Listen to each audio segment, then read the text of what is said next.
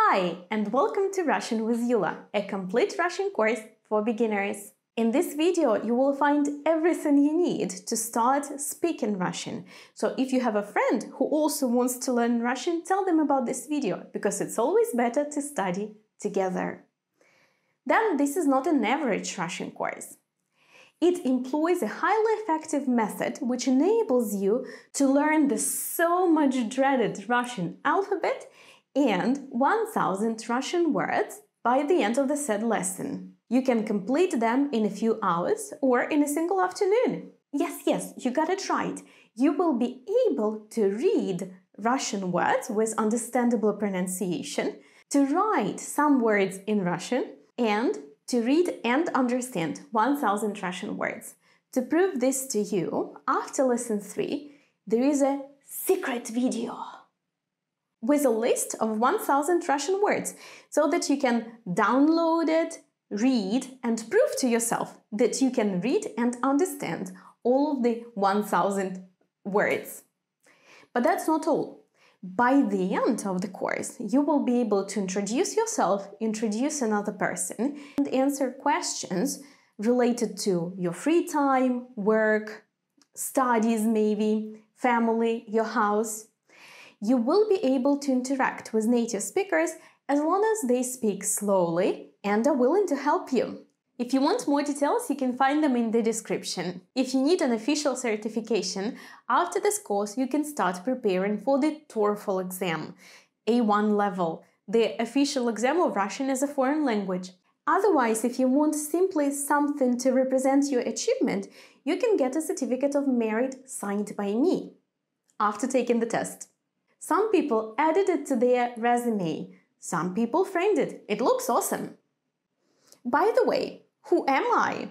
I'm Yula, a professional Russian teacher and a polyglot.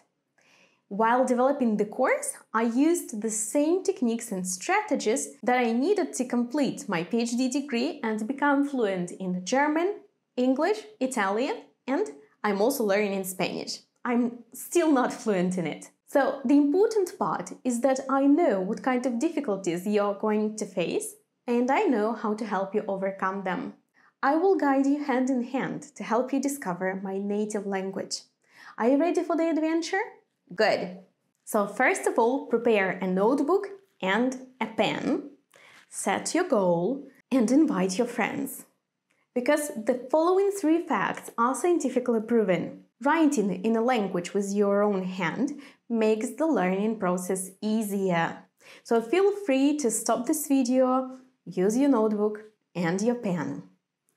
Second, set your goal. It is scientifically proven that if you set your goal and tell the world about it, you are more likely to go through with it and achieve your goal. So, decide for yourself how much time you can learn Russian a day, take a note, and follow your plan. I personally recommend studying at least 20 minutes a day. If you think of it, it counts to only 2 hours a week. Third, invite a friend. Learning together, it's much better, and it's also more fun. So, if you know somebody who wants to learn Russian, send them this video, share your goal, and help each other to go through with it. Well, this video is divided into lessons. Lessons are divided into chapters. So let's start with lesson 1. Привет! Hello! Welcome to your Russian lesson number 1. Урок 1. Привет! What will we learn today? Today we will speak about informal greetings and farewells. We will speak about the difference between sounds and letters. What is important to be able to read, to know the names of the letters or to know the sounds. Today we will learn the first 11 letters of the Russian alphabet. If you have already seen my video about the alphabet, then you already know the letters, but it's always good to review.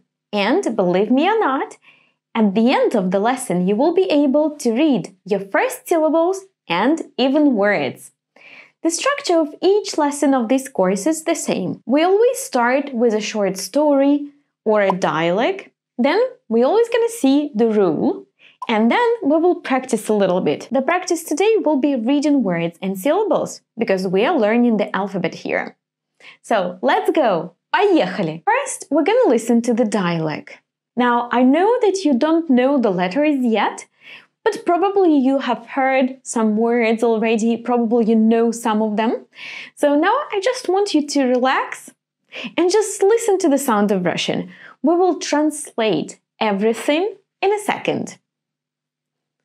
Привет! Привет!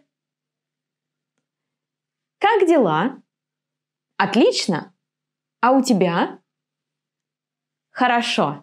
Now, of course, you know that we have the Cyrillic alphabet in Russian, and you don't know how to read the Russian letters. That's why, in this lesson, I wrote down the pronunciation for you in gray letters, so you can see it here. I hope it will help you. And now, let's translate. Давай переведем. Привет. Hello.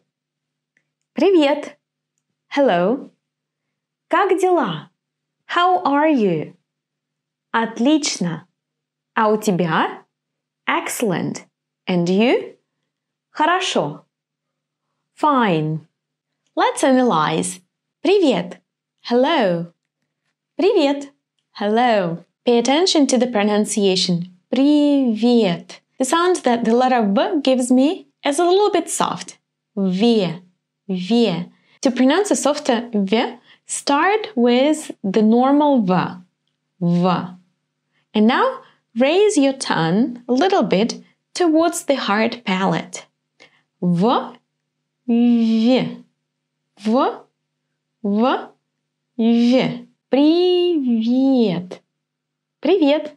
Как дела? How are you? Отлично. Excellent. А у тебя? And you? Как дела? How are you? If we translate this phrase literally, it means how things. An interesting fact, we don't have the verb to be in Russian. So instead of saying how are things, we're just saying how things. Как дела? Отлично. Excellent. Хорошо. Good. Нормально. Okay. Плохо. Bad. So that's how you ask the person how they are and how you answer. But if you want to ask in turn and say, and you, how are you? We are saying in Russian in this case, а у тебя, and by you. Meaning, how are things by you? А у тебя. Alright, and how do we say bye in Russian? Yes, пока. No, don't go away. The lesson is not over. Now we're gonna see the rule. We will speak today about the letters of the Russian alphabet and about the sounds that the letters give. Now, what is the difference between letters and sounds? You know, when I say H, this is a letter. But when you see it in a word, you do not actually read it H. You say H. H is a sound, right? So this word is going to be hamburger. It is not H hamburger. Then I have a question. What do you think is more important to read? Letters or sounds? Of course, sounds. That's why now I will show you the first 11 letters of the Russian alphabet. There are 33 of them in total. And I will tell you the names of the letters. And then we're gonna always work with the sounds because we are learning to read and we need the sounds, not the letters. All right, let's see. A, B, V, G, D, Е, Ё, Ж, З, И краткая. И краткая means E short, and we will speak about this sound a little bit later. All right, now let's have a look at the sounds that the letters give. I will also show you the way how you can learn the alphabet easier. It's by using the associations. Look at the image that I will show you now and remember the sound that the letter gives. So this is going to be A, as in up. I know in English you can read this letter as R or E or A, but in Russian, no. There is only one option. You're gonna read it as A. Letter B gives the sound B, like in barrel. Letter V gives the sound V, like in the word violin. Letter G gives the sound G, like in goose. Letter D gives the sound D, like in dragon. Letter Y gives the sound Y, like in yeti. Yeti. That's a cute yeti, isn't it? If you want to download the pictures, letters and associations, well, they are included in my free trial of the complete course. Find the link in the description. Letter Y gives the sound yo, like in yoga. Letter J gives the sound j. Now, here you can see a beetle, because I thought of the sound which the beetle produces when it flies. You can also hear this sound in an English word beige at the end. Can you hear? Beige. Z as a mosquito that flies and produces the sound z. You also hear this sound in the word season. Season. E as an Italian. E. And Y as an Italian who sees pizza and says, yippee! Y. Now let's have a closer look at some difficult sounds. Letter Y. This letter is particular because actually it gives us two sounds. Sound Y and sound E. Yeah, yeah, yeah, yeah. If I pronounce very fast Y and E, I'm gonna get the sound yeah, as in the English yes or yeti. The same works for the sound yo. Actually, you hear there two sounds. The consonant sound y, and o. Yo. Like in English words yogurt or yoga. Now, this letter y is for the sound y. You do have it in words like yes or yogurt. This little y is the sound that the letter y gives. It's a consonant sound. If you don't know how to pronounce it, say e, and then raise your tongue towards the palate. E. That's when you will hear this y. And then it's called short e for a reason, because it's usually short. Y. It's not e. Y. Well, we have seen the first 11 letters. What do you think? Hard or easy? Of course, it's one thing to see the letters, to read them one time, but it's completely different to read a text. When you read a text, you need to remember the letters fast, so you don't have much time to remember the association, to think. That's why what you need to do right now is a lot of practice. In my complete video course, you will see exercises to practice reading and audios to check if you were reading correctly. There is a trial of my complete video course, so you can check it out immediately. And now we are ready to read the syllables. Try to remember the associations we saw before and try to read the syllables that I will show to you. Write B as barrel, A as up. So it's gonna be ba, ba. And this one, V as violin and A, va.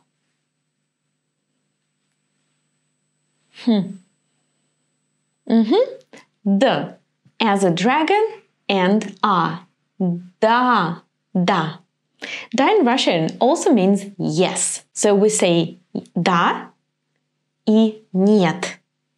Yes and no. And this is G as in goose and A as up. Ga. Try to think about this one. G and E as Italian. G-I, gi, gi. B-I, bi. D-I, di. Do you remember our beetle that flies and makes zh, zh, a, ja? Mosquito, z, z, a, za.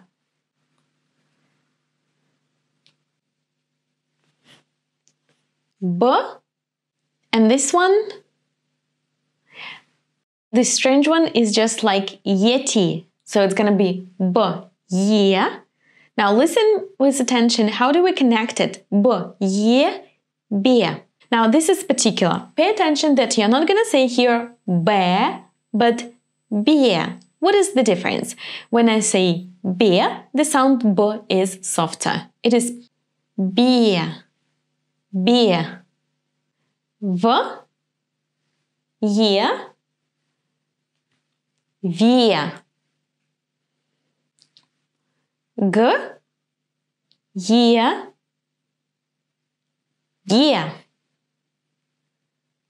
D, ye, da, die. B and yo as yoga. Bio. It's always soft b and then the sound o.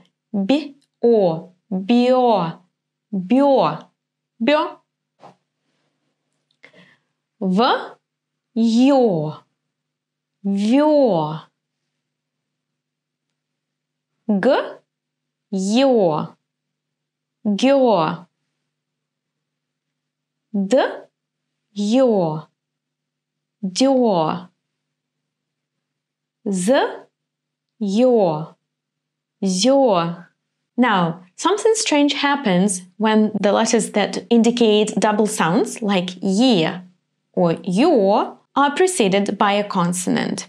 The effect is that the sound y will make the preceding consonant softer. So instead of saying bio, I'm just gonna say bio, a little bit softer. And now, most likely, you won't believe me, but you already can read some Russian words. Let's give it a try.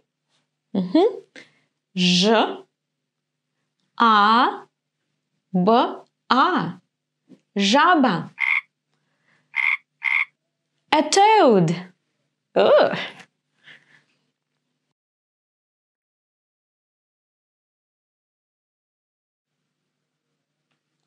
B, Е, Ж. Beige, beige.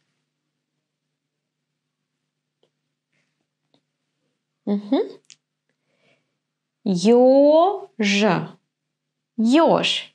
Hedgehog.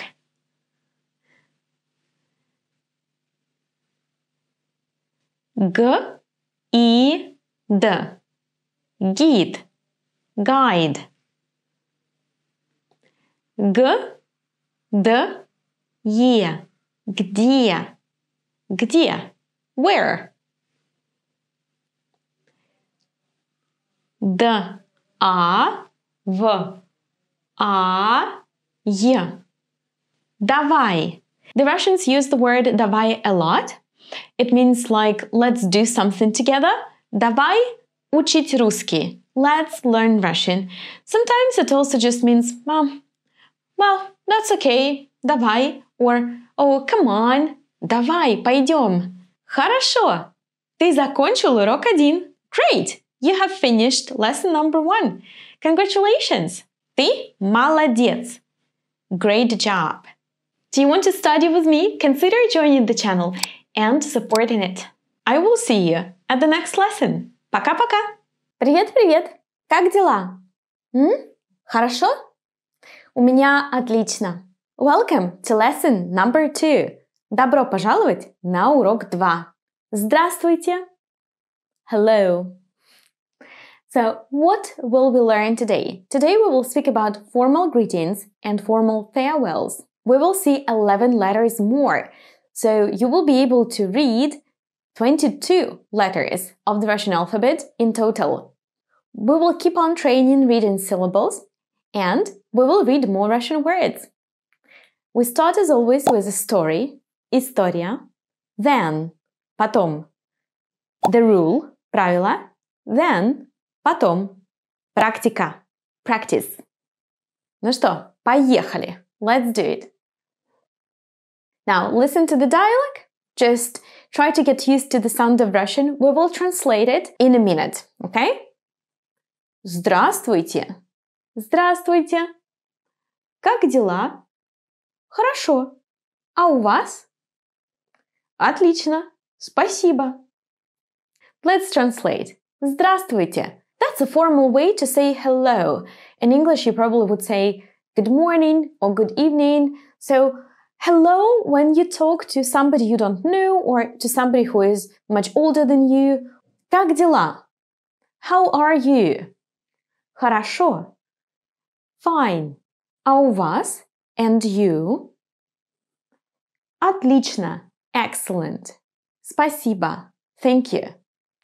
Now, let's analyze this dialogue and let's see what useful phrases we can take from it. So, здравствуйте. Здравствуйте.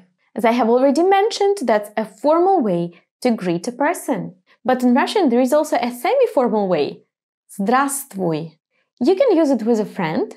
It's not very formal, but it's not completely informal. And the informal hello, do you remember? We saw it in the previous lesson. Right. Привет. Привет. Now, как дела? How are you? You already know this expression. Хорошо. Fine.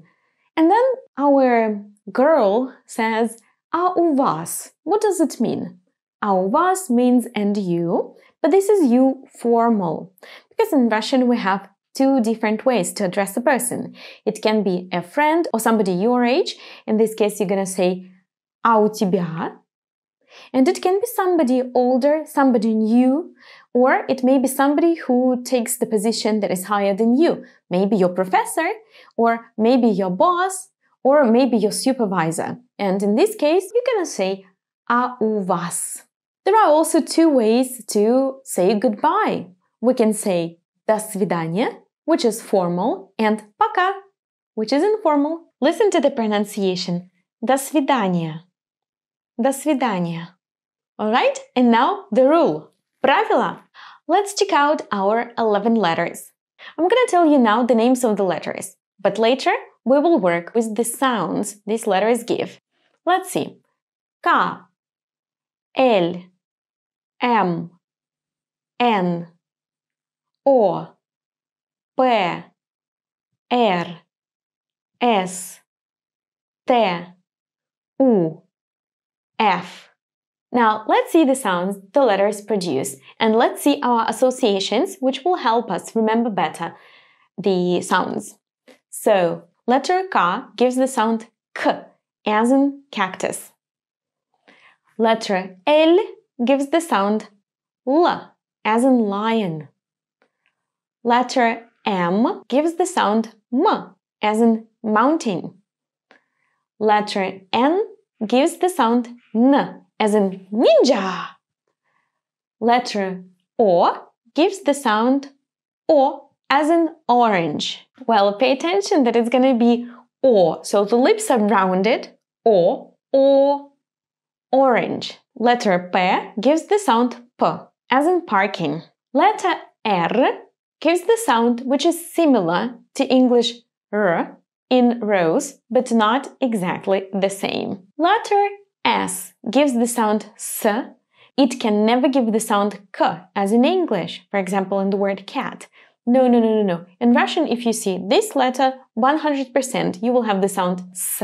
Letter T gives the sound T, as in tuna. Letter U gives the sound U, as in oops. Letter F gives the sound F, as in flower. Now, some particular details about the Russian sounds. When you say K in Russian, you do not aspirated, as you do in English. So, for example, the cat in Russian is pronounced kot. Can you hear that my k has less air coming out from my mouth if I compare it to cat? Kot. Kot. The same is about the sound p. When you say it in English, you kind of aspirate it a lot. P. But in Russian, no. Do not breathe out so much air. P. P. Papa. Now, let's speak about the sound that the Russian letter R gives. If your mother tongue is English, it's probable that this sound is not very easy for you. Well, I'm gonna tell you how we pronounce it and the position of your mouth, but then you need a lot of training and you need exercises to improve this sound. So, when I pronounce the sound R, my tongue parts from the position when it touches the upper teeth from behind. Place your tongue in this position and aspirate with strength.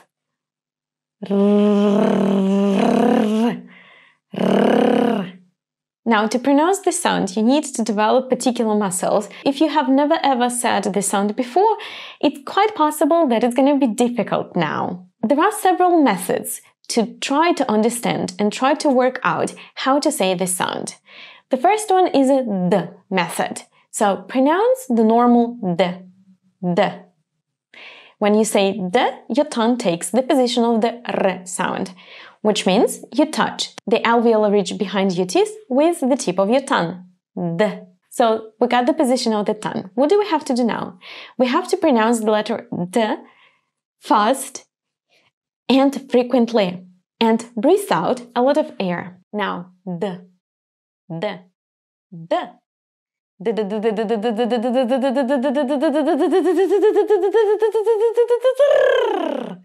You can also depart from the position of the sound zh, zh. Again, to try to say R, depart from the position of the sound zh, but breathe out a lot of air with a lot of force. The force of the air will make the tip of your tongue vibrate so that you produce the sound R.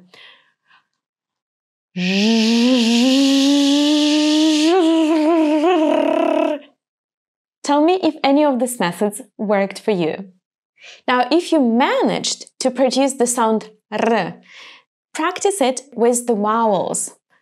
Try to say R-A, ra, ro, ro, ra, ro. And now we are ready to read our syllables. So, try to remember the associations and read these syllables. Yes, K as cactus or as orange. Ko, ko. K and U as oops. Ku. L as lion and O as orange. Lo. L, U, lu. M, O, mo. M, U, mu. N, O, no. N, U, nu. P, O, po.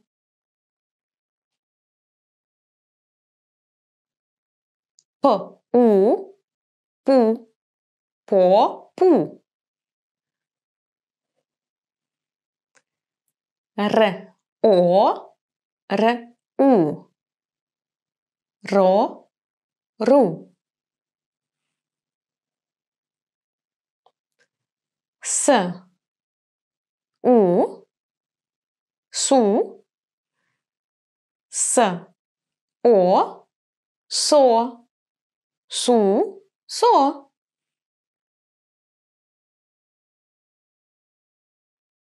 T, O. Т-у. Т-о. То. Т-у. Ту. То. Ту. Ф-о. Фо. Фу. А теперь слова. And now the words. Try to read this word. You already know it. Do you recognize it? If you need more time, you can stop the video, think, and then start the video again to check your answer. Привет. Привет. Hello. Hello. Now this word.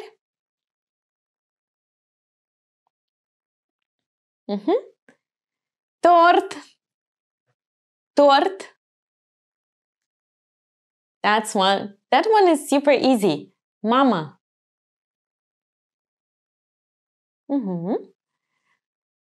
Папа.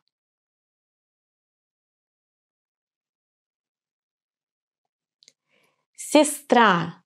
Сестра.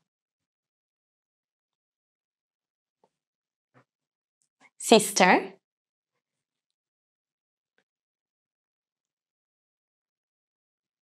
Брат. Brother.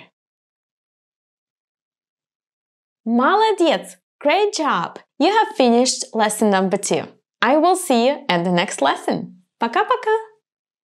Привет-привет. Как дела? Добро пожаловать на урок 3. Welcome to lesson number 3. What will we learn today?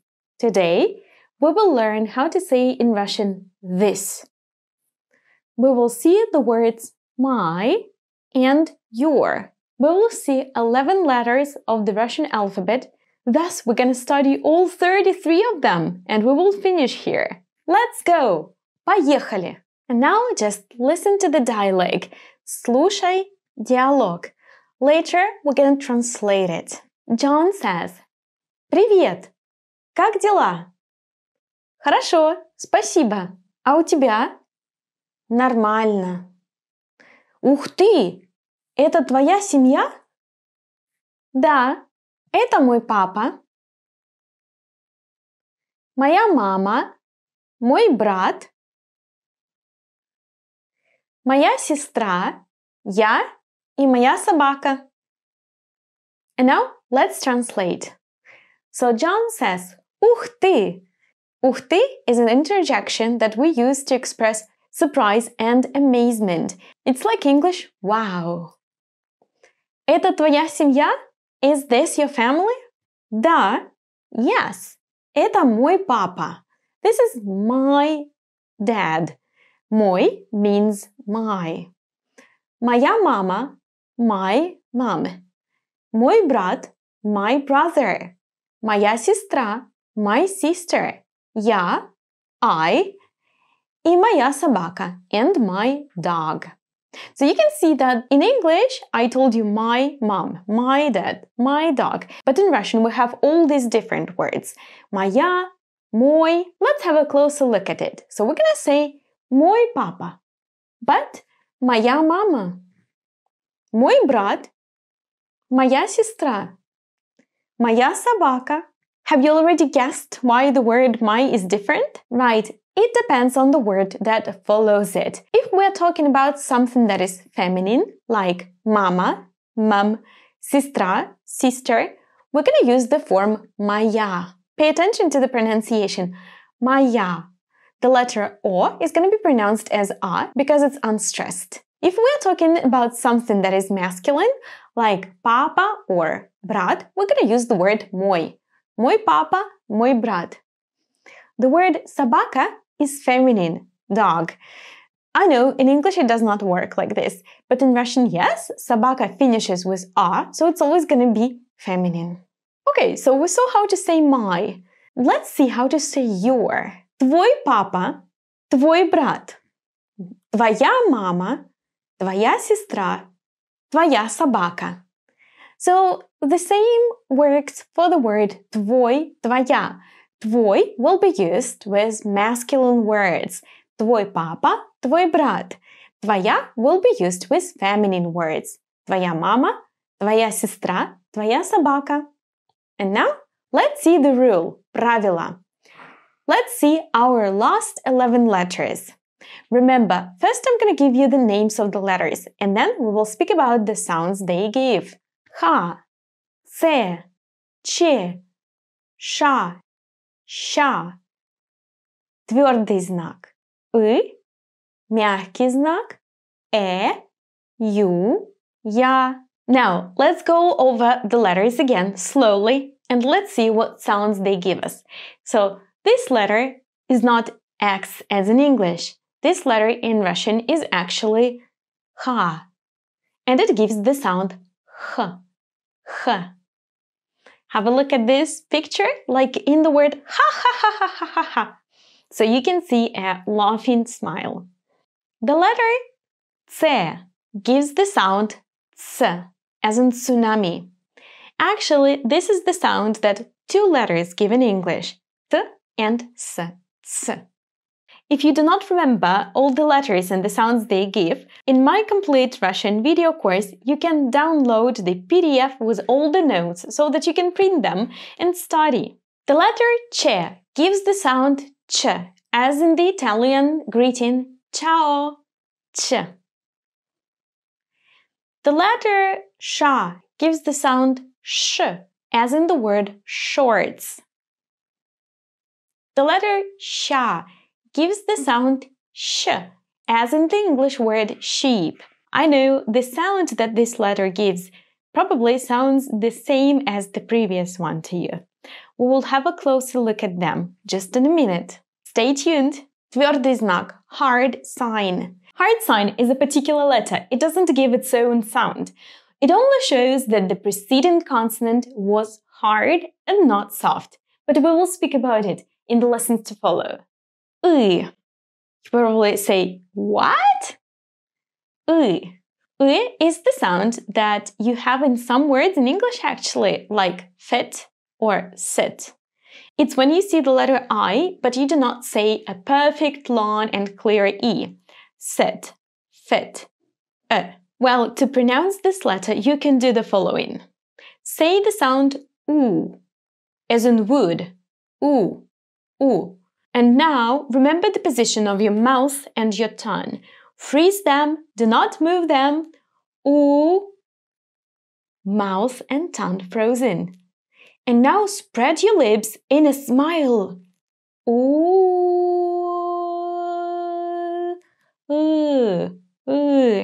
This is the sound. So your tongue and the mouth are in the position of the letter U, but your lips are in the position of the letter E. Did you manage to pronounce it? Very well! Congratulations! The association with this sound is when you cut the wood and you are very tired and you're doing like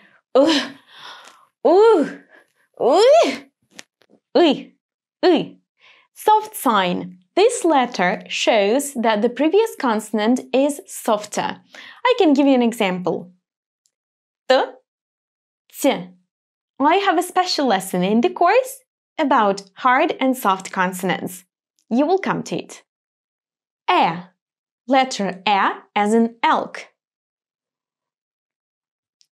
U. This is the first letter of my name, U. And finally, the last letter of the Russian alphabet, letter Ya. Ya is the last letter of my name, and it's also a real word in Russian. It means I. Ya, I. This is me. To remember this letter better, what you can do is imagine yourself a ballerina, or if you're a man, a superman. So take this position and say Ya. Now let's have a closer look at some difficult letters. Sh, sh, sh, sh, sh, short, sh, sheep. So the difference between these sounds is only that the first one is hard and the second one is soft. Now, what is the difference? When you pronounce the first one, sh, as in short, your tongue is relaxed, somewhere in the middle of the mouth, or even actually in the lower part of the mouth. Sh, sh, sh. When we say sh, the tongue raises to the soft palate. Sh, sh, sheep. In English, it happens before the sound E. You do have this sound, you just don't have a special letter for it. It's really hard for foreigners to understand the difference between sh and sh. What can help you is to play the C game. Try to imitate the C. Listen. Sh. Sh.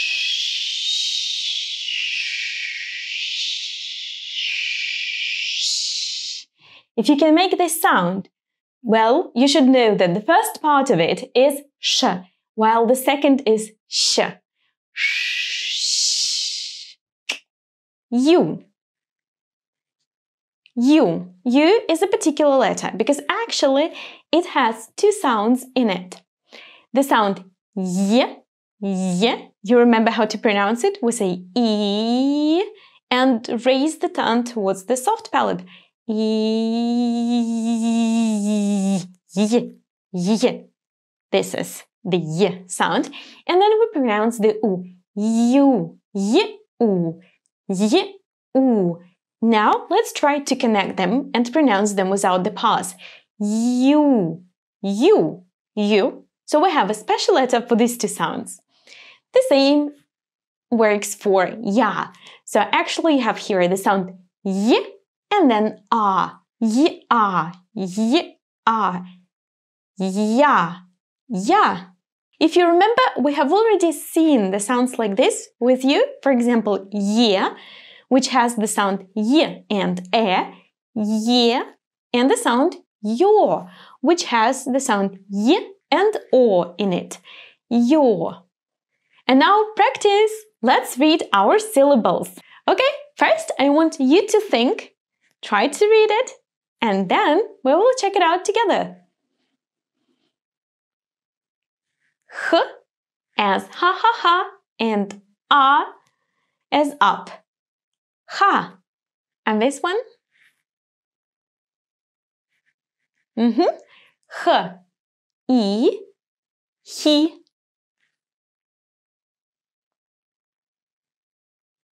H, ye, he. Ah, this one is super easy. Ho. Sh, a, sha. Sh as a sheep, a, sha. Remember, the tongue close to the upper palate, sh, and then you say a, sha, sha. She.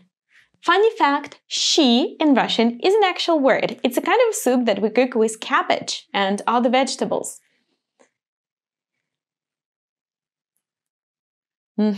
She.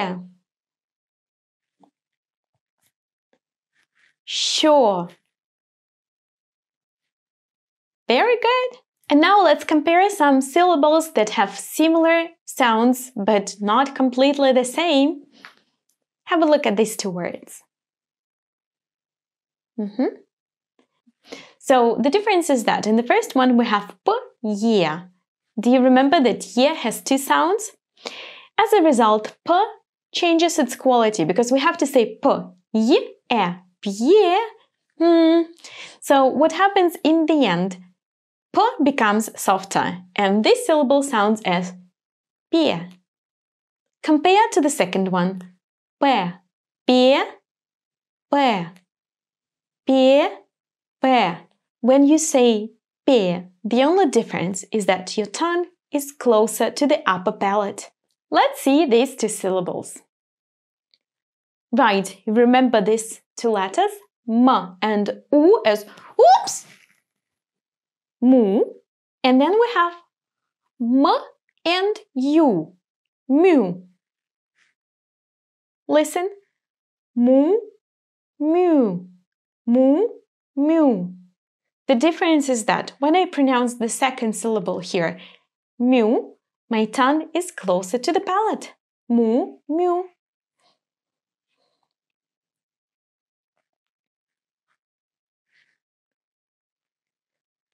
В, а, ва.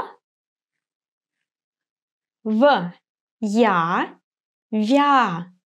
Guess what? When I pronounce the second syllable, my tongue is closer to the palate. Вя.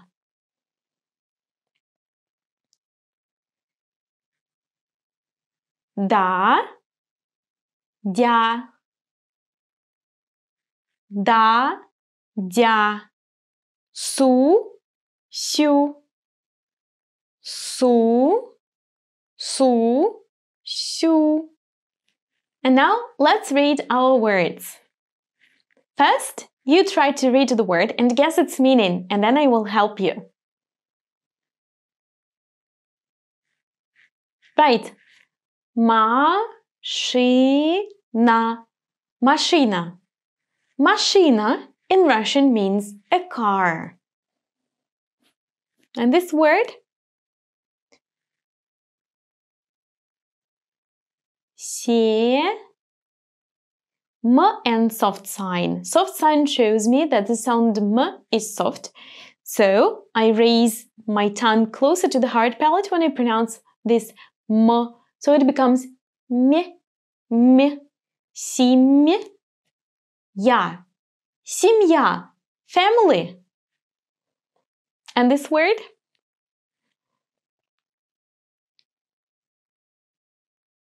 Ch as ciao, a as up, and y. Chai. Chai in Russian means tea. And this word? S, I, R, K. Cirque. Cirque. Circus.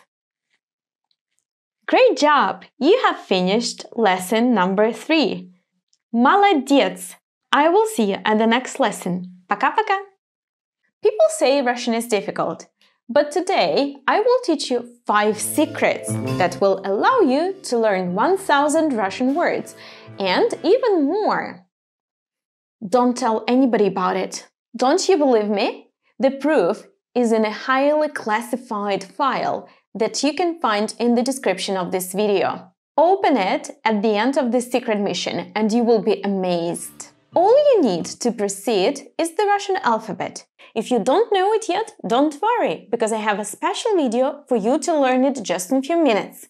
Go to the video, come back here, and cover your tracks and make sure you're not being followed. Let's start. Now I'm going to show you a secret code. Your task is to decipher it. Do you understand this word? Let's see. S as snake. U as oops. Sh as shorts. I as Italian. Sushi. Sushi. And what about this code? V as violin. I, D as dragon. Y as yeti. O as orange. Video. Video. Wait. One recruit has texted me. So, if I write English words with Cyrillic letters, will the Russians understand me? No, it doesn't work this way. You have to know our 5 top secrets. So, let's go! Secret number 1. Technology and computer science. Try to read these 2 words. Yes, T as tuna, Y as yeti, L as lion, Y, F as flower, O as orange, N as ninja. Телефон. And what about the second word? S, A, Y as yippee. T. Site, like the website. Right, names of many gadgets and innovation will be similar in Russian and in English, and sometimes completely the same. The only difference is the pronunciation. Remember to move the tip of your tongue super fast up and down when you say the Russian r. On my secret mission in Italy, I found out that r in Italian is the same as in Russian. Listen! Mario!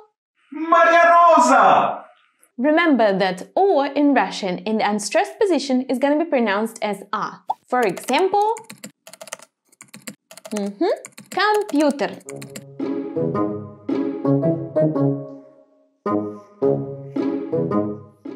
Secret number 2.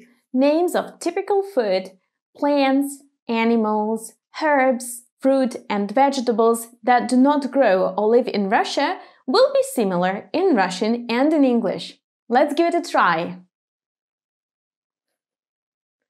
Right.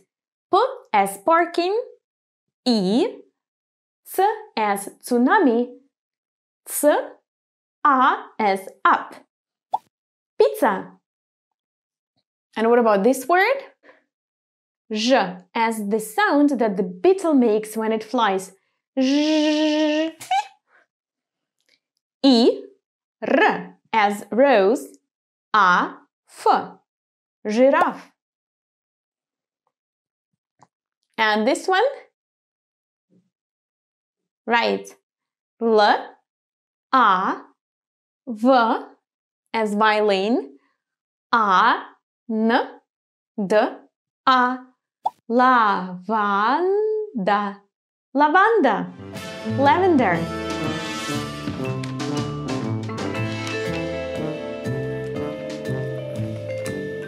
Is it really you? Secret number 3. Professions and sciences. It will be easy for you to learn names of professions in Russian because many of them are very similar to English. By the way, in my complete video course, Russian with Yula, there is a special lesson dedicated to this topic. Find the link hidden in the description. Let's read this word.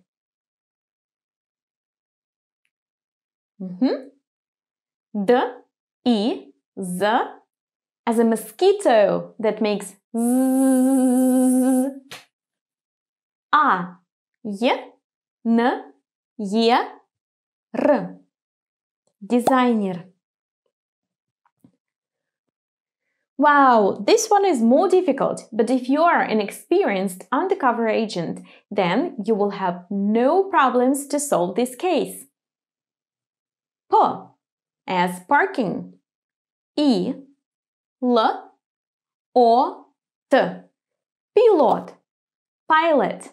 Right. Sometimes all it takes is to shift the stress. The same works with the names of sciences. Let's try to read some of them. F, I, Z, I, K, A. Fizika. Physica. And what about this word? F, I, L, O, S, O, F, I, Ya. Philosophia.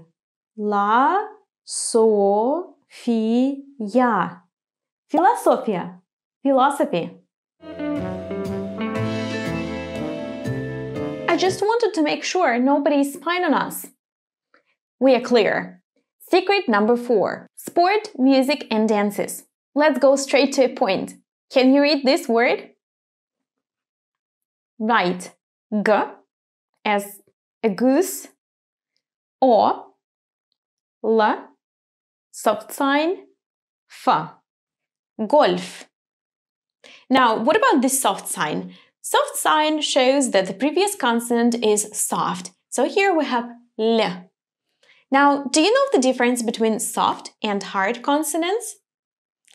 Each lesson in my complete video course has a pronunciation section in it.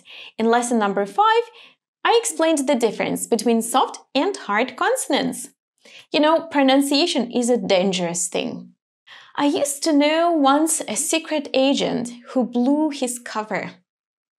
He wanted to say I ate, я ел, but instead he said Я ель.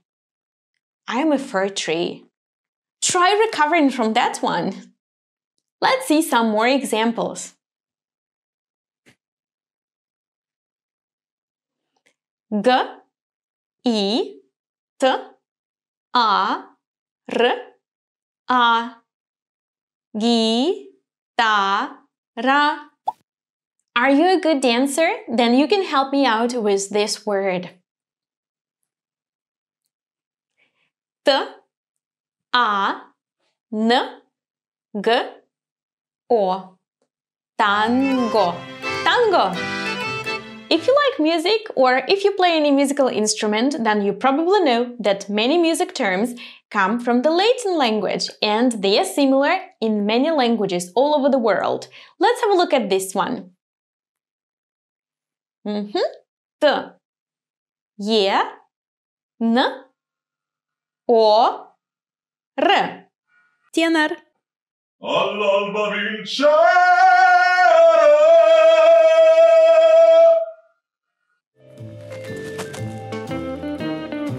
Secret number 5. Now I can finally tell you the truth.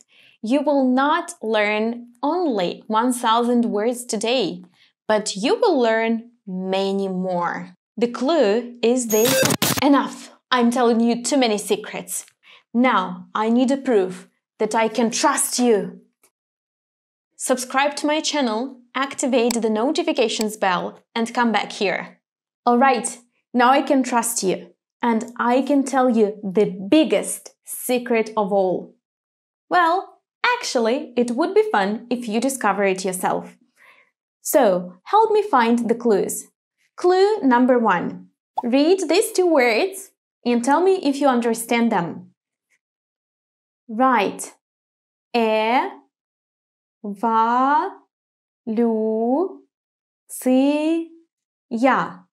Эволюция. Evolution. Нация. Нация. Nation. Have you already guessed what clue I'm talking about? Right. The Russian words finishing with ция will have shin in English. Let's practice. Tell me if you can understand these words. Революция. Revolution. Инфекция. Infection. Clue number 2. You know what you have to do. Try to read these words. Профессия. Profession. Миссия. Миссия. Mission. Иллюзия. Иллюзия. Illusion. So what's the clue? Right. The Russian words finishing with sia, zia correspond to English words finishing with zhen or shen. Let's practice. Пенсия. Pension. Комиссия. Commission. Let's move on to clue number 3. Take your time. Астрология. Astrologia. Astrology. Радиология.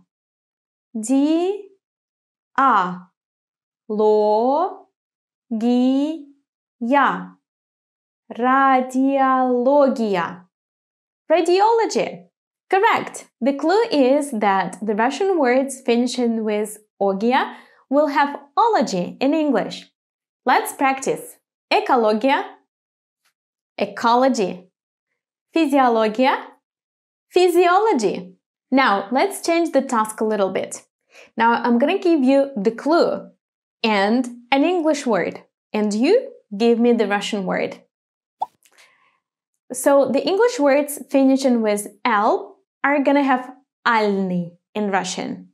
Example: normal, Нормальный. And now you try. Ideal. Almost. This one is not that easy. Идеальный. Идеальный. Banal. Банальный. Remember that the letter A in Russian is always pronounced as in the word up in English. So it's never a. Clue number 5. The words finishing with iv are going to have ivny in Russian. Let's see. Sportive, спортивный. And now you tell me the Russian word. Active. Right. Активный. Positive. Позитивный. Primitive.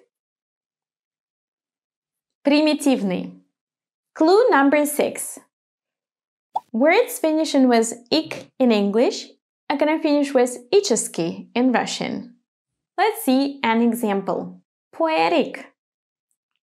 Поэтический. Now let's practice. Political. Политический. Epic. Эпический. Classical. Классический. Fantastic! Now you know all the 5 top secrets. What comes next? Follow the clues and maybe we'll meet again.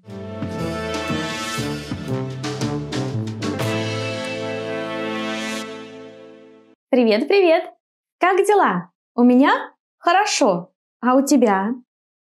Добро пожаловать на урок 4. Welcome to lesson number 4. Это Джон и Катя. These are John and Katya. Что мы изучаем сегодня? What will we learn today? Today we will learn some professions. We will learn how to pronounce the sound that the letter U gives. We will see the accent. And we will see stressed and unstressed O, a very particular rule in the Russian pronunciation, personal pronouns, and we will see the suffix ka. Are you ready? We will start, as always, with our story, история, and then rule, правила, and then практика. Ты готов? Поехали! First, listen to the dialogue. Don't worry if you don't understand everything, because we will translate it just a little bit later, okay? Кто это? Это Джон. Он программист. А кто это? Это Катя. Она не программист. Она студентка. Они спортсмены. Джон – спортсмен, Катя – спортсменка. А я? Я не программист и не студентка. Я учительница. А кто ты? What did you understand? Let's go sentence by sentence and analyze the new words and expressions. Кто это? Who is this? Кто? Who? Это. This. Это John. This is John. Good news. We don't have the verb to be in Russian, so you don't need to say is actually. You just say this. John. Это. John. Он программист. He a programmer. Again, in English it's going to be he is a programmer. But as in Russian we have no verb to be, no problem. А кто это? And who is this? Did you notice this "a" at the beginning of the sentence? It's just used to introduce a new topic and sometimes to show the opposition. So in English, in this case, at the beginning of the sentence, I would just say and who is this? Это Катя. This is Katya.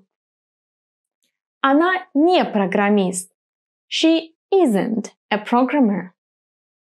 Она студентка. She is a student.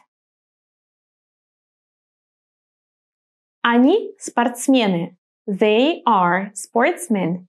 Again, there is no R because we don't have it in Russian. John, спортсмен. John is a sportsman. Катя спортсменка. Katya is a sportswoman. А я and me. Я не программист. I'm not a programmer. И не студентка. And not a student. Я учительница. I'm a teacher. Here you have this E, which helps me to connect two parts of a sentence. It works just like and in English. Я не программист и не студентка. А кто ты? And who are you? Now, we can use this dialogue to see some new rules. We will start with the pronunciation, произношение. At the end of our story, there is a question. А кто ты? Do you hear how I pronounce this ты? Many students have a problem with this sound. Listen again. Ты. Ты. So today we will see some words that have this letter and this sound. If you remember to pronounce the sound you can use a special technique if it does not come to you naturally. Well, you can think of the English language when you say, for example, sit, set. Here in the middle, you have a sound which is very similar to our sound sit. You can also try to pronounce the sound starting from u. So, prepare your mouth to say the u sound. And now, try to smile with your lips. Don't protrude them anymore. Ooh. This is the sound we need. Let's see some words with this sound. Ты, you, мы, we. Вы, you plural. Мышь, сыр, рыба. Now let's go slowly, listen and repeat. Ты, мы, вы, мышь,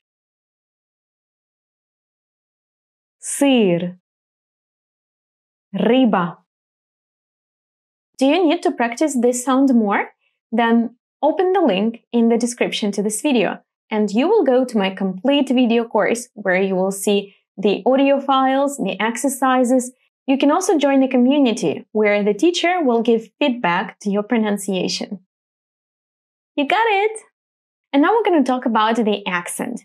The point is that the accent in Russian is not fixed, so it always falls on a different syllable. Moreover, in some words, depending on the structure of the sentence, it can shift. Well, so my recommendation for you is remember the words with the accent immediately. That's the easiest way not to have problems in the future. And this is connected to a very important rule in Russian. The unstressed syllables are going to be reduced, just like in English. You guys don't say condition, you say condition. If you pay attention, you actually reduce the first O. And you do not pronounce it O. The same happens in Russian. Have a look at this word. Хорошо. Хорошо. What do you think? Which syllable is stressed? The last one. Хорошо. Now, the syllable that is just next to the stressed O is going to be weaker. Хорошо. Хорошо. And the syllable that is even further is going to be even, guess what? Yes, weaker. Хорошо. Хорошо. Well, you can notice it a lot with the letter O. So we normally speak about strong or stressed and weak or unstressed O. So when the O is stressed, it will be clear O. When the O is not stressed, it's going to be something like A. Let's see some examples. Он, дом, телефон, спорт. And now, let's see some examples of the unstressed O. Она, они, программист, спортсмен. Now listen and repeat with me. Он, дом, телефон, спорт. Она, они, программист, спортсмен. А теперь грамматика. And now grammar. In our story, there are very important words, personal pronouns. Он, она, они. Let's study them. Я, I, ты, you. This is going to be you when you address one person, and this person is probably your friend, so you have quite an informal relation with them. Он, he. Она, she. Оно, it. Мы, we. Вы, you, plural. We normally use it when we address a group of people or when we speak to one person in a formal situation.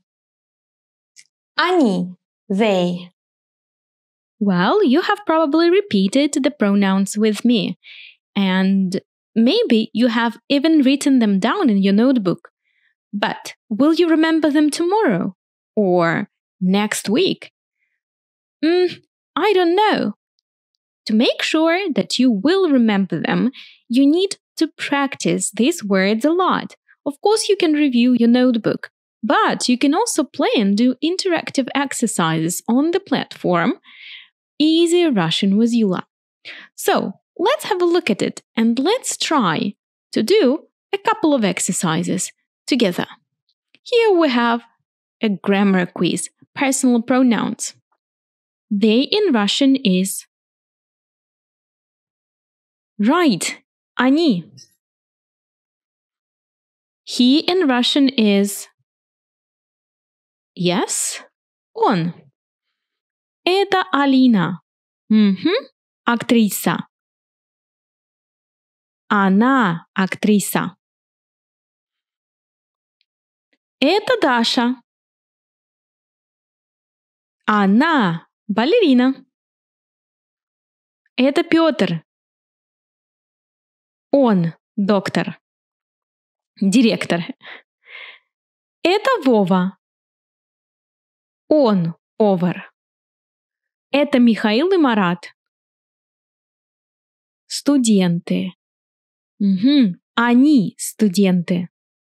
They, because it's two people. Ты студент? Нет. Are you a student? No.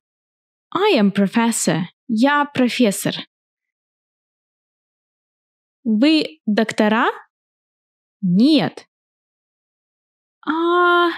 Which one would you choose? Write in the comments. You will find a link to the complete course in the description. If you are interested to try, there is a 3-day free trial. And we go on to the next grammar topic. Have a look at the examples from our dialogue. Он программист. Она не программист. Она студентка. Well, and this is interesting. Она не программист. This is a negative sentence. How do we construct negative sentences in Russian? Have a look. Она не программист. Она студентка. You see, we have this не in a negative sentence. Well, how can I ask a question? Very easy. Just use your intonation. Она студентка? You see, Russian, in a way, is easier than English. You don't need this do, does. Она студентка. The intonation goes up. Now, let's see some new words. In our dialect, we have professions, or anyways, occupations, what you do every day. So, программист, студент, студентка, учительница. Let's see them. The thing is that names of many professions in different languages are similar. So this is one of the easiest topics to learn. Let's see. Студент, студентка. Журналист, журналистка. What's the difference? Он студент, она студентка. Он журналист, она журналистка. These are the two forms, masculine and feminine. Now, what do you see happening with the feminine words? Yes, we have this suffix ka, which helps me build a feminine word using the masculine one. So, let's see more examples. Спортсмен, он спортсмен, а она? Help me? Да, спортсменка. Он официант, а она? Да, официантка. Он футболист, а она? Футболистка. Unfortunately, this rule does not always work. Он учитель, она учительница. Инженер. Он инженер, она инженер. Врач or доктор. Он врач, она врач. Now, you're probably wondering what is the difference between врач and доктор. The only thing is that врач is used only when you speak about the medical doctor, while the word doctor can also be used as a doctor of science or as a doctor of arts. Архитектор. Он архитектор, она архитектор. Дизайнер. Он дизайнер, она дизайнер. Well, you see, for some professions, the form remains the same. So it doesn't matter if you are a man or a woman, the form remains as it is. Молодец! You have finished the whole lesson number 4. And now you're ready for the quiz. Викторина! Вопрос 1. Question 1. Я, ты, он, она, оно, мы, вы, они. Which word is missing in the sentence? Это Антон. Журналист.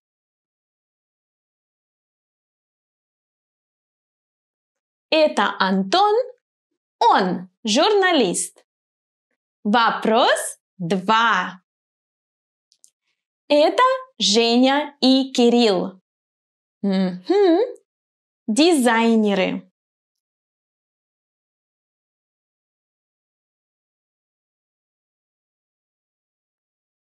Они дизайнеры. Вопрос 3. Это Мария.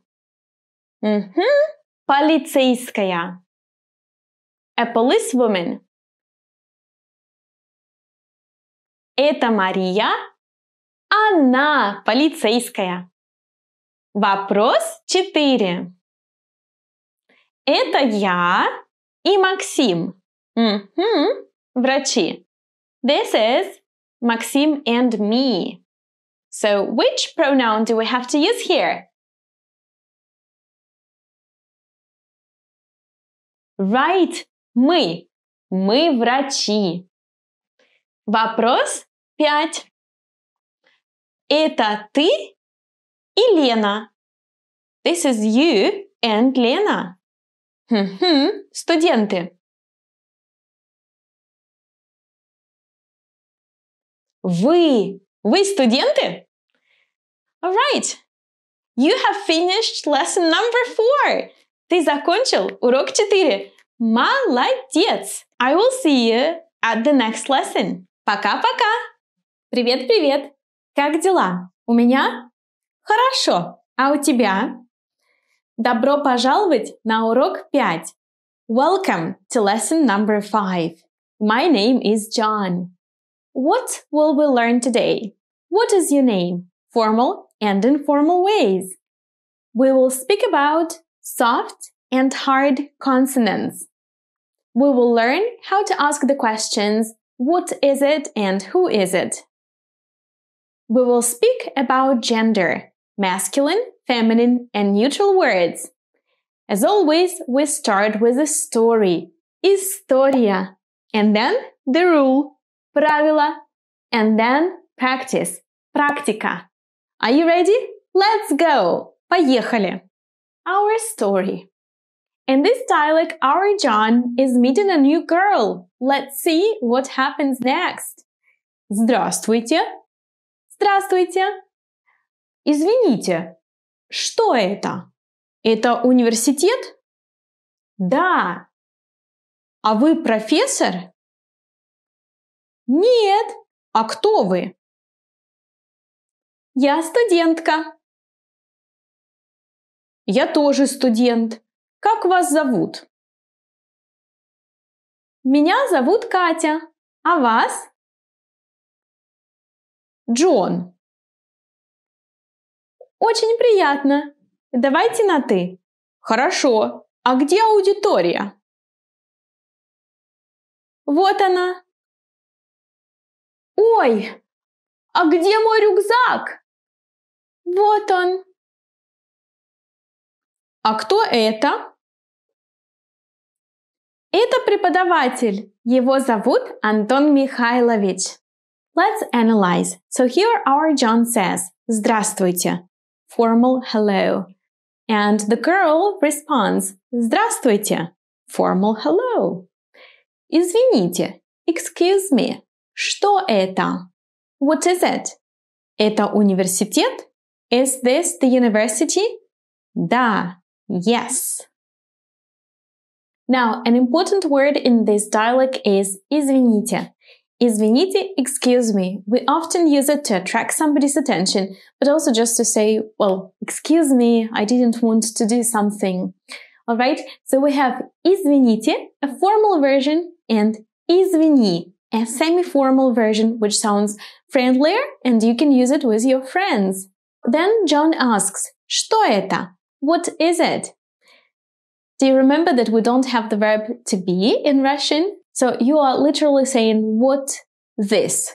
Что это? And that's enough to ask a question in Russian.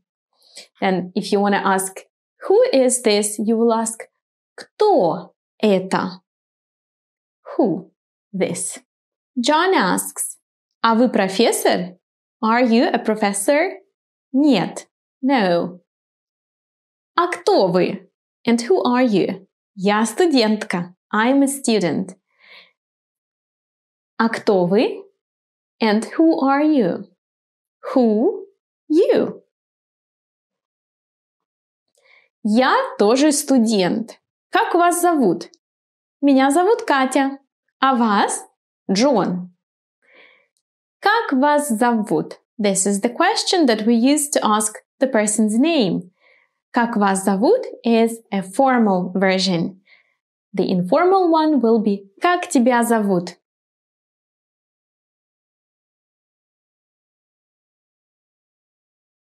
Меня зовут Юлия. А как тебя зовут? Меня зовут Катя. А вас? My name is Kate. And you? Джон. Очень приятно. Давайте на «ты». Хорошо. Очень приятно. Nice to meet you. Давайте на «ты». This phrase works only in the Russian language. It doesn't make much sense in English because practically it means let's use the informal variant of you in Russian. Okay, so let's be more informal. Давайте на «ты». А где аудитория? And where is the auditorium? Вот она. Here it is. Ой, а где мой рюкзак? Ой, and where is my backpack? Вот он. Here it is. Вот. Here it is. Вот is a particular Russian word that we use when we want to say where something is situated. If you speak with Russians, you will notice that we use it a lot. Sometimes it means just like indeed or yeah. Где? Where? Где мой рюкзак? Where is my backpack?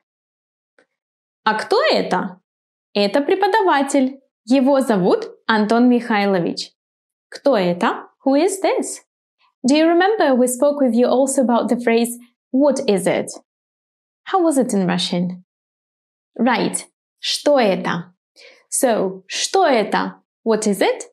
Кто это? Who is it? And now you're ready for the rule. Правила. Let's start with pronunciation. So in our dialect there is this long and difficult word, преподаватель. I'm interested in the end of this word. You can see the soft sign. So why do I need this soft sign? The soft sign is a special letter in the Russian alphabet that indicates that the previous consonant is soft. Now, what are soft and hard consonants? Let's have a look at them. We have three consonants in Russian that are always hard, and they are ц, ж, sh. And we have three consonants that are always soft, and they are y, ch, sh. Now, let's have a closer look at the consonants that have two variations, that have a soft and a hard variant. B, b, v, v, g, g, d, d, z, z, k, k, l, l, m, m, n, n, p, p, r, r, s, s, t, t, f, f, h, h. Well, I recorded this lesson apart because soft and hard consonants are not an easy topic. So first, I'd like to show you why this topic is so important. Have a look at these two words. Look, look. You hear that the pronunciation is very similar. Look, look. The difference in the pronunciation is the quality of the L sound. In the word look, L is soft. In the word look, it is hard. I'm going to show you the picture. In your opinion, is this look or look? Это look, а это look. So you see, if you make a mistake in one sound L or L, it can cause a lot of problems and a misunderstanding. Let's see more examples. Матч, мяч. Что это? Это мяч, а это матч. Мишка, мышка. Что это? Это мышка, а это мишка. So, just one sound. Actually, the quality of it, is it hard or soft, changes the meaning of the words. So let's go straight to hard and soft consonants and let's try to understand how to pronounce the soft consonants and what they are. B, B, B, B, B, B, B, B. Well, I want to start with the good news. Actually, in some words, you have similar sounds in English. Have a look at this one. Beautiful, beautiful. Listen to the Russian word. Бьют, бьют. B, бьют, beautiful. So you have to pronounce the word beautiful very slowly to understand what I mean. So when I say beautiful, the very first sound is the soft B. B. Beautiful. B. Beautiful. B. Бьют. You use this word in Russian not only before you, but also before other vowels. Bison. Bison. Namely, you use soft sounds before E, Ye, You, Ya, Yo. Now, did you manage to pronounce B? Let's see in detail. When we pronounce soft B, the lips are pressed more towards the teeth if we compare it to the pronunciation of the hard B sound. B, B, B. So the lips are pressed stronger. The lips are slightly more spread apart. B, b. As you can see in the picture, the middle part of the tongue rises towards the palate. B, b. Another method that could work is to depart from the pronunciation of the E sound. So first say E, E, E. Now freeze your tongue, keep it in this position, and add the consonant sound you wanted to pronounce. E, B, B, B, B, B, B, B. Now let's see how it works in syllables. Bia, byo, bie, bi. Now, it's a common mistake to substitute soft sound with a hard sound, or with a sound and an E, or a sound and Y. So for each sound, we will train several syllables. The first one with the hard sound, ba. The second one with the soft sound, bia. The third one with the Y sound inserted between the consonant and the vowel, bia. And the last one was the E inserted between the consonant and the vowel, bia, bia. Listen and repeat with me. Ba, hard B, ba, soft B, bia, B and Y, bia, B and E, bia. And now slowly.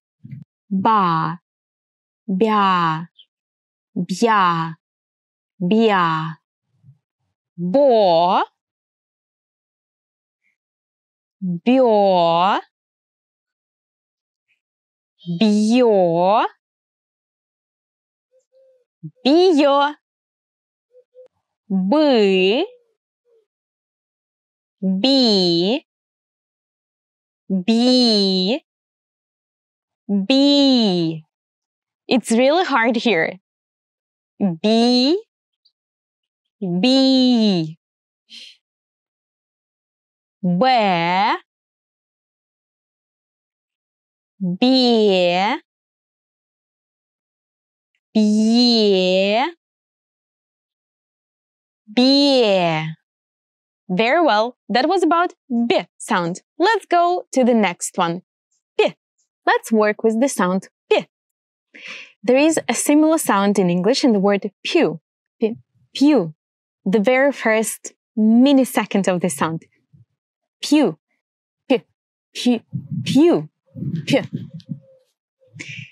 Now, E, P, P, P. When you pronounce the sound P, the position is the same of the tongue as when you pronounce the soft B sound. So the tongue is pressed stronger against the teeth. The lips are spread a little bit more than when we pronounce the hard P sound. And the middle part of the tongue rises towards the palate. P, P, P. Let's work with combinations. Pia, pyo, pe, pi. Pa, pia, pia, pia. It takes time, so you can repeat, come back and repeat again some of the syllables. Take your time, think, train, and it will work. Pa, pia, pia, pia. Po, pyo, pyo, pio. Pe, pe, pie, pie. Pui, pi, pi, pi. I will pronounce all the soft sounds to you right now, but Well, it depends on the languages you speak, because in some languages, people do have some of the sounds. And so if you feel that you have a problem with one of the soft sounds and you really want to improve it, you can go to the complete Easy Russian course. Б, В, В, Г, Г, Д, Д, З, З, К, К, Л, Л, М, М, Н, Н, П, П, Р, Р, С, С, Т, Т, Ф, Ф, Х, Х. Do you want to study with me? Join my channel and click on the notifications bell. Today we resume lesson 5, but we will focus more on grammar and vocabulary. But first, let's remember what our dialogue was about. Let's go!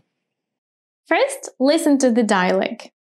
You can come back to the beginning of the dialogue and read it aloud with me. But first listen. Здравствуйте. Здравствуйте. Извините, это что? Это университет? Да. А вы профессор? Нет.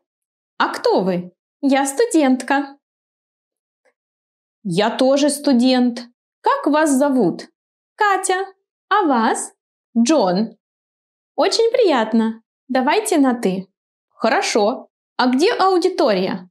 Вот она. Ой, а где мой рюкзак? Вот он. А кто это? Это преподаватель. Его зовут Антон Михайлович.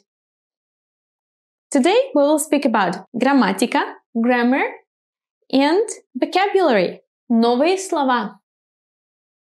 I wanted to draw your attention to some grammar issues here. So in this dialogue we have Меня зовут Катя. Его зовут Антон Михайлович. This structure, my name is, it's very different from English, so I'd ask you here to pay attention. So, what is your name? In Russian we say я, I, but we say меня зовут, my name is.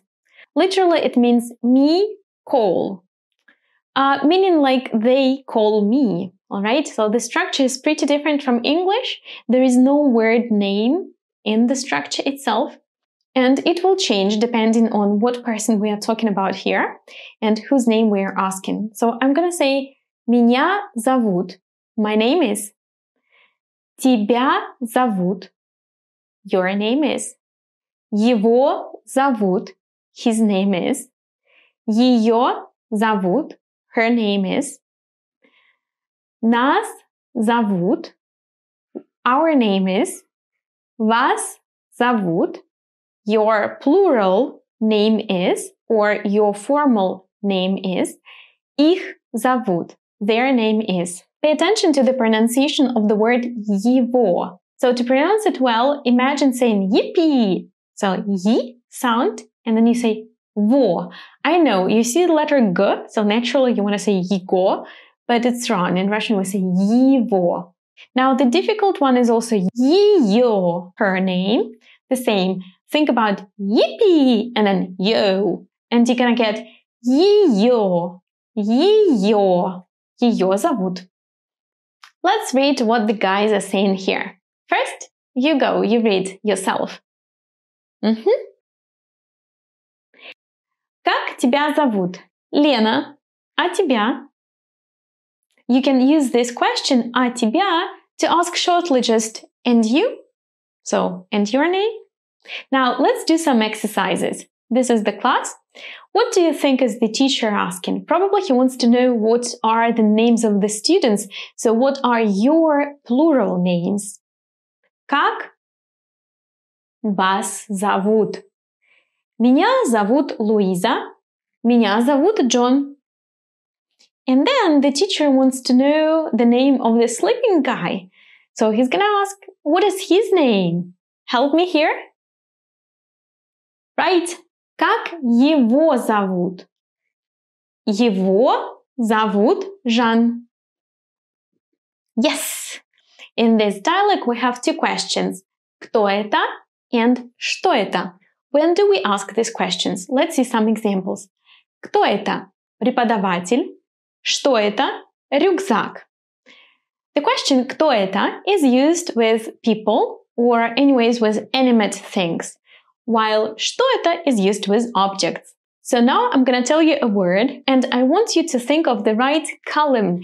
I want you to think of the word goes in «кто это» or in «что это» column. Let's see. Лампа. Что это? Студент. Кто это? Стол. Что это? Студентка. Кто это? Кот. Кто это? Собака. Кто это? Телефон. Что это? Стул. Что это? Yes, when we speak about animals in Russian, we ask who is it, even if it's a cat or a dog. So we treat them as they were little persons. Very good! And now let's go back to our story and let's see some vocabulary. So here John goes to his Russian class. It's his first time in the classroom. Let's see what objects he can see in the classroom. В аудитории. Стол.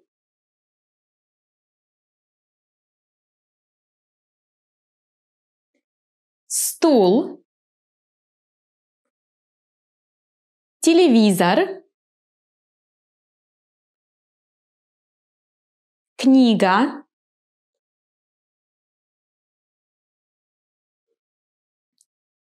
Окно.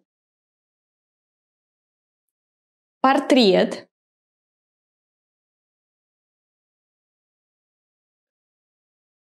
Ручка. Рюкзак or портфель. Учитель or преподаватель.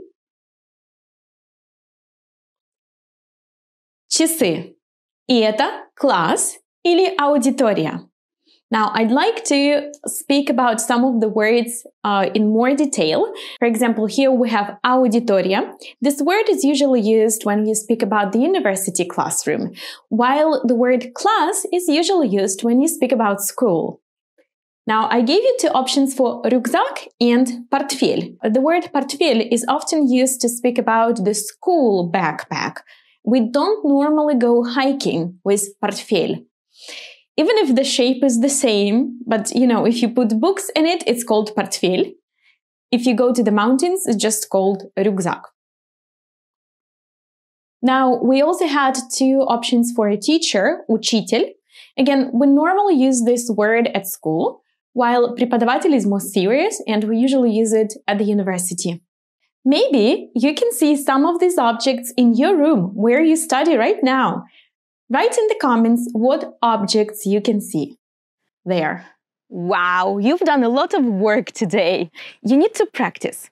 Well, let's go to the Easy Russian platform and see what exercises we have there. All right, so I go to my browser and I write Yula.app. So I log in, I enter. I don't need to log in because I already have the course. And I go to lesson 5. Here, let's chat. Привет, меня зовут Юля. And here we are having a bit of fun reviewing Russian lesson number 5. Let's go. All right, here I'm going to type some name. Let me invent one. So, Lena. But if you write your name, please write a true one so I can see your results. The first question. There will be 15 tasks. All right, everything is clear. How do you pronounce excuse me in a formal situation in Russian? Listen to the 3 audio files and choose the one that is correct. Извините. Извини. Здравствуйте. What do you think? Which one is correct? Yeah, it's number 1. Извините. I'm cool, I know it. Thank you. Next question. Which word do you hear in the audio? Мяч. That's a hard one. They all seem the same to me. We have here мяч, матч, муч. So the word I here is мяч. Let's see what it says later. Okay, do you know what мяч is? No, I don't know. I will show you the picture. Мяч. Oh, it's a ball. A ball, all right. Let's go to the next question. Listen to the audio. What do you hear? Угол. Do we have a soft L or a hard L here? Hard L, угол. Do you know what угол means? No, I don't. Angle or corner. Okay. Мышь в углу. You will watch the video now again, trying to understand what the woman is saying. Okay, let's watch this video. Как тебя зовут? Соня Сафронова. Мне здесь папа работает. Okay. Want to listen to it again? Как тебя зовут? Соня Сафронова.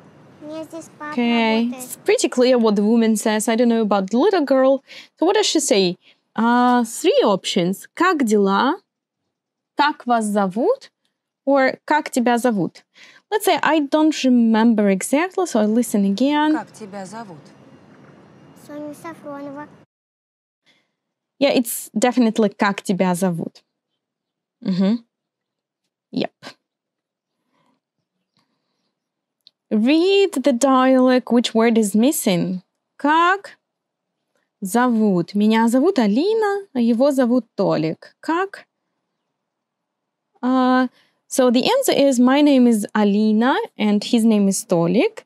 So как is it меня, их, у вас? Как меня, what is my name? Pretty weird. Как их зовут? What are their names? Which would work, but for this меня зовут Алина. Меня зовут means my name is. So if I am included into a group of people, it's not they anymore, right? So I'm going to choose the option вас. Как вас зовут? Меня зовут Алина. Его зовут Толик. Awesome. Next question. You see a new person in the office. You want to know who they are. What do you ask? Кто это or что это? I got this one. That was pretty easy from the lesson. I'm going to ask кто это? Because кто это is who is it and что это is what is it? 8. Write a missing word. Это. Это вино. Вино is wine, so it's not alive. So I'm going to ask что это? Absolutely right. Okay. Next one. Choose the missing word. Это врач. Is it going to be кто это or что это? Кто это? Кто это? Because it's alive. Perfect. Next question. Click on the image рюкзак. So this is a vocabulary question. We can stop here. In which picture you can see рюкзак? I would call this one a рюкзак. Yes. So we have completed the whole quiz for the lesson 5. Very well. Wow, you've done a lot of work. Let's call it a day. Пока-пока. Привет-привет. Today we will speak about gender. Why a pencil in Russian is masculine, but a pen feminine. Buckle up and let's go. Now, here in the dialect, we have вот она, вот он. Do you remember what these words are? Она, she, on, he. So practically, we see that John is asking, where is the auditorium? Here she is. Where is the backpack? Here he is. Weird, no? So that's the point. Backpack in Russian is actually he, and auditorium is she. Let's see. The gender. As you know, in Russian we have 3 genders. Masculine, on, he, feminine, она, and neutral, оно. Let's see first some examples of the masculine words. Рюкзак. Студент. Друг. Стол. Город. And now some feminine words. Аудитория.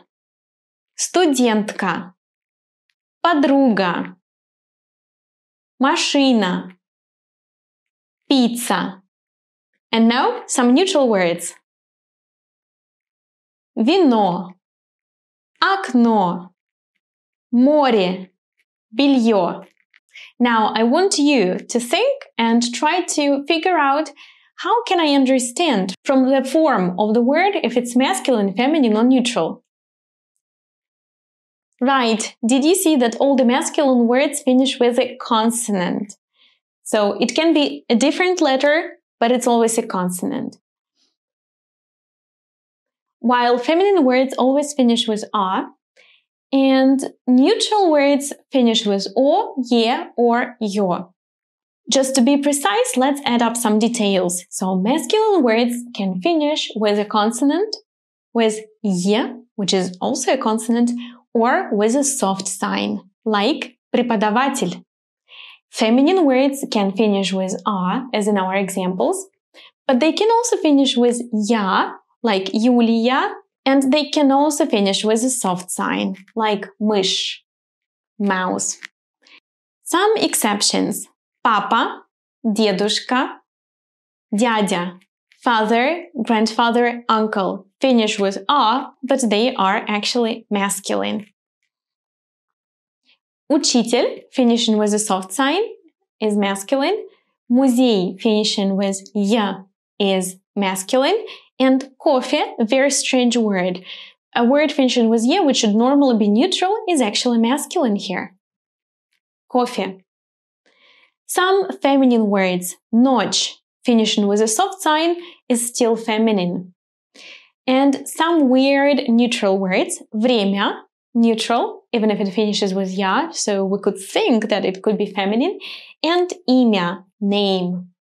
Now let's do some exercises. You're gonna see a word and think if it's masculine, feminine, or neutral, in your opinion. Ручка.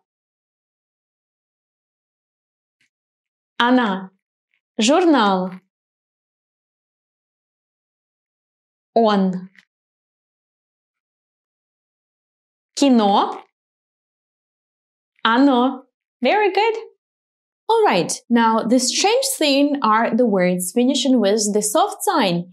They can be both masculine and feminine. Are there any precise rules? Well, relatively. So I really recommend you checking the gender using the dictionary. Anyways, let's see some examples of the word with the soft sign, and maybe me and you, we can figure out some rules. So, here we go. Он, masculine words, она, feminine words. I'm gonna give you some examples now. Ночь, feminine. Помощь, feminine word. Рожь, feminine. Сеть, feminine. Мышь, feminine. Do you want to study with me? Join my channel and click on the notifications bell. Now, you see, I cannot find any examples of masculine words with similar endings.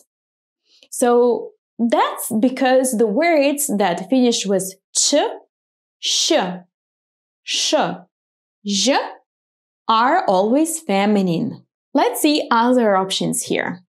Алтарь, янтарь, январь, корь. Alright, so what do we see here? The words finishing with r and soft sign, r, can be both masculine and feminine. Usually, they are masculine. So, in this case, check the dictionary. Let's see other possible endings. Учитель, постель.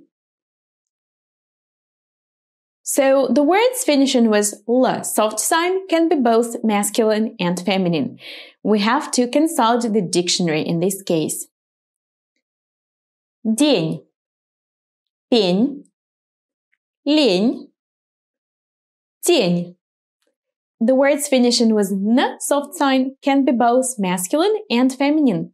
Check the dictionary. There is no other way to figure out what gender you're going to use here. уголь, боль. The same story, words finishing with L soft sign can be both masculine and feminine. So, the conclusion, the words finishing with N soft sign, L soft sign, tel soft sign can be both masculine and feminine. And now it's practice time! Практика! You're ready for a quiz. Вопрос 1. Question 1. Which word do you hear? Угол. Угол. Yes, it's the first one because L in this word is hard. It is not soft. Угол – corner. Вопрос 2. The same task, which word do you hear? Полька. Полька. Yes, it's the second word. Polka, a Polish girl, because L is soft in this word. Вопрос 3.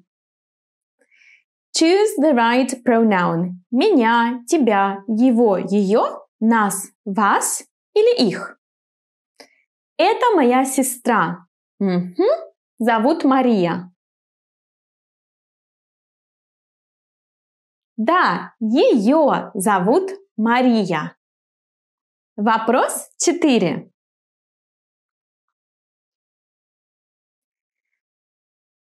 We have two people here, so зовут Иван и Наталья. Their names are Иван и Наталья, right? Их. Их зовут Иван и Наталья. Вопрос 5. Question 5.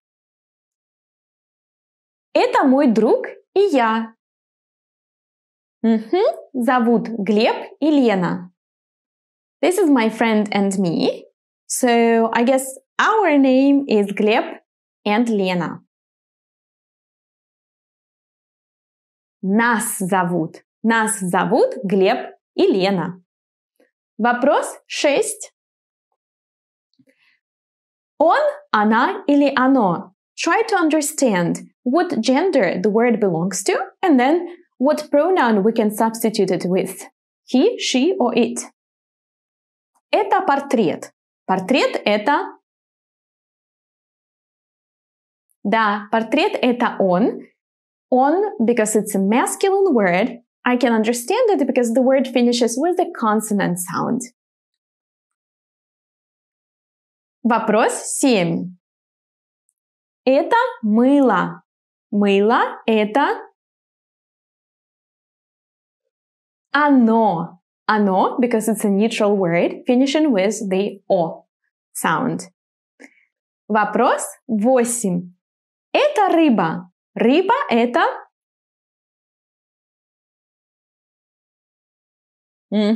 Рыба это она. Вопрос 9. Это ночь. Ночь это...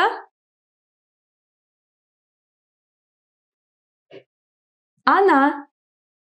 Notch is a feminine word.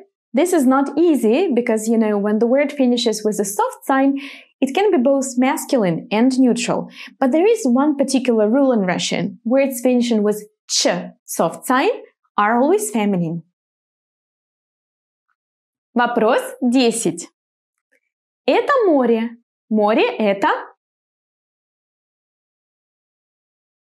Да, оно. Отлично! Ты молодец! Excellent! Great job! You have finished the whole lesson 5. I will see you at the next lesson. Пока-пока! Мои друзья! Привет! Это я.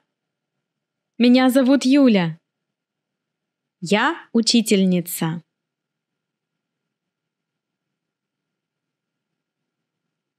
Это моя подруга. Ее зовут Вера. Она тоже учительница.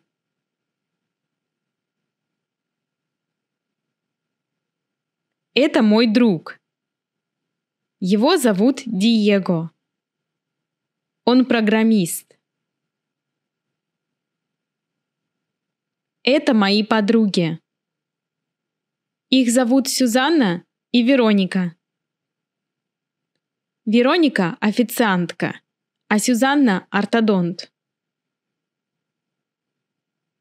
Are you a student of Easy Russian with Yula? Well, prepare some sentences about your friends. If you have some doubts, questions, you don't know how to say somebody's profession, send me a message in Telegram. I will help you. You can also use the dictionary. Send your text to me. I will send you the corrections, and then record a voice message or a video. Send the video or a voice message to me, or publish it in the community channel and get your feedback. Good studies! Bye-bye! Привет, привет! Как дела? У меня хорошо, спасибо. Добро пожаловать на урок 6. Мы изучаем русский. Welcome to lesson number 6. We study Russian. Что мы изучаем сегодня? What are we learning today? Today we will learn how to say in Russian I do something or I'm doing something. We will speak about stressed and unstressed year. We will speak about present of different verbs and we will learn our first 10 verbs. As always, we start with a story, история, then rule, правила, and then the practice, практика. Поехали! I'd like to prepare you for our story. So, to be ready, we need to see some of the verbs. Have a look. Читать, to read. Изучать, to study. Слушать, to listen to. Думать, to think. Понимать, to understand. So here we have Anton Mikhailovich and his students in the classroom. Now we're going to listen to a dialogue. Don't worry if you don't understand everything, because we're going to check it out after listening to it. Здравствуйте, студенты! Я ваш преподаватель, Антон Михайлович. Сегодня мы изучаем русский язык. Я читаю, вы слушаете и думаете. Как по-русски I don't understand? I don't understand по-русски я не понимаю. Джон не понимает. Луиза, а ты понимаешь? Да, я понимаю. Я знаю русские слова. А Джон и Жан не знают. Что делать? How much did you understand? Let's check it together now. Здравствуйте, студенты! Hello, students! A formal greeting. Я ваш преподаватель. I am your teacher, Антон Михайлович. Сегодня мы изучаем русский язык. Today we are studying the Russian language. Я читаю, I read, а вы слушаете, and you listen, и думаете, and think. So here we have some useful words. For example, сегодня, today. Мы изучаем русский язык. We study Russian. Я читаю, I read. Вы слушаете, you listen. Вы думаете, you think. Как по-русски I don't understand? What's the Russian for? I don't understand. I don't understand in Russian. Я не понимаю. So here we have this phrase, which is very useful. What's the Russian for? Как по-русски? You can use it to ask как по-русски a magazine? Журнал. Как по-русски a cup? Чашка. Как по-русски a camera? Фотоаппарат. Джон не понимает. John doesn't understand. Луиза, а ты понимаешь? Луиза, and do you understand? Да, я понимаю. Yes, I do. I understand. Я знаю русские слова. I know the Russian words. А Джон и Жан не знают. John and Jan don't know them. Что делать? What to do? Джон не понимает. John doesn't understand. Я понимаю. I understand. Я знаю русские слова. I know the Russian words. Что делать? What can I do? What to do? Now, let's come back to our dialogue and see what rules we have in it. Today we're going to speak about pronunciation, произношение, грамматика и новые слова, and new words, vocabulary. So here we have преподаватель. Преподаватель. In this word, there is one letter that I read differently. Can you figure out what sound I'm talking about? Преподаватель. Well, actually, there are a few of them. The O, we know that it's going to be read as A because it's unstressed, преподаватель. But also the letter E is actually pronounced here as E, преподаватель. Now, I want to show you some examples. Телефон, метро, портрет. Do I read "ye" in a similar way in all of these words? No. Let's see why. So just as it was with "o", we have different kinds of "ye". We have stressed and unstressed "ye". When "ye" is stressed, it's going to be pronounced in a strong way, so very clear, "ye". When "ye" is unstressed, it's going to be weak, reduced. So I will say kind of "e". Let's see some examples. Евро, карьера, портрет, газета, время, time. When "ye" is unstressed, it's gonna sound closer to "e". Еще, еда, енот, сестра, сегодня, телефон. Listen and repeat with me. Евро, карьера, портрет, газета, время, еще, еда, енот, сестра, сегодня, телефон. In my complete Russian course, you can find more exercises and more audios to listen and to train this pronunciation. And now let's speak about grammar, грамматика. So in our dialogue we have many verbs. Изучаем, я читаю, вы слушаете и думаете. Джон не понимает. Луиза, а ты понимаешь? Да, я понимаю. Я знаю русские слова. А Джон и Жан не знают. So you see these words изучаем, слушайте, думаем, понимает. They are all new words for you. They are all verbs. And today we're going to see how Russian verbs change. They actually change according to the person. You know, just like in English you say I read, but he reads. The only difference is that we have a specific ending for each person. For I, you, he, she, it, we, and they, and you plural. Let's have a closer look at them. So, now find in the dialect the correct form for я.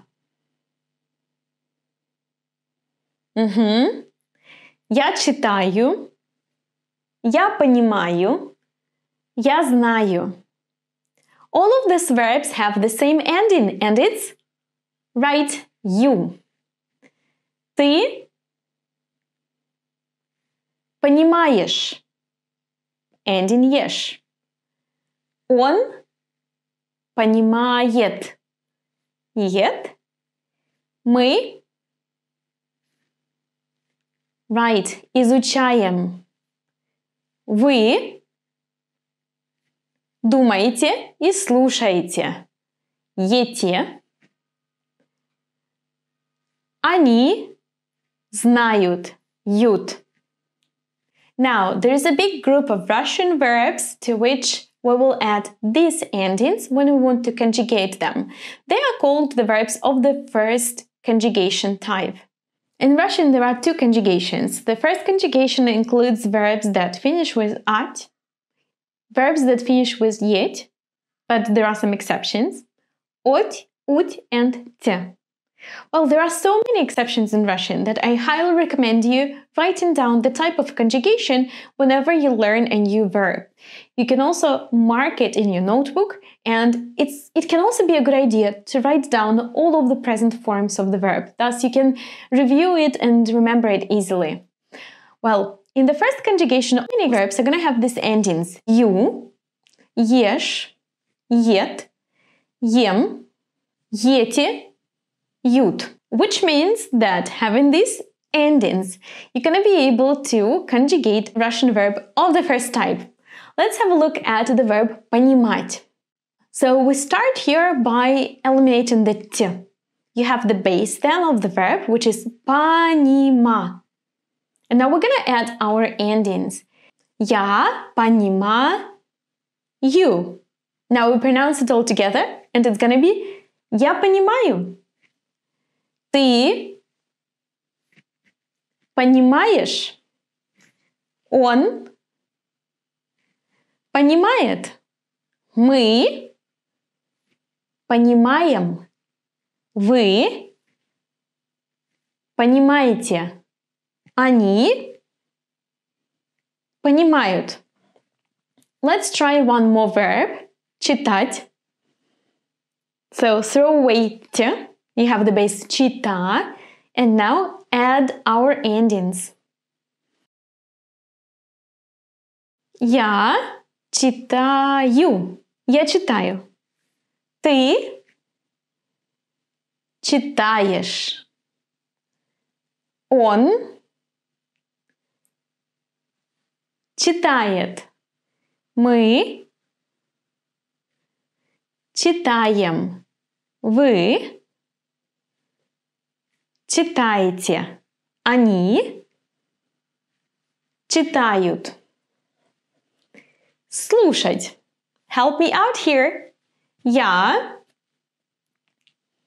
слушаю. Ты слушаешь. Он слушает. Мы слушаем. Вы слушаете. Они слушают. If you want to use the verb in present simple and in present continuous, well, you know what? In Russian, they are the same. So it's the same if you say I listen and I am listening. In Russian, it's all going to be я слушаю. We have only one present. Great news. Думать. Я думаю. Ты думаешь. Он думает. Мы думаем. Вы думаете. Они думают. Знать. Я знаю. Ты знаешь. Он знает. Мы знаем. Вы знаете. Они знают. Now that was the positive form. What about the negative form? If you want to say that you don't know something, then you're just gonna add our particle не to the sentence. For example, я знаю это слово. I know this word. Я не знаю это слово. I don't know this word. Pay attention to the pronunciation. The particle не will not be stressed. So the pronunciation will change, and I'm gonna say it in a weak way. So it will be я не знаю. Я не знаю это слово. I don't know this word. Я понимаю, and the negative form will be я не понимаю. Я слушаю. Я не слушаю. So you can add these endings to some verbs of the first type of conjugation, and thus you will use them correctly in the present tense. If you want to have practice with more verbs with me, go to my complete course. As for vocabulary, well, I want to focus on verbs today because it's something absolutely new for you. So let's review them one more time. I'm going to show you the picture now. Try to remember the verb. If you don't remember it, you can come back or you can check your notes, or you can print a PDF with a list of verbs to study for this lesson. Читать. Она читает книгу. She reads a book.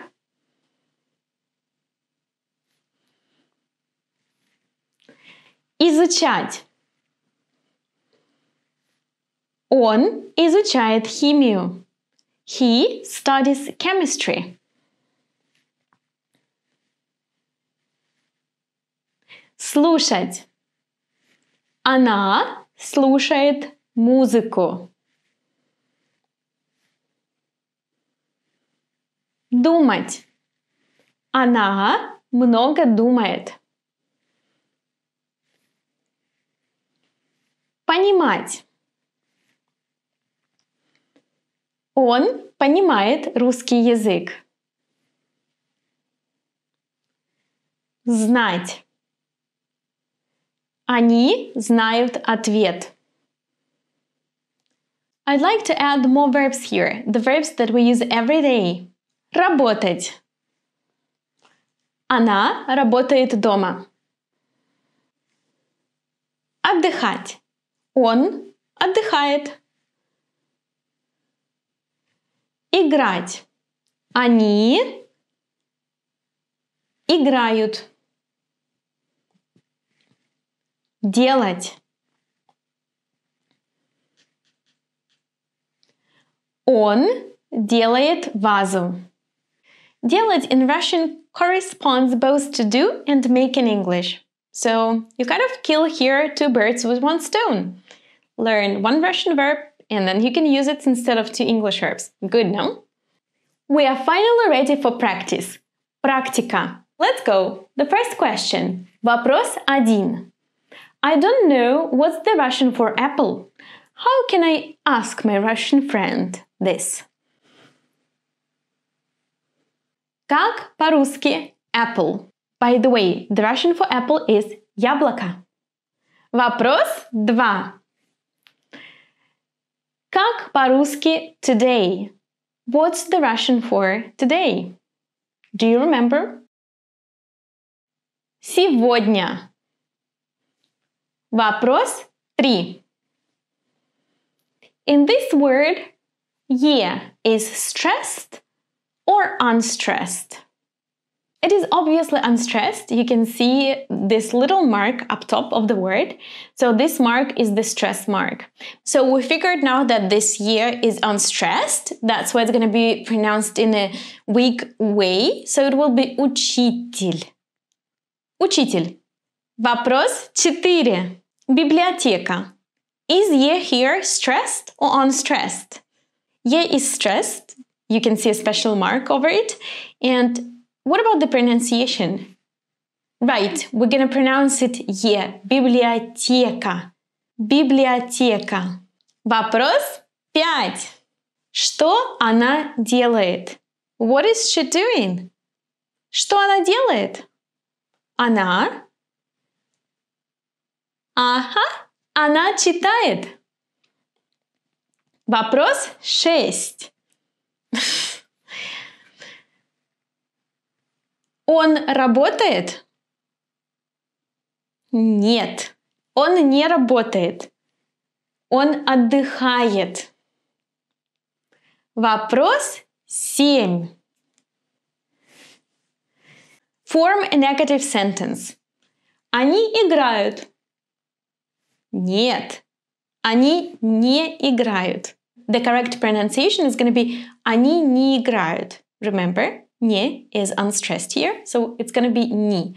Они не играют. Вопрос 8.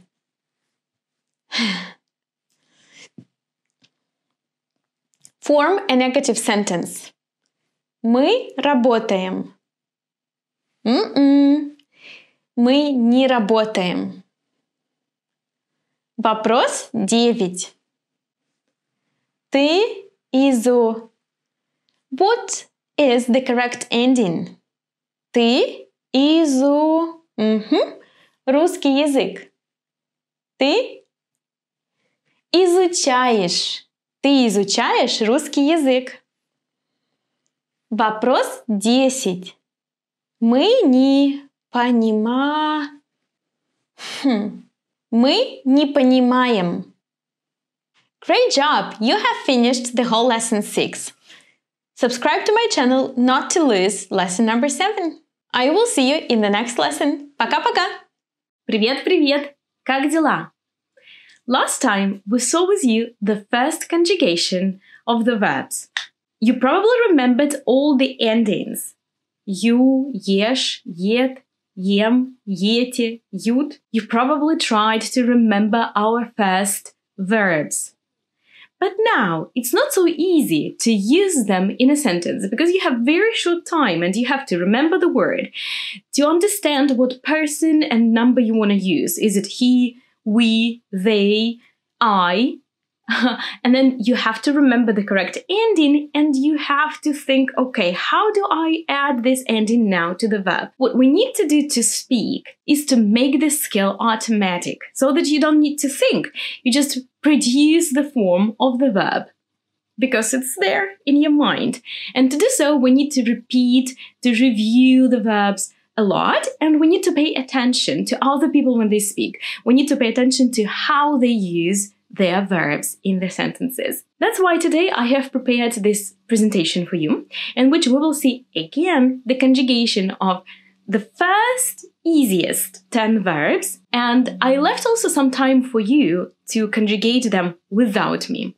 You can listen to this video in your car, at home, while doing some chores, or well, maybe before sleep, because I tried to watch this video and I almost fell asleep. It's actually a very nice lullaby.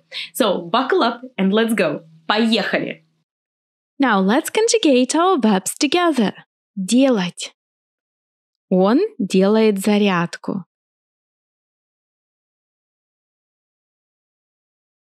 Я делаю. Ты делаешь. Он делает. Она делает. Мы делаем. Вы делаете. Они делают. And now you try. Я делаю. Yes.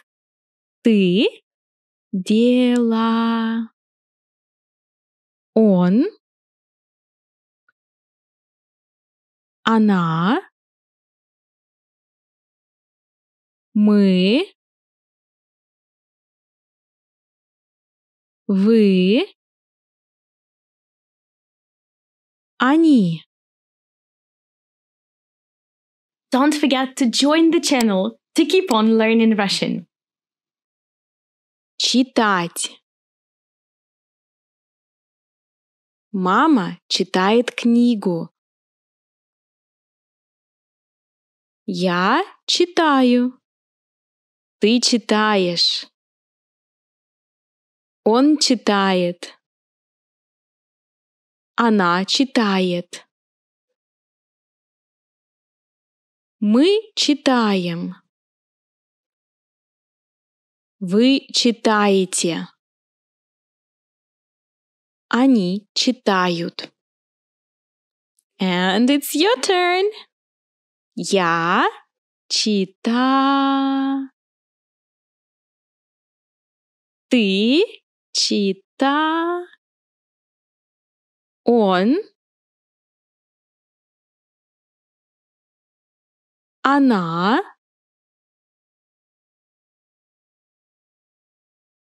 Мы.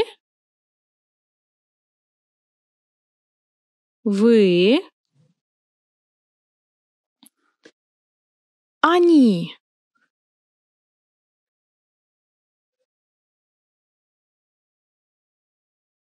Знать. Он не знает, что делать. Я знаю. Ты знаешь. Он знает. Она знает. Мы знаем. Вы знаете. Они знают. And now you try. Я знаю. Я знаю. Ты знаешь. Он.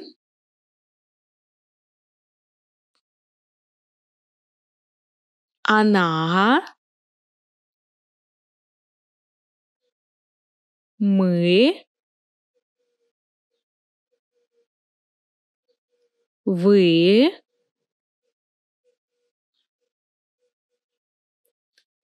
Они.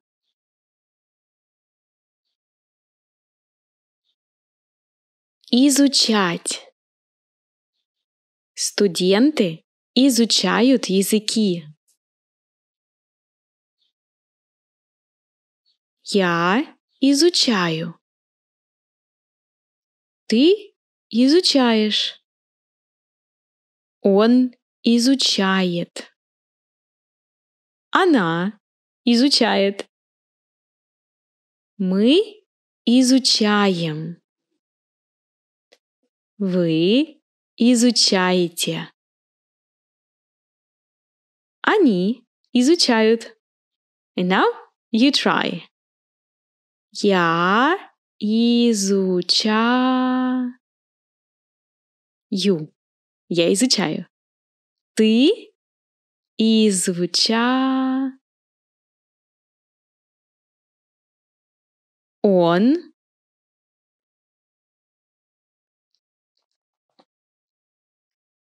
Она. Мы. Вы.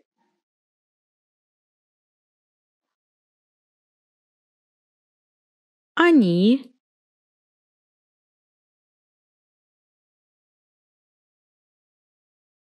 Играть. Мальчик играет с поездом. Я играю. Ты играешь. Он играет. Она играет. Мы играем. Вы играете. Они играют. And now you try. Я играю. Ты игра. Он. Она. Мы. Вы.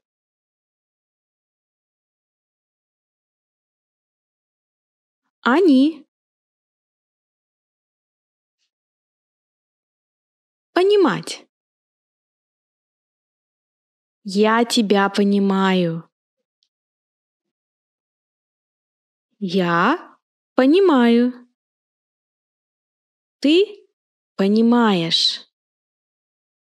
Он понимает. Она понимает. Мы понимаем. Вы понимаете. Они понимают. And now it's your turn. Я понимаю. Ты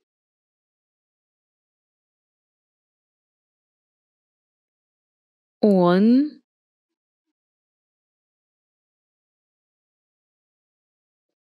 она, мы, вы,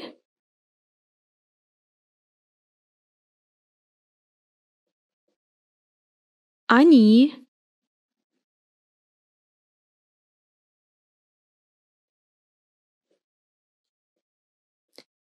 слушать.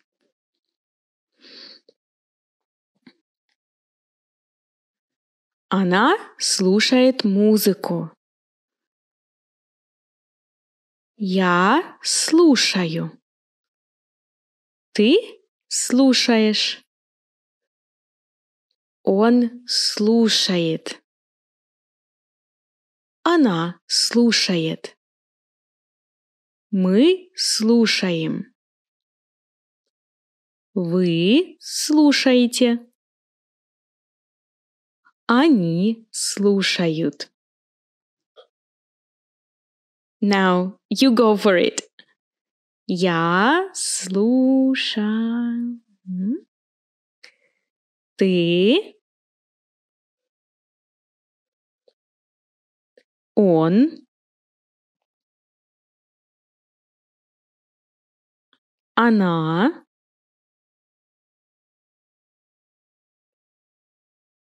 Мы.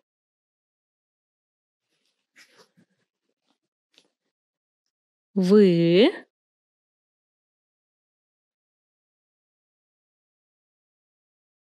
Они.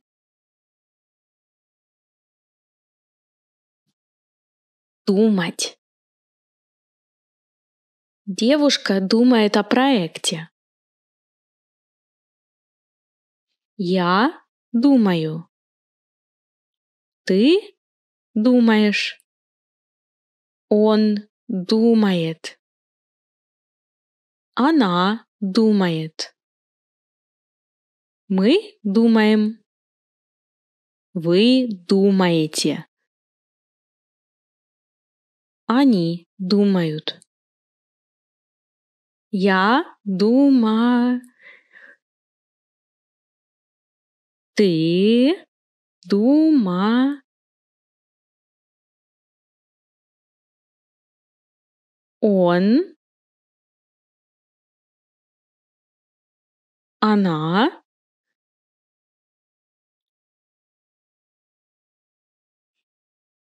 Мы.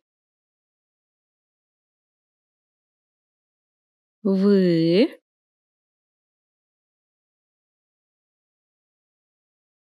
Они.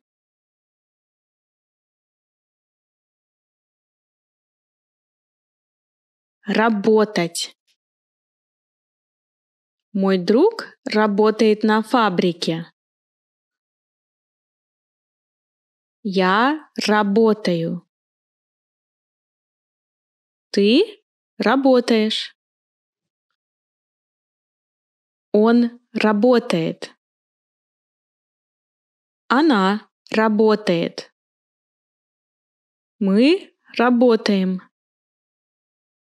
Вы работаете. Они работают.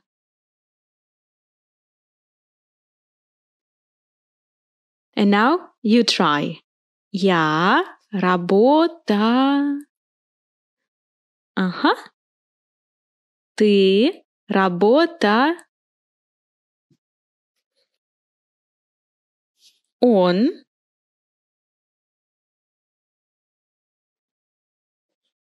Она.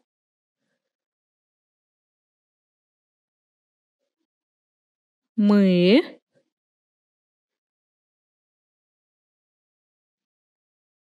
Вы.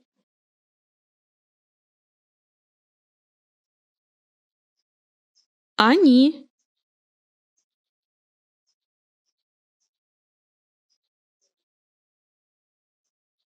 Отдыхать.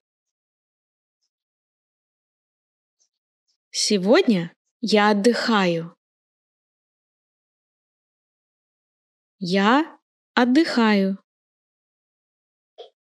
Ты отдыхаешь. Он отдыхает. Она отдыхает. Мы отдыхаем. Вы отдыхаете. Они отдыхают. Now you try. Я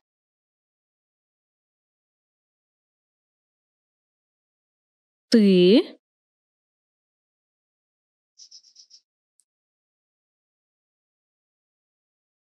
он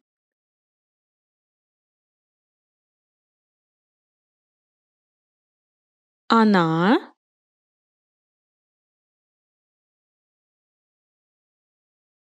мы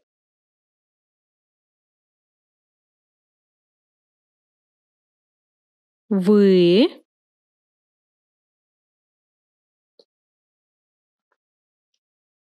они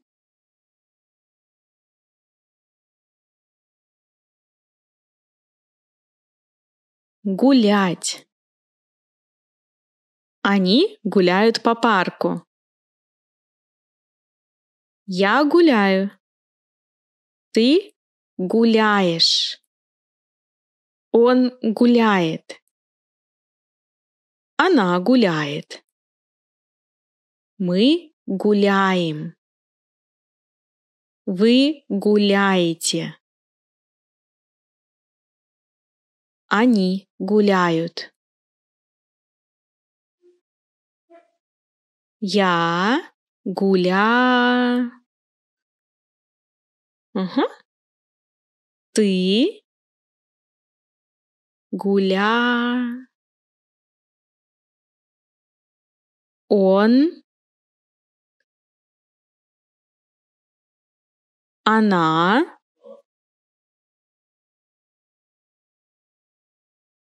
Мы. Вы. Они.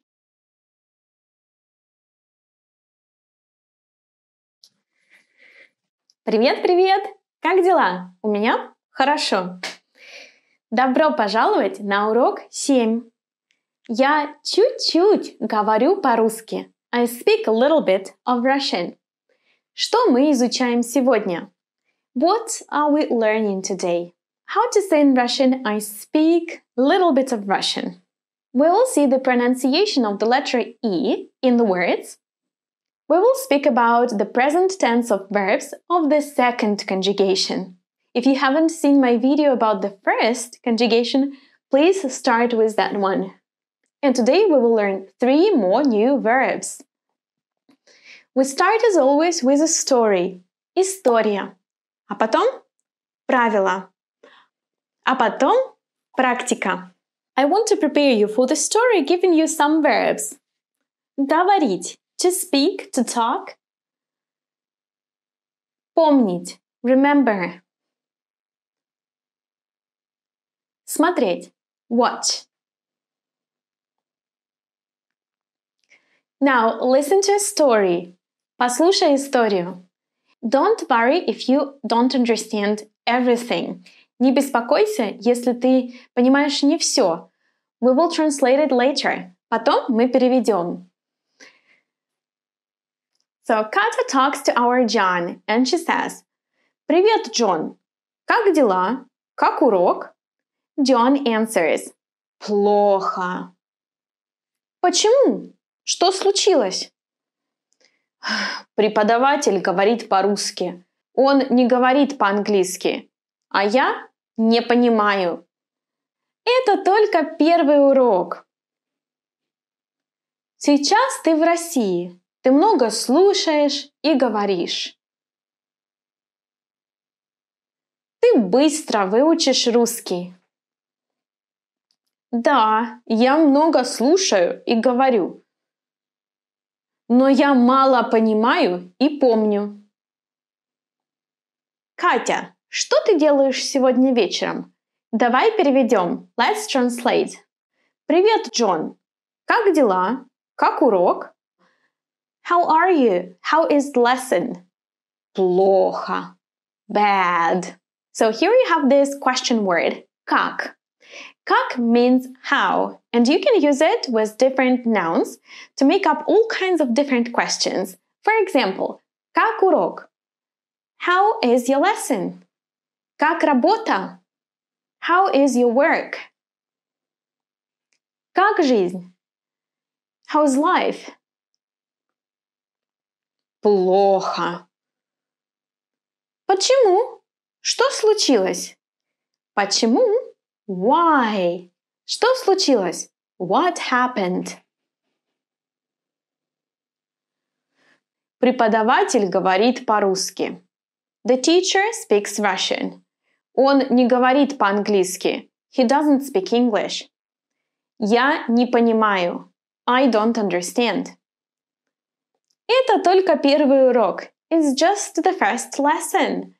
Сейчас ты в России. Now you're in Russia. Ты много слушаешь и говоришь. You listen a lot and you speak a lot. Ты быстро выучишь русский. You will learn Russian fast. Только. Only. Первый. The first. Now here we have this word много. Katya says, ты слушаешь много. You listen a lot. Много, a lot, many, much. Мало, little, few. Ты быстро выучишь русский. Быстро, fast. Медленно, slowly. And John says, да, я много слушаю и говорю, но я мало понимаю и помню. Yes, I listen and speak a lot, but I understand little and I remember little. And then John asks, Katya, что ты делаешь сегодня вечером? Katya, what are you doing tonight? So probably John is trying to ask Katya out. In the next episode, in the next lesson, we're gonna find out what she answers. That's all with the dialect, and now let's see the rule. Today, we will see in our dialect some pronunciation, произношение, grammar, грамматика, and new words, новые слова. Okay, we will start with the pronunciation, произношение. По-английски and жизнь. The same letter, but is the sound the same? Listen. По-английски жизнь. It does sound different, right?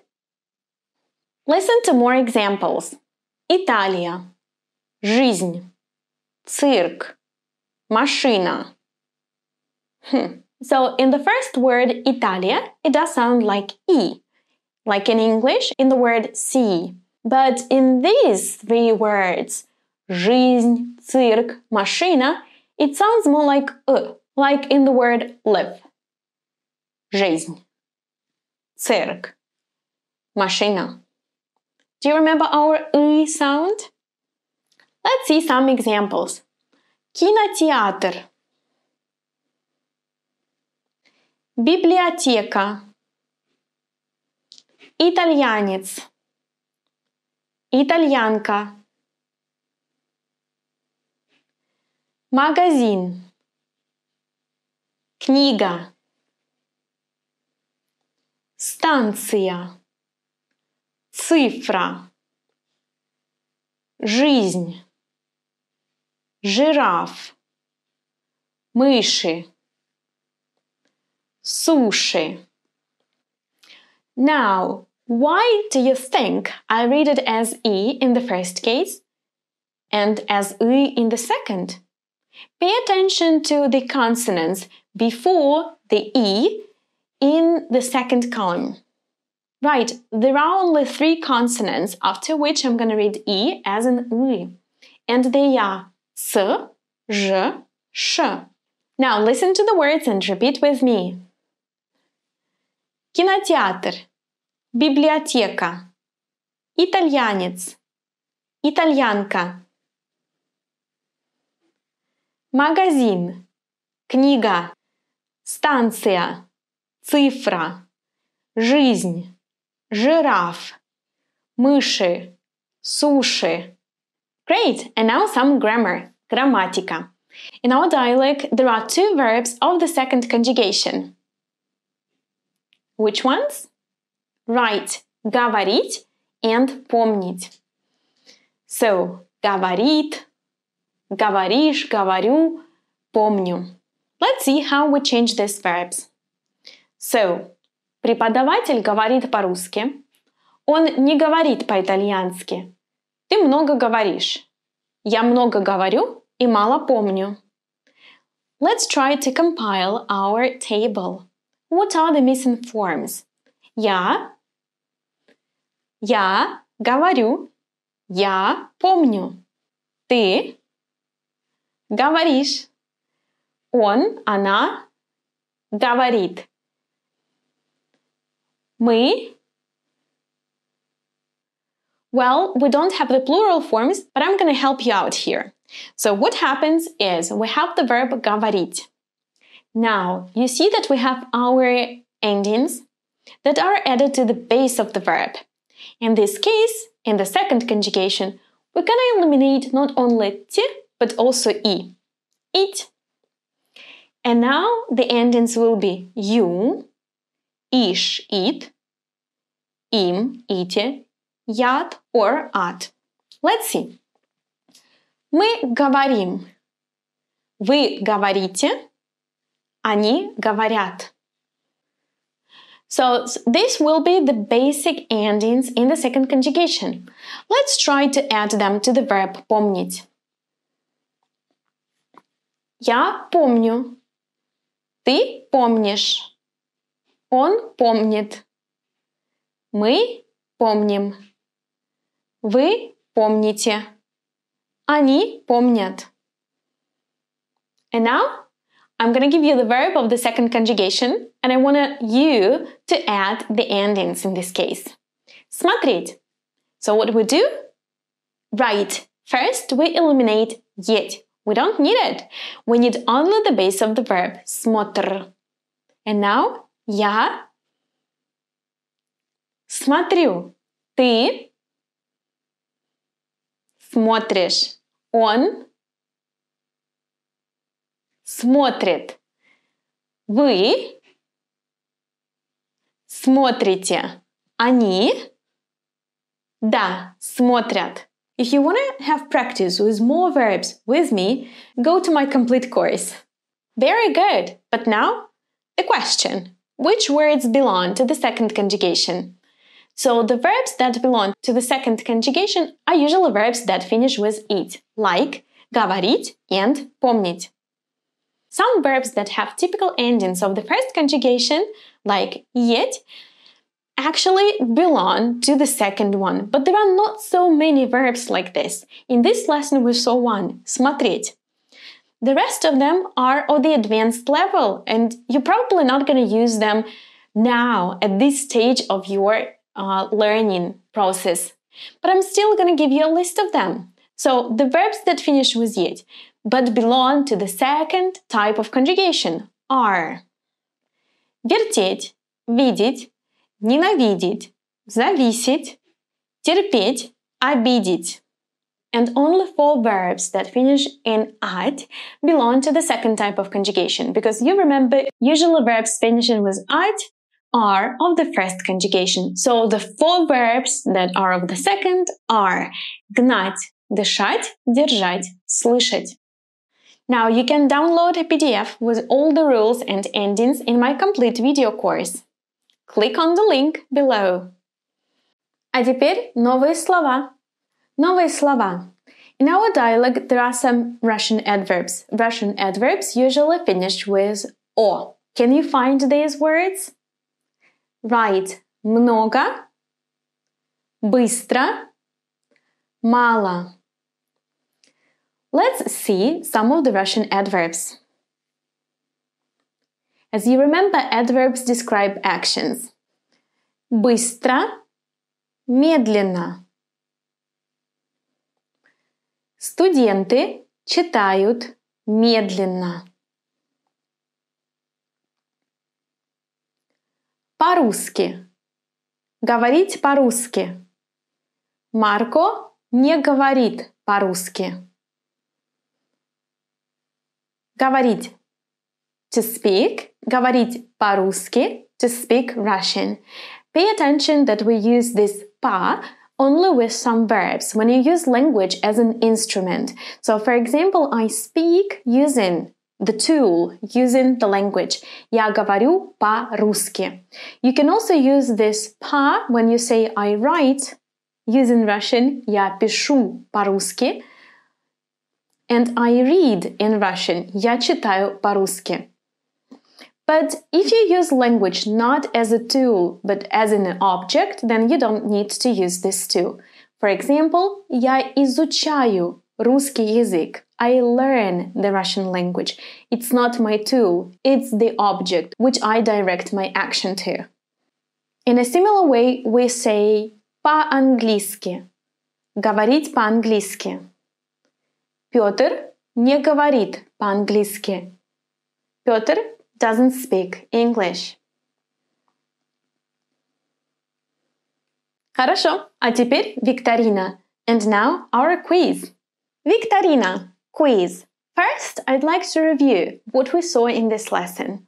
So we saw how to say in Russian. I speak Russian a little bit. Я чуть-чуть говорю по-русски. Чуть-чуть.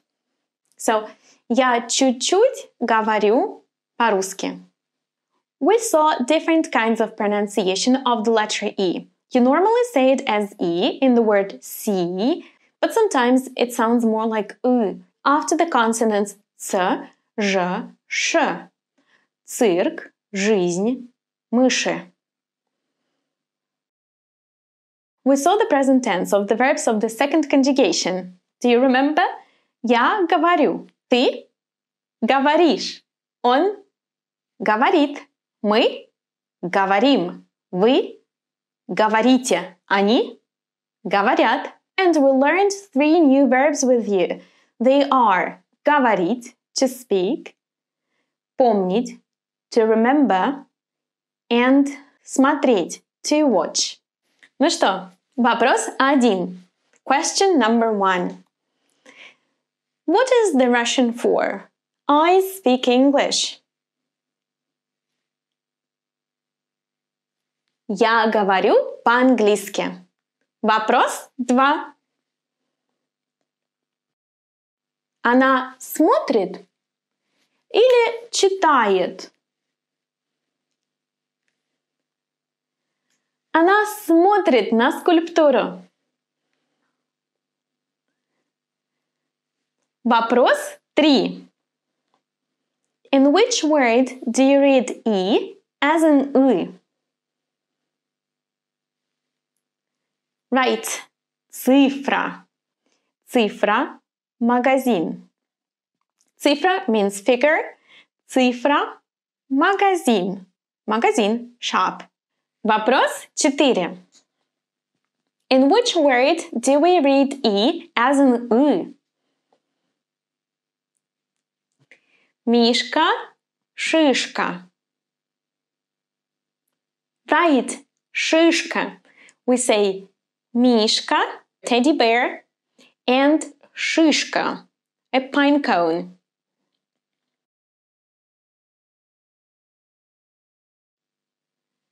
Вопрос 5.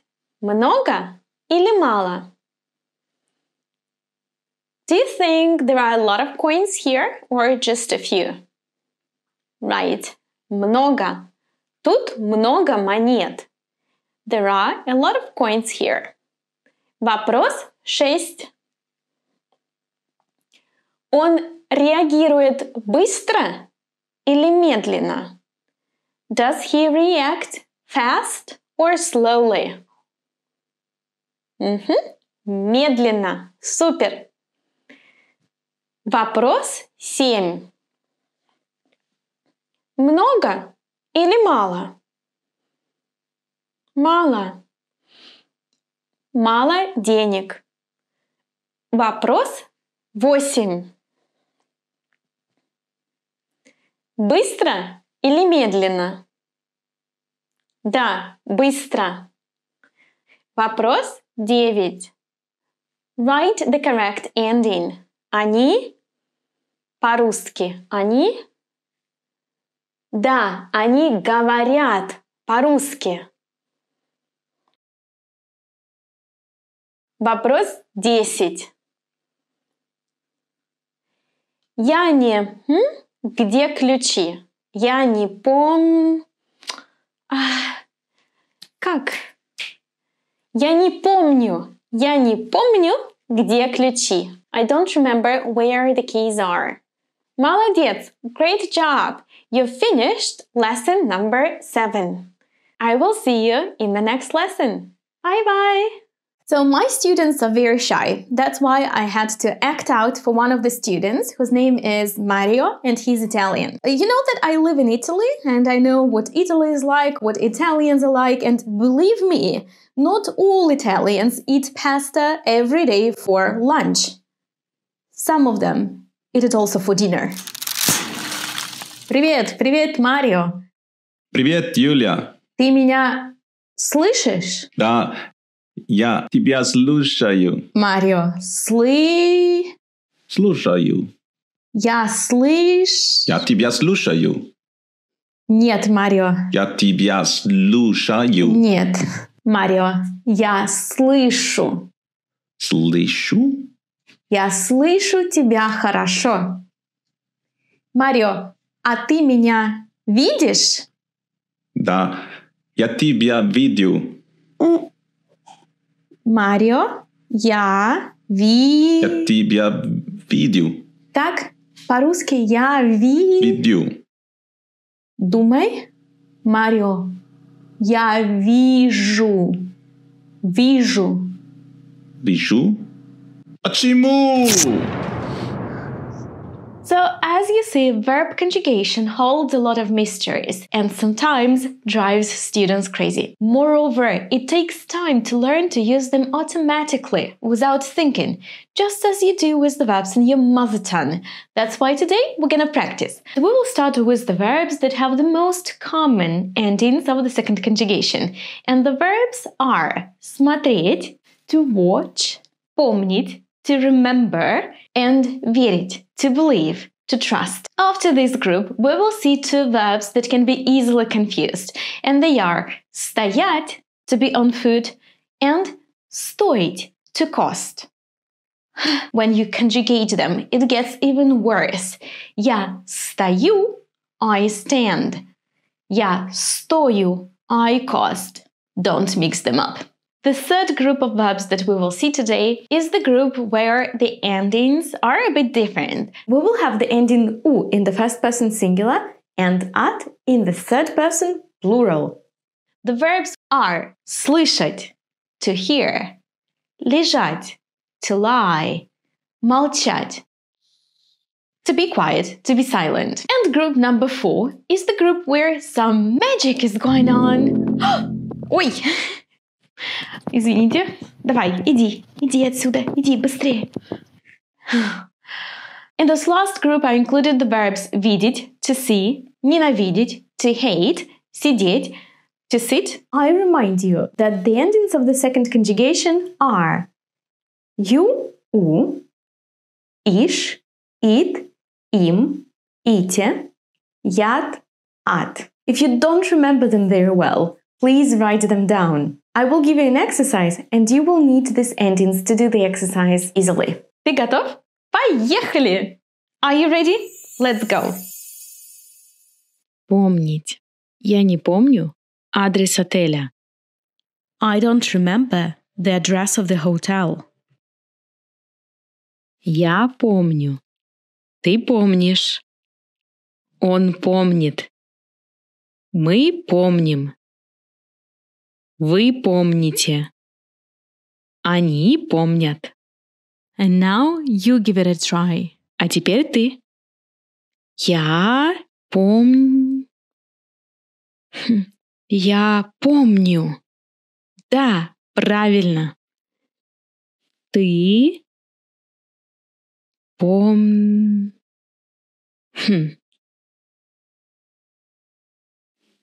Он, мы, вы, они. Следующий глагол. Next verb. Смотреть. To watch. По субботам мы всегда смотрим фильм. On Saturdays, we always watch a film. Смотреть. Я смотрю. Ты смотришь. Он смотрит.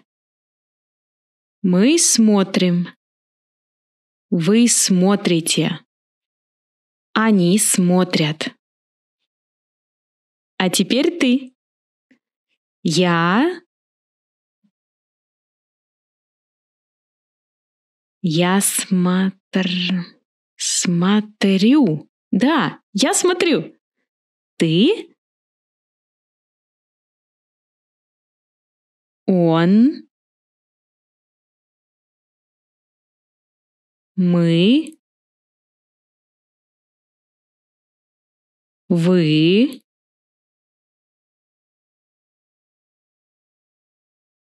Они. Ты просто молодец. Well done. Следующий глагол. Верить. Я тебе верю. I believe you. Attention, we don't use верить in Russian like you do in English. So we don't use it to say I believe, meaning I think. For example, I believe he's home. Я верю, что он дома. Doesn't work in Russian like that. Я верю тебе. I believe you. I trust you. That's how we use it. Я верю. Ты веришь. Он верит. Мы верим. Вы верите. Они верят. Я верю. Ты. Да. Он. Мы. Вы.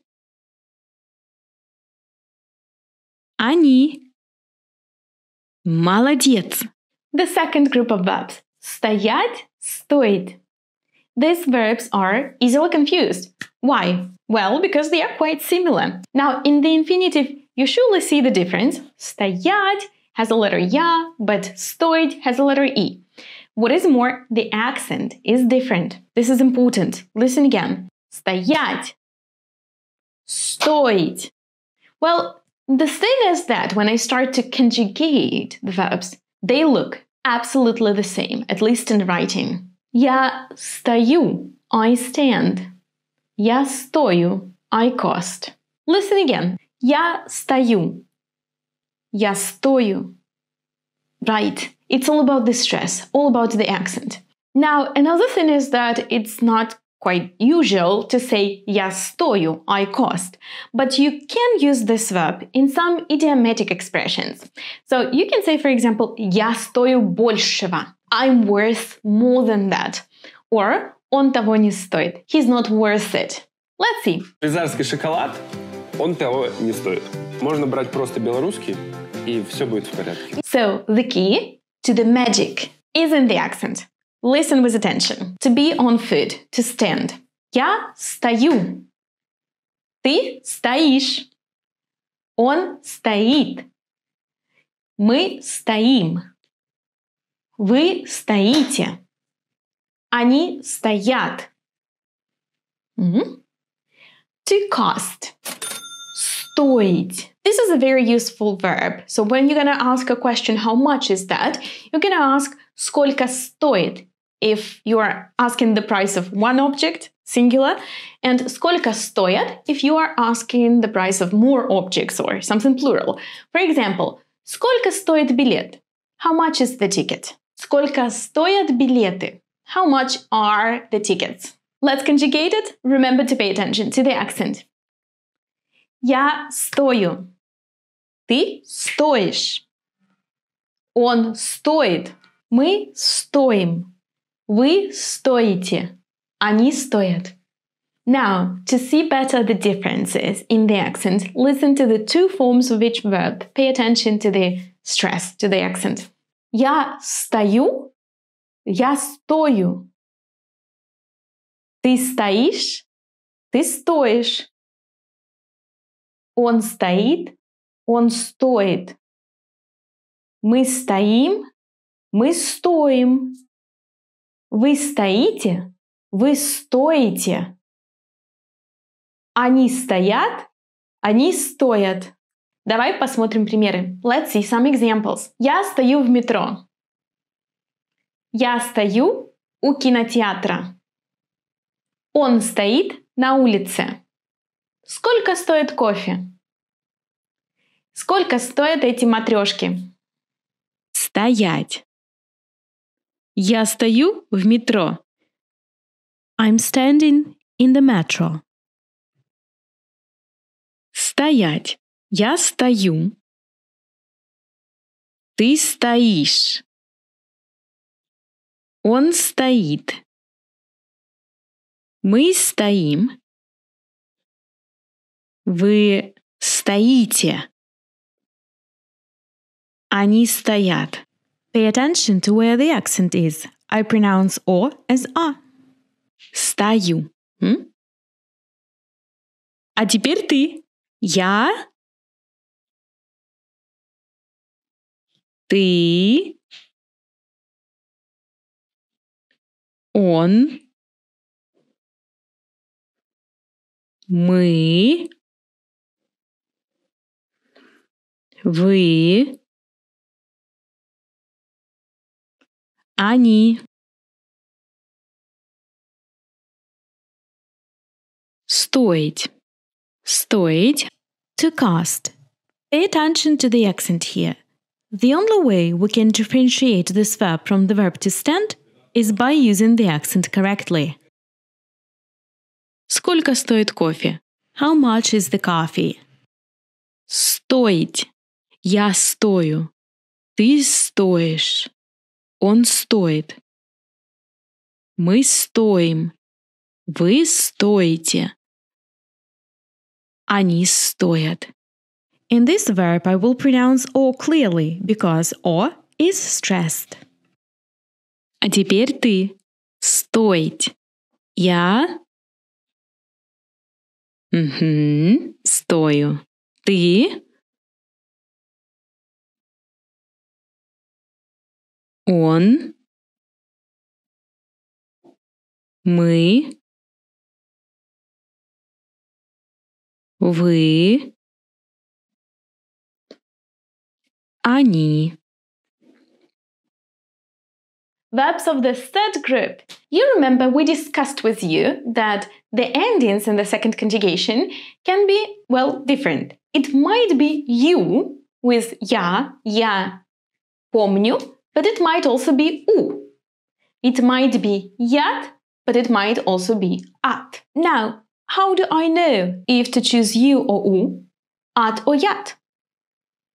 The endings u and at are used if the base of the verb finishes with sh, zh, ch, or g. Now, what is the base of the verb? Let's take the verb слышать. To see the base, we need to remove t and the suffix just before it. So this r is not needed. What is left? Слышь. It finishes with sh. So we're going to say я слышу and они слышат. What is the base of this verb? Молчать. Be silent. Right? Молчь. So, я молчу, они молчат. What is the base of this verb? Лежать. Лежь finishes with ж. So we're going to say я лежу, они лежат. Okay? Let's dive into it. Слышать. Я не слышу, что ты говоришь. I don't hear what you are saying. This verb can be very useful if you have a video conference. Слышать. Я слышу. Ты слышишь. Он слышит. Мы слышим. Вы слышите. Они слышат. А теперь ты. Я. Ты. Он. Мы. Вы. Они. Следующий глагол. Лежать. Be careful here too. Again, in the first person singular after je, you're gonna have u. In the third person plural, you're gonna have at. For example, Они лежат на диване. they are lying on the sofa. Лежать. Я лежу. Ты лежишь. Он лежит. Она тоже лежит. Мы лежим. Вы лежите. Они лежат. Here we go. Я лежу. Они лежат. А теперь ты. Я. Ты. Он. Мы. Вы. Они.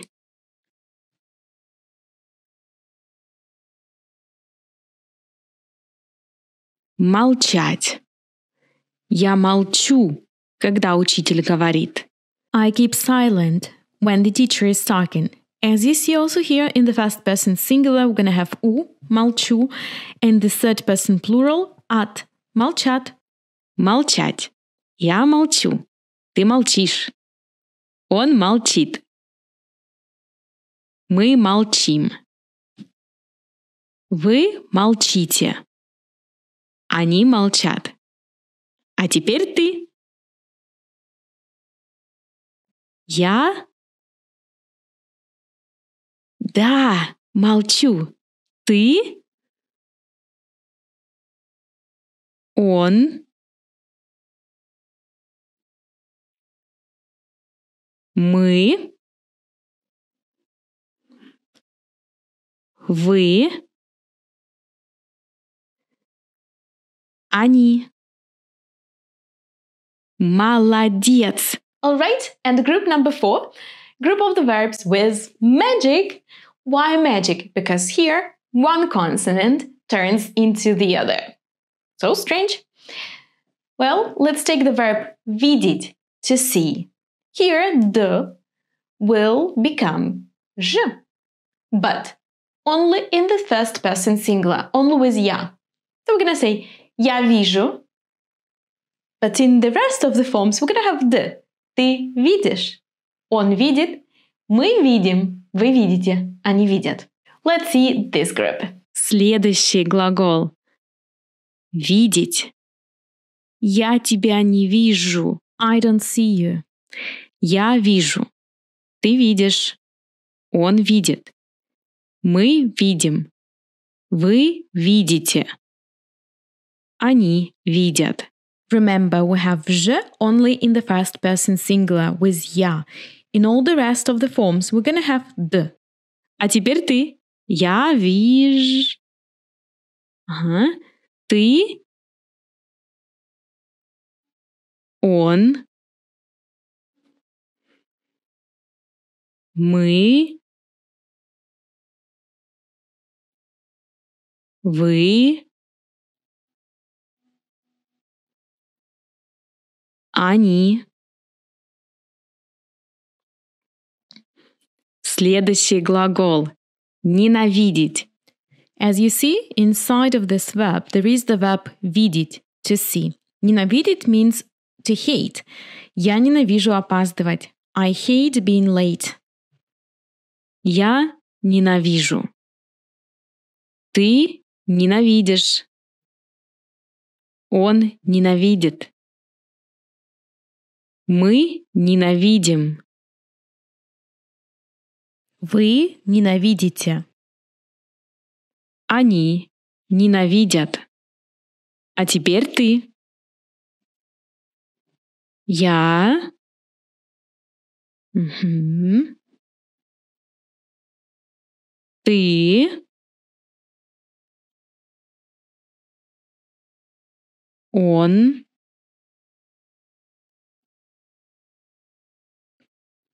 Мы.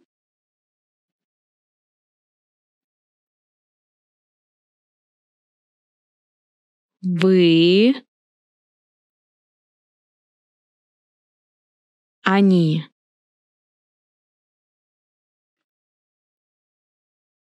Следующий глагол. Сидеть.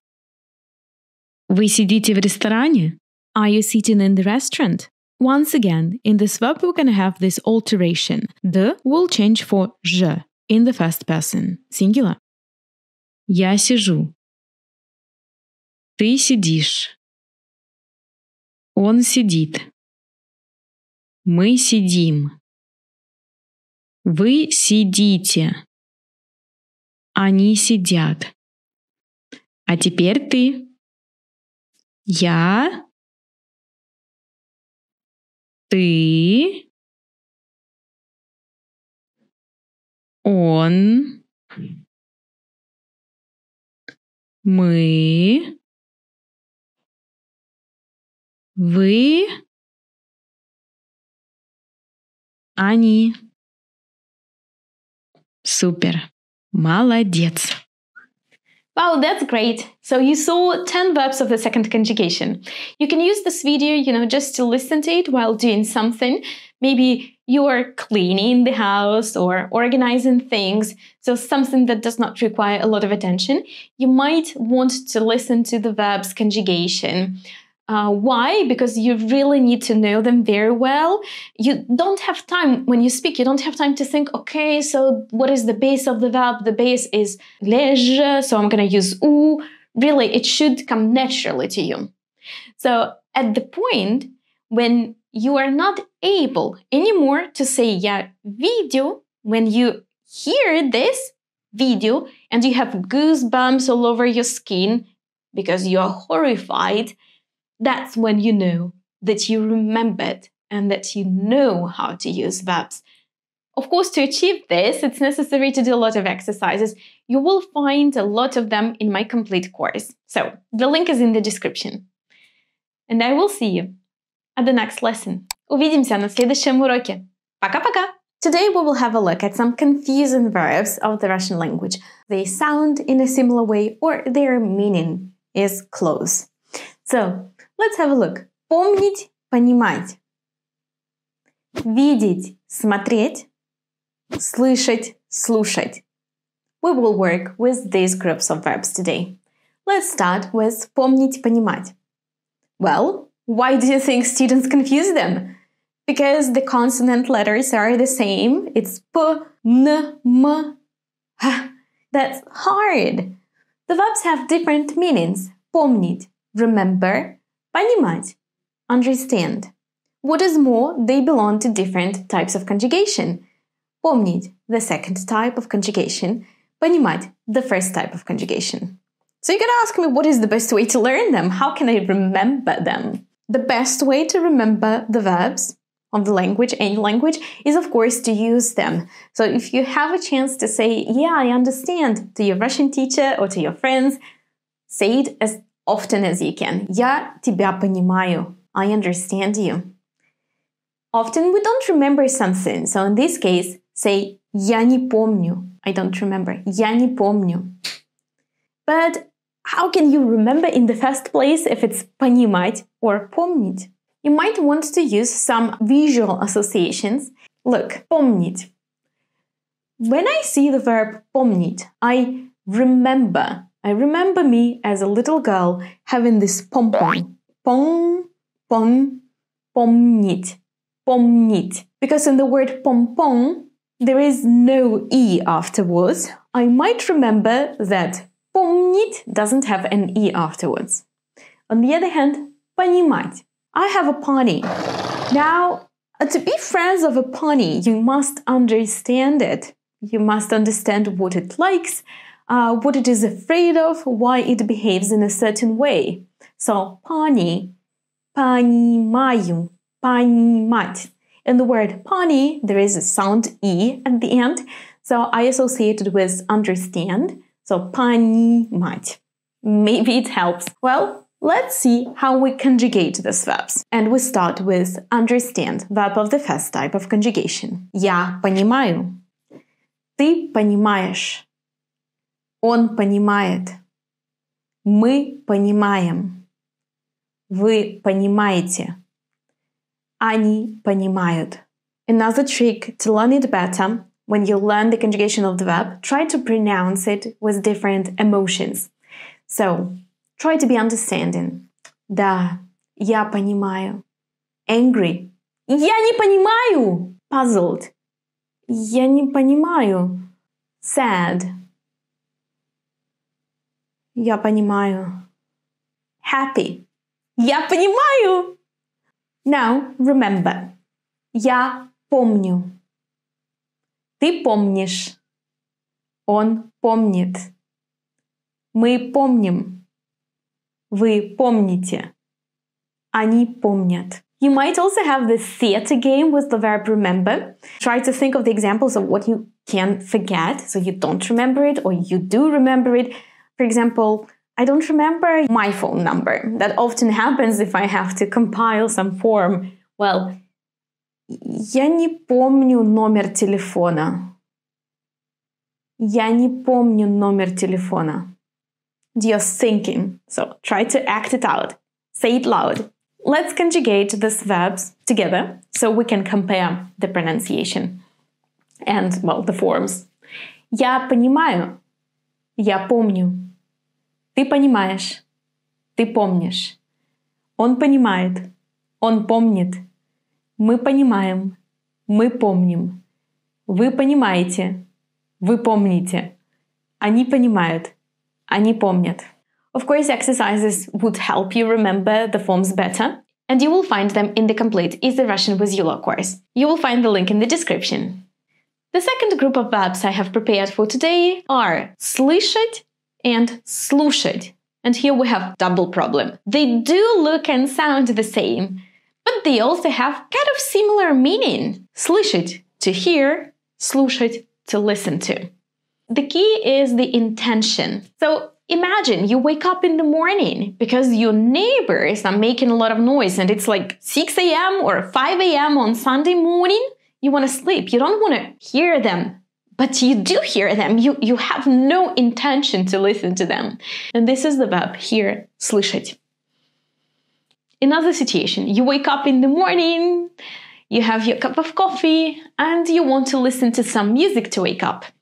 You want to do it. Я слушаю музыку. Now, the sounds are also very close because you have s, l, sh in both verbs. Verb слушать, to listen, belongs to the first type of conjugation, слышать, the second type of conjugation. Let's remember how we conjugate them. I will give you a chance, because you already know these verbs, I will give you a chance to first remember you, and then I will tell you the correct answer. So, слушать. Я слушаю. Ты слушаешь. Он слушает. Мы слушаем. Вы слушаете. Они слушают. And now the verb слышать. Я слышу. Ты слышишь. Он слышит. Мы слышим. Вы слышите. Они слышат. Now, because these verbs kind of sound similar, I'm going to conjugate them together so we can compare. Я слушаю. Я слышу. Ты слушаешь. Ты слышишь. Он слушает. Он слышит. Мы слушаем. Мы слышим. Вы слушаете. Вы слышите. Let's see some examples. Давай посмотрим примеры.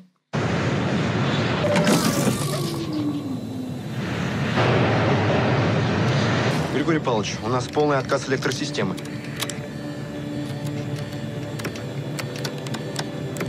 Москва, контроль. Ответьте. Москва, контроль. Москва, контроль.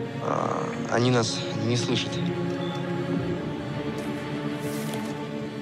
Много читать и слушать на английском языке. А ты много читаешь и слушаешь на английском языке? Нужно уметь слушать и слышать. Боже мой. Well, and finally the verbs видеть and смотреть. Good news, they do not sound similar, they are different. Now, when do we use them? Видеть, to see, смотреть, to watch, to look. So, видеть, again, is your physical ability which you have, and it does not depend on your intention. Sometimes you see things you don't want to see. Я вижу, I see. You use it when you see, for example, a person in a crowd. Я вижу тебя. It's not like I'm watching you, but I just see you. Yeah, I know where you are. Я вижу тебя. Attention, we don't use this verb as you do sometimes in English to see I understand. So, for example, I can't come to your party. I see. Я не могу прийти к тебе на вечеринку. Я вижу. No, that doesn't work in Russian. In Russian you say понятно. Я не могу прийти на твою вечеринку. Понятно.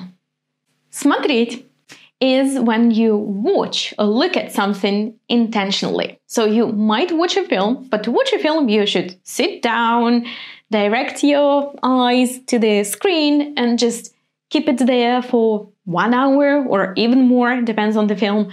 Ты смотришь фильм. You watch a film. I'm looking at you. Я смотрю на тебя. So my eyes are directed at you. It's an intention. Let's conjugate these verbs. Смотреть. Я смотрю. Ты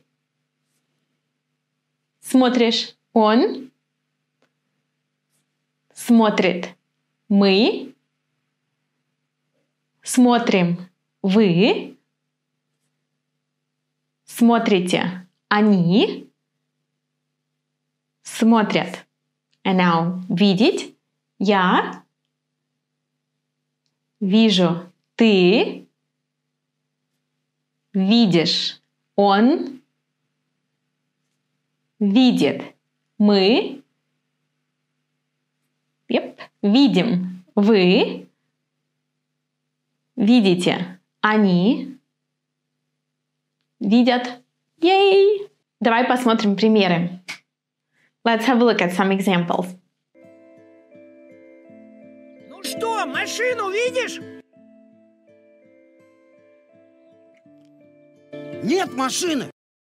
Что вы смотрите по телевизору? Я не смотрю телевизор уже года 3. А в интернете смотрю то, что мне интересно. Alright, so these were just some confusing verbs of the Russian language. Of course, there are many more. Subscribe to this channel not to lose any new useful information on the language. Пока-пока! Привет-привет! Как дела? У меня? Отлично! Добро пожаловать на урок 8. Welcome to lesson number 8. В городе. In the city.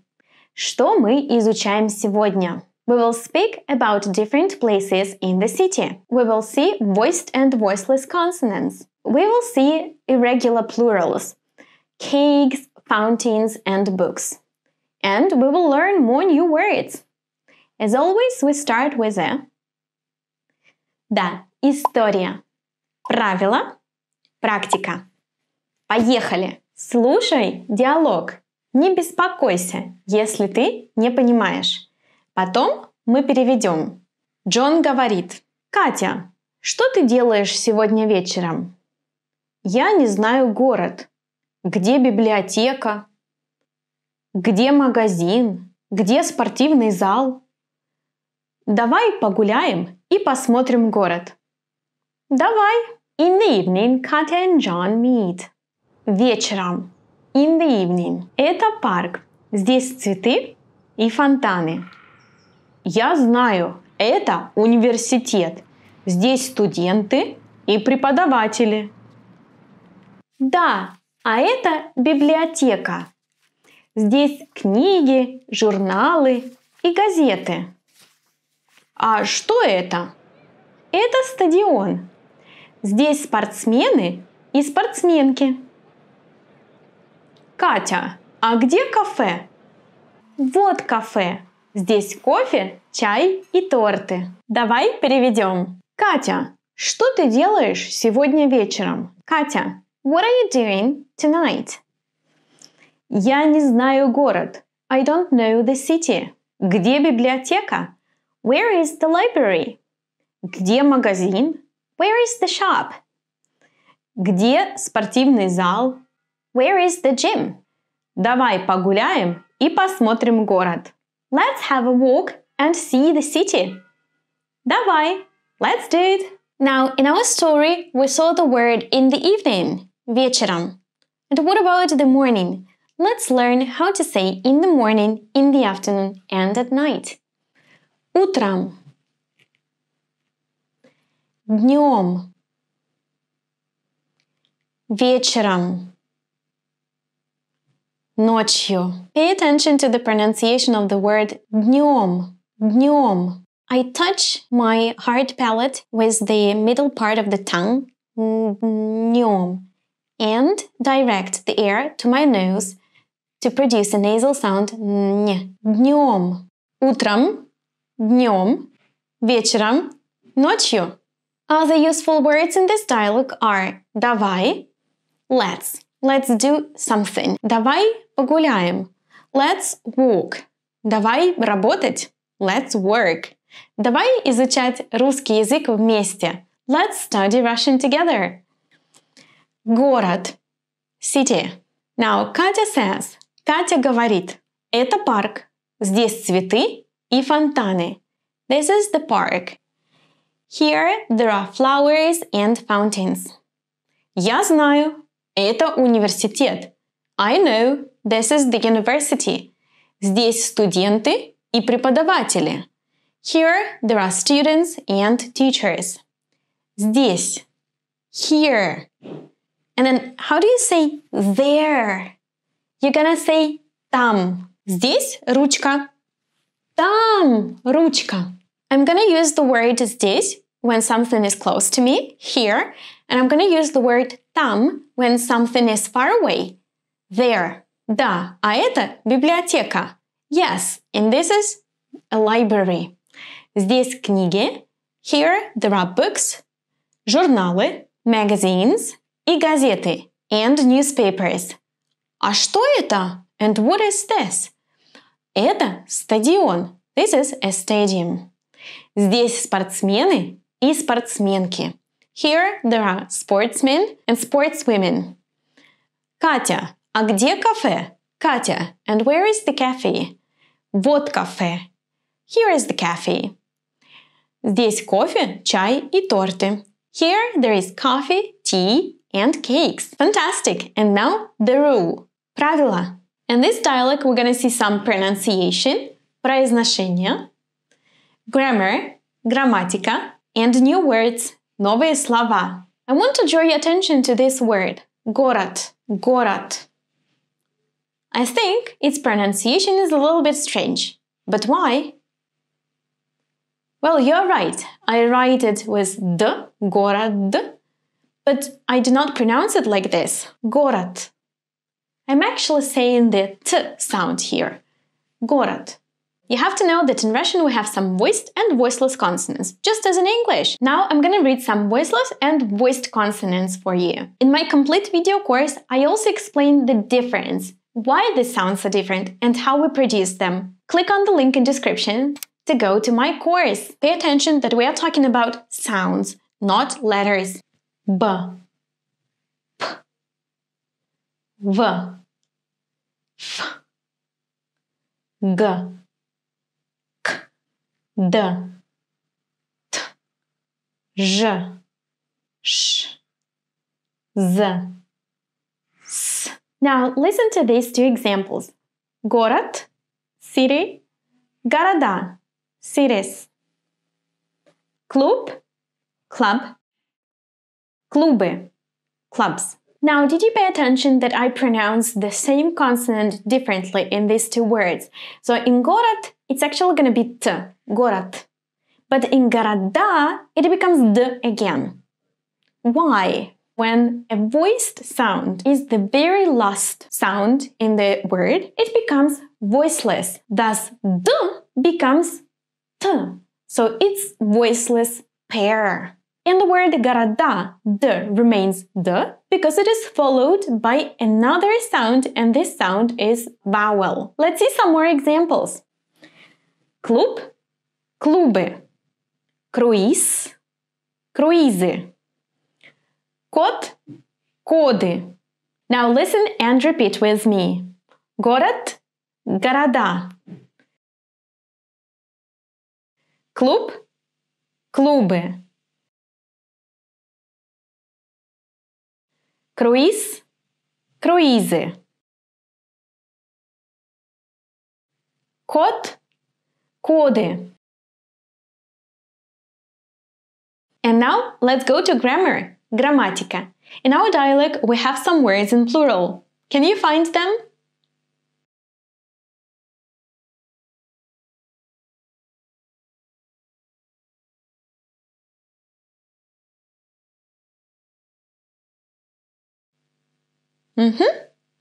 Фонтаны, студенты, преподаватели, книги, журналы, газеты, спортсмены, спортсменки, торты.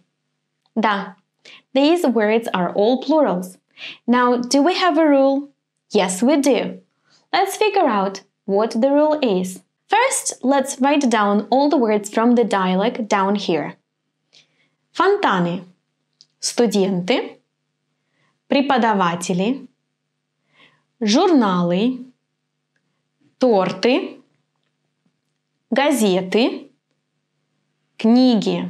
Now, let's try to understand which of these words are masculine and which are feminine. Now, we're going to speak here about the strong termination and about the weak termination. But what it is, we're going to figure out later. Фонтан. Feminine or masculine?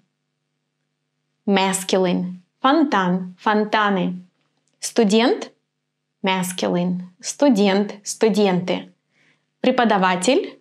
Masculine. Преподаватель, преподаватели. You remember that the words that finish with soft sign can be both masculine and feminine, but the words finishing with тель are always masculine. Журналы. Журнал, журналы. Masculine. Торты. Торт, торты. Masculine again. Газета, газеты. Feminine. Finally, we got one. Книга, книги. Feminine. Now, as there are so few examples of feminine words, I'm gonna add one more. Котлета, meatball, котлеты, meatballs. Подруга, female friend, подруги, girlfriends. Лекция, лекции, lecture, lectures.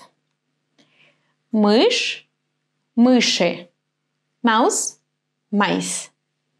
I'm gonna also add some masculine words like музей, музеи. Now, what do we see? Let's have a look at the masculine words. What happens in plural? Right, in the majority of cases, we're gonna add the vowel «ы». Фонтан, фонтаны. Студент, студенты. Журнал, журналы. Торт, торты. This is the strong termination. What does it mean? If you see in singular, all of these masculine words finish with a consonant, which is the most typical termination of masculine words. So in plural, we will have the «ы» sound. Then there is the weak termination. The weak termination is the termination that is not so typical, and it is when the last consonant in the masculine word is soft, like учитель. Here we have a soft sign that indicates the softness of the sound L. Well, the consonant y is also soft. So, if a masculine word finishes with y, it belongs to the weak termination. What happens to the words with the weak termination in plural? Instead of we're gonna have и. Преподаватель, преподаватели. Музей, музеи. Now, what about the feminine words? Газета, газеты. Котлета, котлеты. Right. We're gonna add «ы» here too. The only difference is that we had «а» in singular, we didn't have «а» in masculine words, so the «а» in plural disappears. The «ы» will substitute the «а». Газета, газеты. Котлета, котлеты. Now, we also have examples here. Мышь, мыши. Лекция, лекции. This is again a weak termination of feminine words. Words finishing with soft sign belong to the weak termination. Words finishing with «ия» in feminine belong to the weak termination. In this case, in plural, we are not going to add an «ы», but an «и». Мышь, мыши. Лекция, лекции. That's not it. Let's see more examples. Урок, уроки. Книга, книги. Подруга, подруги. Now, the ending «и» in plural are going to have masculine and feminine words that finish with «к», «г», «х», «ш», «щ», «ж», «ч». Okay, let's now sum up. Masculine words finishing with a consonant and feminine words finishing with «а» are going to have «ы» in plural. Студент, студенты, газета, газеты. Masculine and feminine words finishing with «к», «г», «х», «ш», «щ», «ж», «ч» are going to have «и» in plural. Урок, уроки. Книга, книги. Masculine words finishing with soft sign and with «й» are going to have «и» in plural. Преподаватель, преподаватели. Музей, музеи. Feminine words finishing with soft sign and «ия» are going to have «и» in plural.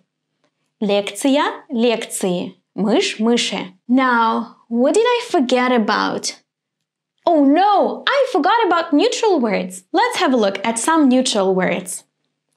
Окно, окна. Вино, вина. Слово, слова. When we have neutral words finishing with «о», we obviously gonna have «а» in plural. Pay attention that in many cases the accent is gonna shift. Окно, окна.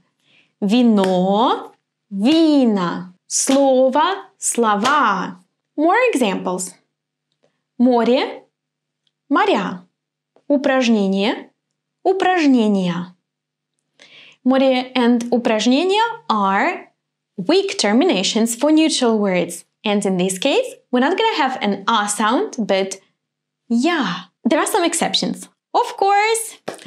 Well, café remains always café.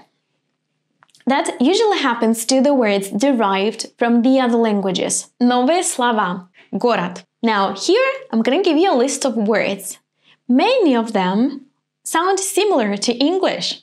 Listen. Театр. Парк. Университет. Офис.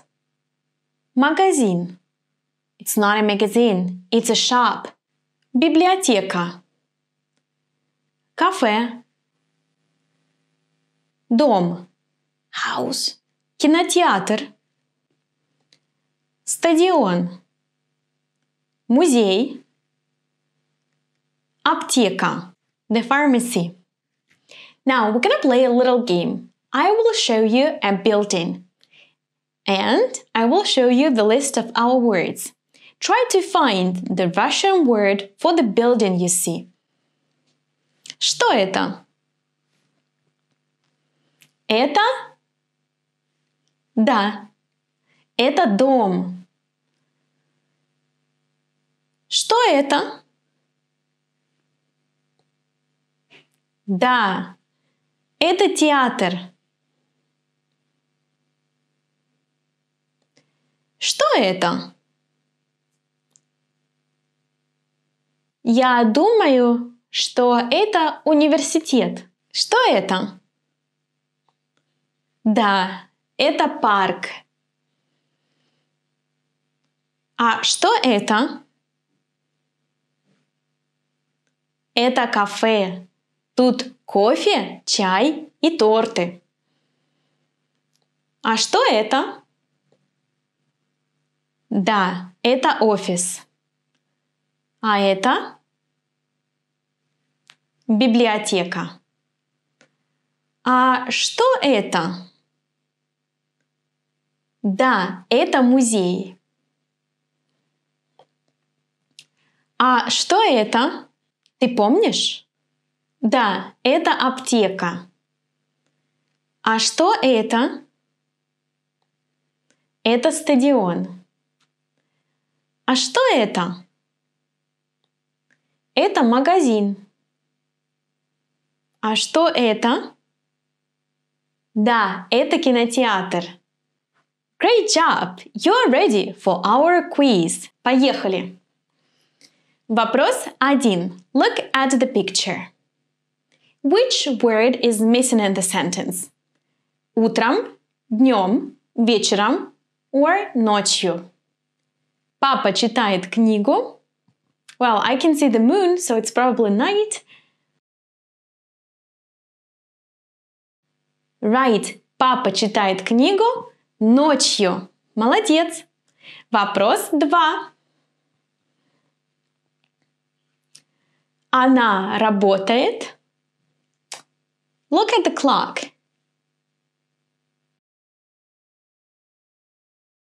Right. Она работает утром.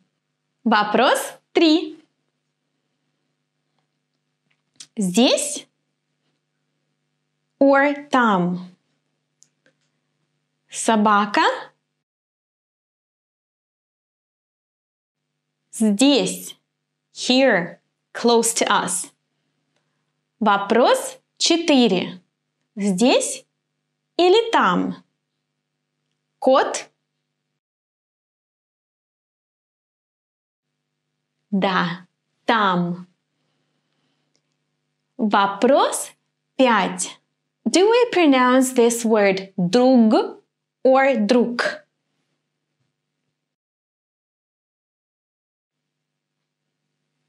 Right, друг, because g is at the end of the word, the sound will be of its pair, so k. Вопрос 6. What do you think? Is this consonant voiceless or voiced? Роза, роза. Z is a voiced consonant. When I pronounce it, my vocal cords vibrate. Z. Вопрос 7.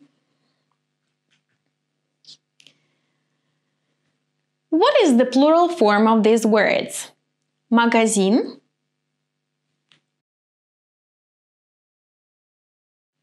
Да, магазины. Вопрос 8. Машина? Да, машины. Вопрос 9. What is the Russian for cafe?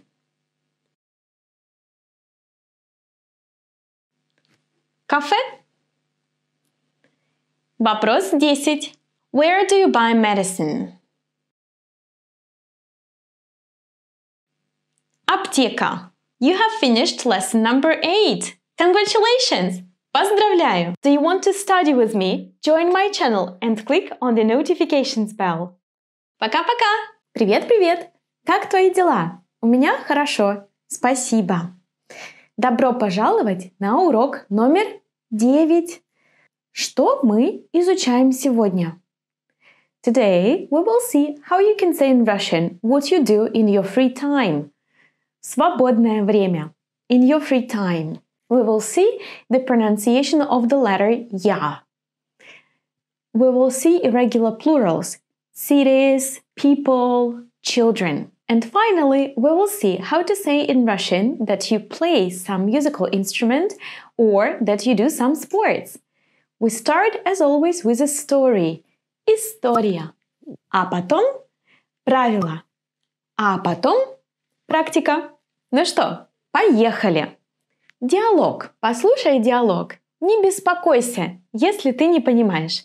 Потом мы переведем его. Джон спрашивает: «Катя, что ты делаешь в свободное время?» «Я гуляю, осматриваю города, посещаю музеи. А ты?» «Смотри, это мои друзья. Мы играем в гольф в свободное время». «А кто эти люди?» «Это директора гольф-клуба». Katya slides the picture and sees another picture with children. So she asks, «А эти дети?» Well, and John will answer in the next episode, so you will find out who these children are. Now let's translate the dialogue. Переведем диалог. Катя, что ты делаешь в свободное время? Катя, what do you do in your free time? Я гуляю, осматриваю города, посещаю музеи. I walk, see the cities, and visit museums. And you? So here we have this nice expression, which is also the topic of our lesson today. Свободное время, in your free time. And then Katya says, я гуляю. I walk. Гуляю is a new verb. Let's have a look at it. Гулять. The verb finishes with ять. This is the verb of the first conjugation. Do you remember how we conjugate our verbs? Right. We don't need т. We need the base гуля. In the first conjugation, I want to remind you, we preserve the vowel before т. So we need this я. Don't hurry to throw it away. And then we add our normal endings. So it's going to be я, гуля, да, гуляю. Ты гуляешь.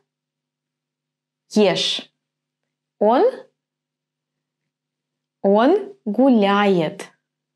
Мы, да, мы гуляем. Вы, гуляете. Они, да, гуляют. Супер, молодец. Смотри, look, это мои друзья. These are my friends. Мы играем в гольф. We play golf. Свободное время. What does it mean? Right, in free time. И Катя спрашивает. Катя asks. А кто эти люди? Who are these people? Это директора гольф-клуба. They are the directors of the club. А эти дети? And these children? So here we have these words эти люди, эти дети, это директора. What is this word? Well, this word works just like English, this. But it's Russian, so we're gonna complicate everything. In Russian, the word this changes, and it depends on the gender of the word that follows it. For example, этот стол, this table. Table is masculine, so I'm gonna use the word этот. Эта машина. Это is used if the word that follows is feminine. Это окно. This window. We use это if the word that follows is neutral. Эти столы. We use эти if the word that follows is plural. But now, have a look at this example. Что это? Это машина. Эта машина красивая. You see that I use different words in these sentences? Why is that? Try to translate them into English and tell me what is different in these two sentences. Well, right, in the first one, after this, I'm going to use a verb. This is. This is a car. In case I start my sentence with это, Well, you know that in Russian we don't use the verb to be, but in English you want to say is. Well, in Russian you don't change the form of the word this. So it's going to remain это. Doesn't matter if the word is masculine, plural, feminine, or neutral. This is because there is no noun right after it, right? It is separated in theory by the verb to be, which is missing in Russian. So this is a car. Это машина. This is a table. Это стол. This is a window. Это окно. These are tables. Это столы. But if the word this is immediately followed by a noun in English, then we're going to change it in Russian. So этот стол, this table, эта машина, this car, эти столы, these tables, and это окно, this window. And now we are ready for the rule. Правила. Don't forget to go to my complete video course and do some exercises on this topic. Well, I actually think it's a good idea to go and see the exercises right now. So I go to my Yula app page. I log in. Okay. In the end, I can see my academy, Easy Russian. I go to Easy Russian and I find lesson 9, урок 9. In lesson 9, you see there are 4 folders. The first folder, which has all the videos, quizzes, and reviews for the lesson. The second folder is a speaking task for students who are subscribed. They can watch here more videos with tasks for them, and they can record their own answer and then receive feedback. You see here you can attach your video where you speak. And the third folder, a complete video, and then there is a PDF to review all the topics, to do the exercises, and also to listen to the audio. Here you can see that there are a lot of audios. But now, okay, we are interested in a quiz, which is a part of a lesson, and it's a quiz after the dialogue. So here we have диалог, свободное время, review, диалог, свободное время with the audio. You see, we can listen to useful phrases. Полезные фразы. Свободное время. Играть в гольф. Играть на гитаре. Вот. And we can listen to the dialogue one more time, just to be sure that we remember. Катя, что ты делаешь в свободное время? Я гуляю, осматриваю города, посещаю музеи. А ты? Смотри, это мои друзья. Мы играем в гольф в свободное время. So, I have reviewed and now I'm ready for the quiz. Викторина 1. Диалог «Свободное время». In this quiz, we will review the structures from the dialogue. To pass the test, we need to score 100%. But if we make a mistake, we can always come back and try again. So, no drama. Let's see. Question number 1. Вопрос 1. Напиши глагол «гулять» в правильной форме. Write the verb гулять in the appropriate form. Having the Russian text and the English translation, I immediately notice how to say form in Russian, very similar to English форме. Appropriate, правильный, appropriate, correct. Напиши, write. Right? So, мы с собакой каждый день. We with the dog every day. And I need to write the verb walk. Мы. So I know that this is the correct verb, but what is the ending? Мы Help me. Мы гуляем с собакой каждый день. The same task. Напиши глагол гулять в правильной форме.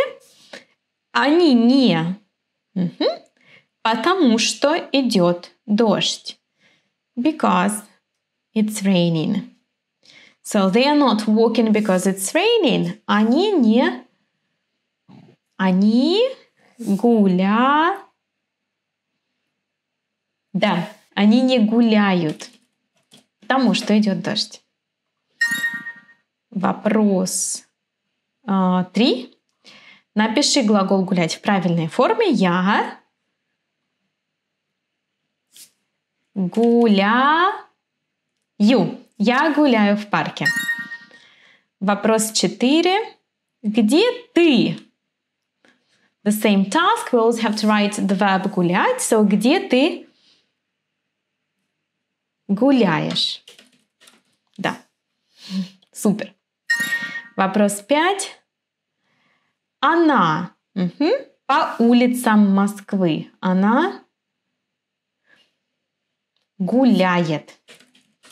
Она гуляет. Когда вы посещаете города, вы много.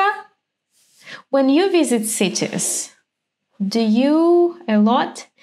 Вы. What was the ending with вы? Вы Да, вы гуляете. Вы много гуляете.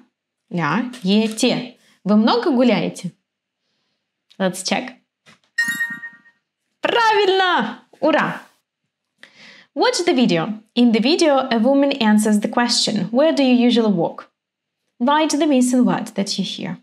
Here we have a text, so I have some time to read the text. Я только в спортзале. Больше мне гулять некогда, потому что я работаю в центре, а живу в Пермском районе. Все мое свободное время, которое у меня есть, оно проходит только в бассейне и в спортзале. This task is quite easy for me because I already know, probably, if she answers the question, where do you usually walk? Где вы гуляете? Probably here she's gonna say, I walk. Help me. Я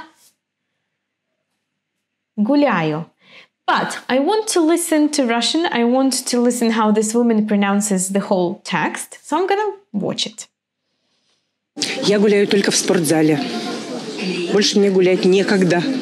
Потому что я работаю в центре, а живу в Пермском районе. И все мое свободное время, которое у меня есть, оно проходит только в бассейне и в спортзале. So I was following the text. I can watch this video again just watching the video. Я гуляю только в спортзале. Больше мне гулять некогда. Потому что я работаю в центре, а живу в Пермском районе. И все мое свободное время, которое у меня есть, оно проходит только в бассейне и в спортзале. I think I was right, and she says here, я гуляю. Though she speaks very fast, and it wouldn't have been easy if I hadn't studied the verb гулять right now. So I know what to expect. It helps me. Let's go on. Oh, one more video. Watch the video. A presenter is visiting the city of Middlesbrough in New Zealand. Write the missing word that you hear. Это так прекрасно кататься по каналу Миддлбурга, смотреть по сторонам, люди с собаками, солнышко светит, а я еду и управляю своим транспортом водным.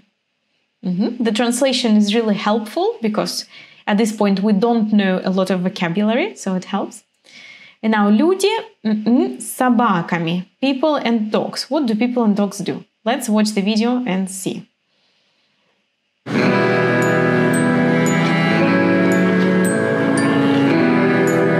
Это так прекрасно кататься по каналу Миддлбурга.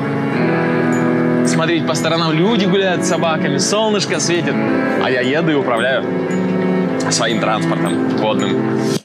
Now I want to listen again, but follow the text better this time.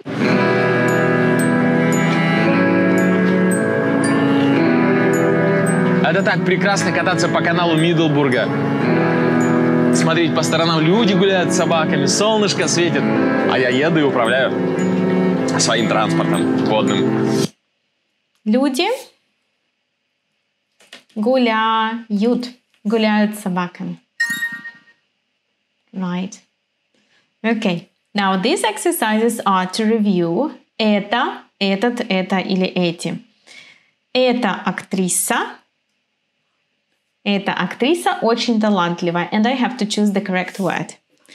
So in this case, это is a demonstrative pronoun. This actress is very talented. Is is not positioned immediately after this, so I exclude the version when I can only use это. No, here I can change actually the pronoun because it's demonstrative. And I say актриса. Актриса is feminine. So for feminine, I choose the option это.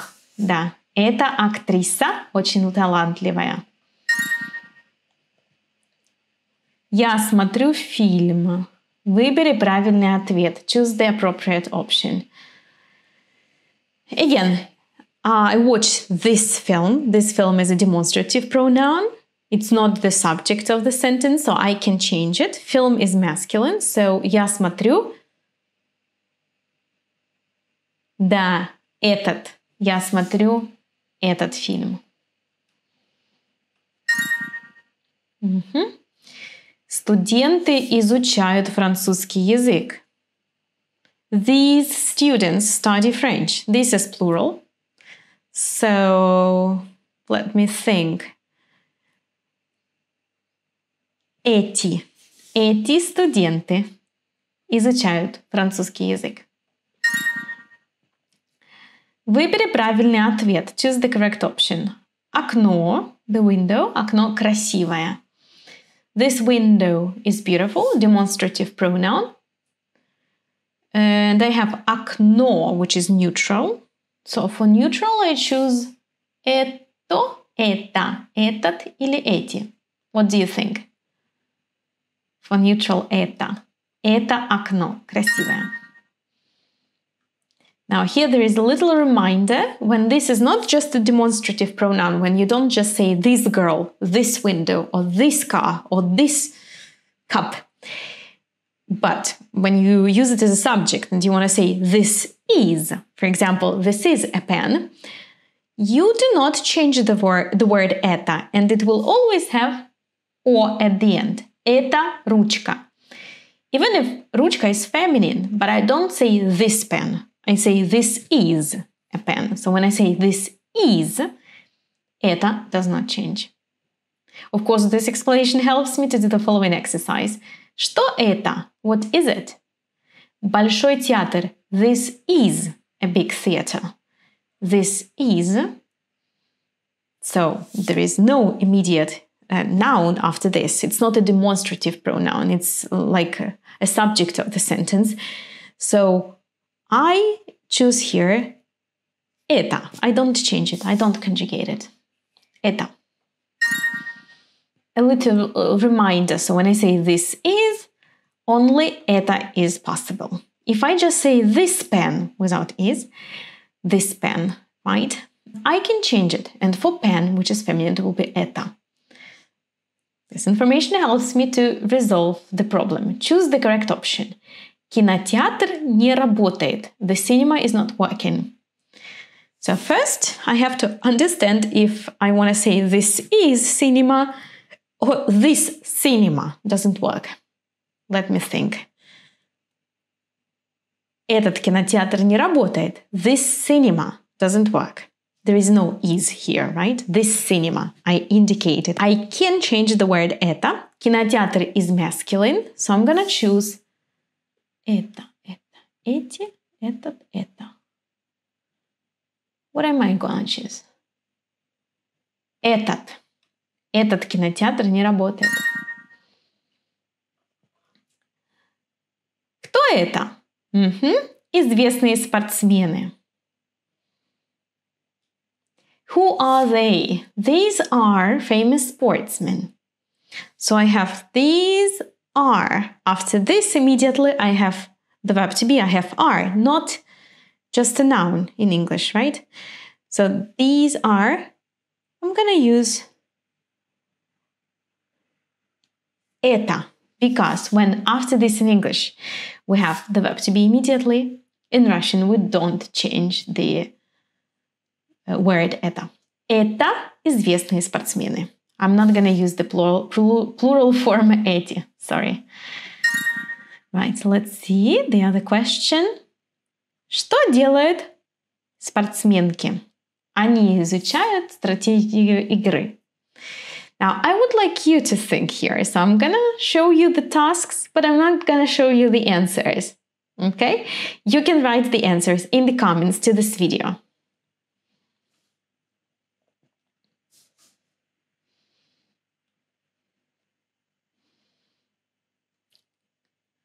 Question 17.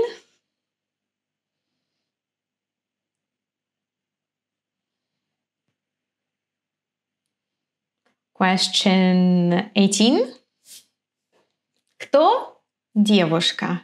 Who is this girl? Это моя сестра. This is my sister. What will be the correct answer here? Вопрос 19. 19. Я не понимаю слово. I don't understand word. Я не понимаю.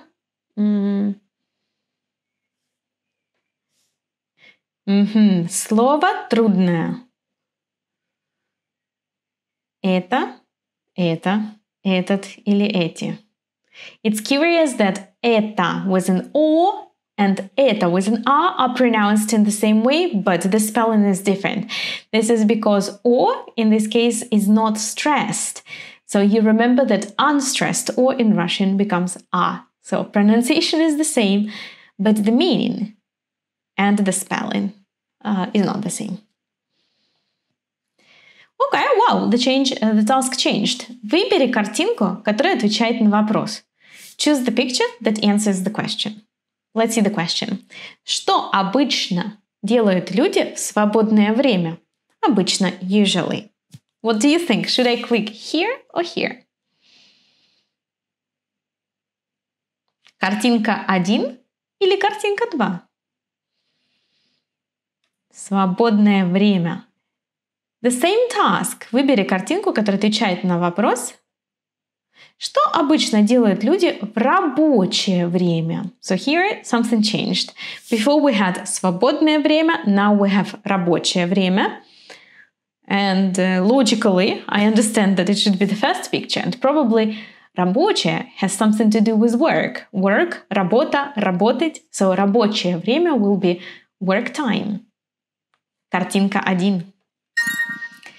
And the last question. Напиши недостающее слово. Write the missing word. Свободное время. Я читаю классическую литературу. So the test is over. Fantastic. We completed the quiz with you. If you join my course, you will be able to do the quiz yourself. There is such a quiz for each lesson, and not only one, but many, you see. So this is for the dialect. Then there is a quiz for pronunciation where you have to record your voice and then I give you feedback.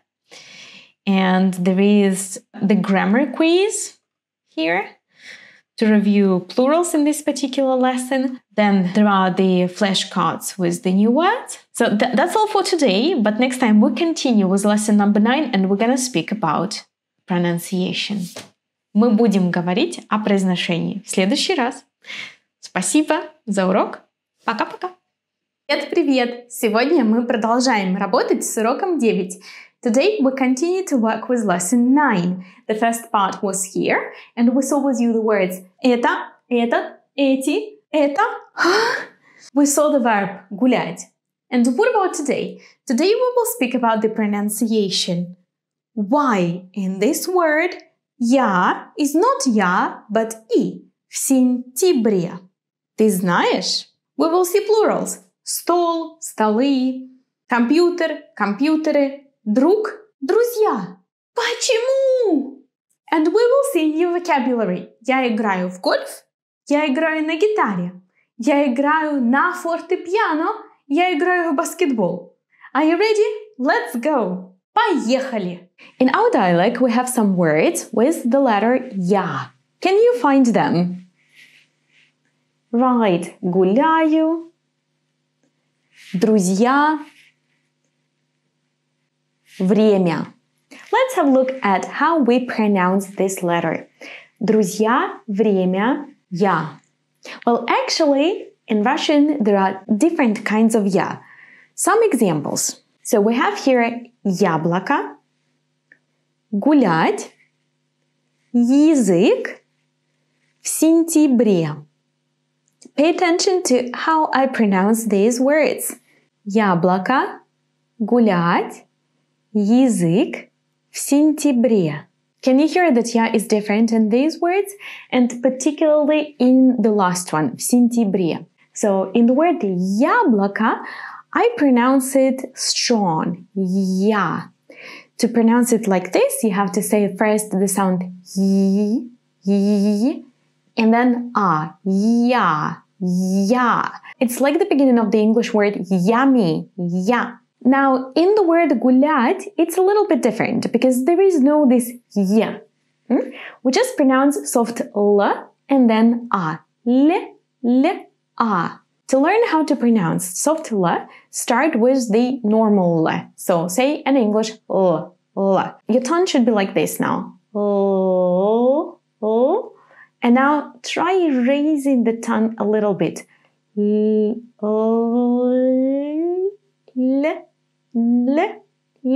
So the front part of the tongue from this position goes to this position.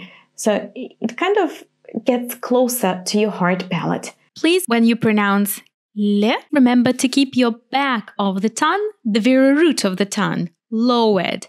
So the front and middle part goes up, the root is lowered. L. And now we're going to say L and then immediately A. La. Гулять. In the third word, язык, we're going to say Y and then I. Язык. The beginning sounds a little bit similar to the English word yield. Yield, язык. And in the last word, в сентябре, we actually pronounce it as an I. В сентябре. Now, what does it depend on? Of course, on the position of the letter in the word. We have the two strong variants, яблоко and гулять, when the letter ya is accented, is stressed. We have the weak versions when the letter ya is unstressed. Язык, so here it's at the beginning of the word, so we're going to add this little язык. And when the ya is unstressed and it's in the middle of the word, it's going to be pronounced just as an I. В сентябре. Let's see some more examples. Яблоко. Друзья. Семья. Гулять. Время. 5. Язык.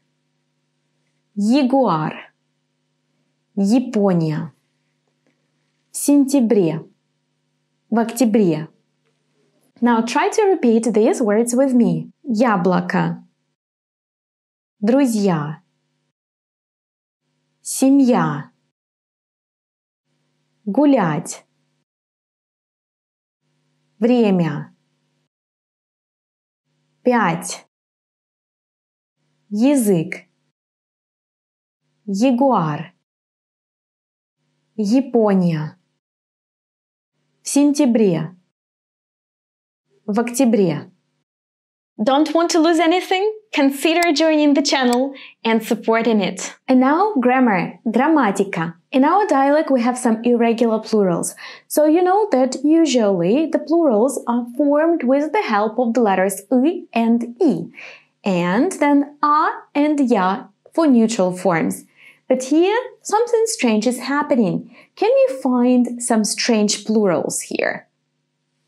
Right, города finishes with a. Друзья with я. Люди, people. Директора, directors. Дети, children.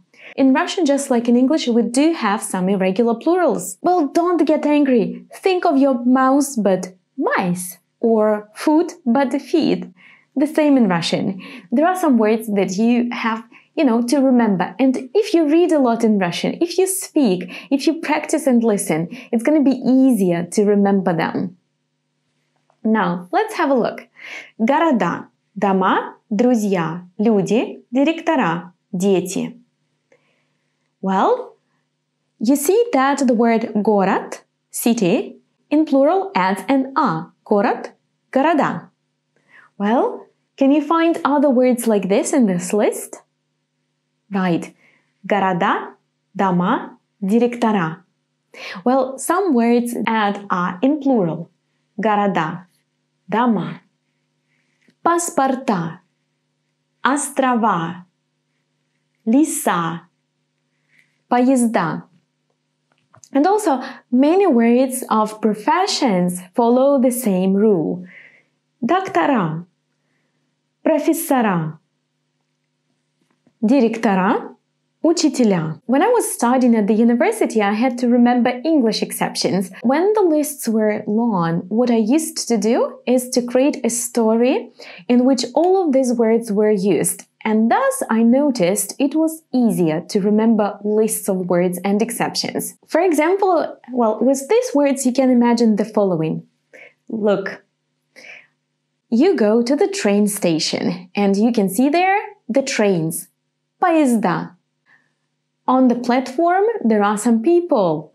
There are professors, профессора, managers, директора, teachers, учителя, doctors, доктора. Well, before getting on a train, you have to show your passport because maybe you go abroad by train. So, паспорта. So, you sit by the window and you look outside and you can see some woods. Леса. You can see some cities and houses. Города, дома. At some point, you come at your destination, which is by the sea, and in some distance, you see some islands. Острова. Now, have a look at the word друзья. This is plural. And what was it in singular? Друг. Друг, friend, друзья, friends. So something very strange happens here. We add an я and a soft sign. Друг, друзья. We also change the consonant. There are some words like this. Have a look. Брат, братья. Стул, стулья. Дерево, деревья. And some words in the list are complete exceptions. They completely change the root of the word. Well, they are actually different words. Have a look. Человек – люди. Ребенок – дети. Yeah, very good. Let's have a look at the vocabulary in this dialogue. So here we have играем в гольф. We play golf. So играть is the verb that we're going to use with sport games and with musical instruments. How do we conjugate it? Играть. Is it the verb of the first type of the conjugation or the second? Right, the first. To conjugate it, we're gonna delete t, we don't need it. Remember, in the first conjugation, we need to preserve the vowel before t, so we need this a. And now we add our endings. Я играю, ты играешь, он играет, мы играем, вы играете, они играют. Right. Now let's see how we use it with sports and with musical instruments. Играть в гольф, but играть на гитаре. So when we speak about sports, we're going to use the preposition в in Russian. I play in golf in Russian. No, but with instruments, we're going to use на, which means on. I play on guitar in Russian. Играть на гитаре. Let's have a look at more examples. Играть в теннис. Играть на пианино. Now I'm going to show you the picture. And I will give you the name of the sports or the instrument. And you try to tell me if it's going to be играть в or играть на. Футбол. Играть в футбол. Yes. Баскетбол. Играть в баскетбол. Да. Флейта. Играть на флейте. Волейбол. Играть в волейбол. Барабан. Играть на барабане. Труба. Играть на трубе. Very good. You noticed that with the musical instruments, we're gonna change the endings. So it becomes барабане, трубе, флейте, гитаре. The only word that does not change is the piano, pianino. А теперь викторина. And now quiz. Викторина. First, let's review what we saw in this lesson. So we saw how to say what you do in your free time. To say in your free time, you're gonna say свободное время. For example, me. Я читаю в свободное время, я изучаю языки, я гуляю и я путешествую. А ты? We saw different pronunciations of the letter ya. When it's stressed, it's going to be pronounced in a more clear way. So it's going to be stronger. Ya like яблоко. And when it's not stressed, it becomes kind of y or even i. Язык в сентябре. We saw irregular plurals. There are some words that add a, like города, дома, поезда. Some words that add soft sign and я, друзья, братья, стулья. And there are some words that completely change. Человек, люди, ребенок, дети. We saw the verb играть that is used with different prepositions. Играть в and играть на. We use играть в if we speak about sports, and we use играть на if we speak about musical instruments. All right, we are ready for the quiz. Викторина. Вопрос 1. Кто гуляет? Марина или Лиза и Антон? Да, Лиза и Антон гуляют. А что делает Марина? Марина работает. Вопрос 2.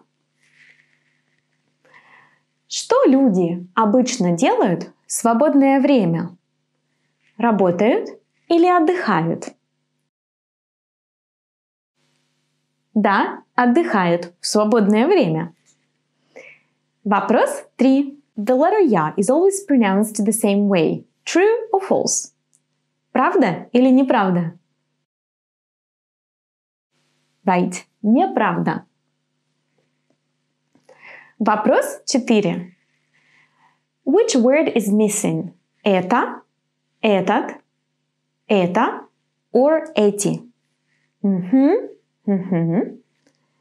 Дети играют на музыкальных инструментах. Да, эти.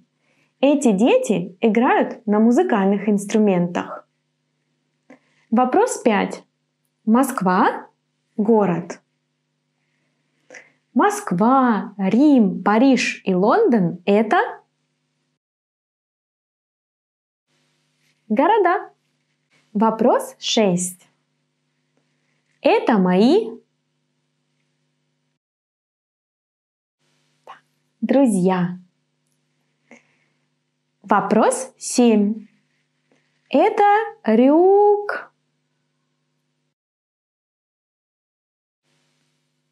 рюкзаки. Вопрос 8. Они доктора.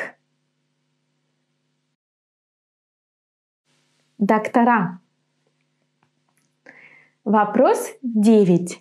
В or на. Он играет на флейте. Вопрос 10. Мы играем? Да, мы играем в гольф. It's sports, so we're going to use в. Very good! You have finished all the lesson number 9. Ты закончил урок 9. Поздравляю! Молодец! Увидимся на следующем уроке. I will see you at the next lesson. Пока-пока! Привет-привет! Как дела? У меня отлично! Добро пожаловать на урок 10. У меня есть. Что мы изучаем сегодня? Today we're going to see how to say I have a sister. We will see how to say what you're going to do in 5 minutes. we're gonna work with mute consonants, the consonants which I don't pronounce, and we will speak about other relatives. We start as always with... Мы начинаем, как всегда, с истории, а потом правила, а потом практика. Поехали! Слушай диалог. Не беспокойся, если ты не понимаешь. Потом мы все переведем. Катя спрашивает, а кто эти дети? Джон отвечает, я не знаю, как это по-русски. У меня есть сестра, у нее есть дети, Луиджи и Джорджа. Это они. А, это твои племянники. Луиджи – твой племянник. Джорджа – твоя племянница. Да, правильно. Джон, у меня лекция по биологии через 5 минут. Да, а у меня сейчас урок русского языка. Поговорим потом. Хорошего урока. Переведем. Катя спрашивает, а кто эти дети? Who are these children? Джон отвечает, John answers. Я не знаю, как это по-русски. I don't know how to say that in Russian. У меня есть сестра. I have a sister. У нее есть дети. She has children. Луиджи и Джорджа. Это они. These are they. A useful phrase here. Я не знаю, как это по-русски. I don't know how to say that in Russian. Это твои племянники. They are your nephews and nieces. Луиджи – твой племянник. Luigi is your nephew. Джорджа – твоя племянница. Georgia is your niece. Да, правильно. Yes, correct, right. Племянница. Niece. Племянник. Nephew. Племянники. Nieces and nephews.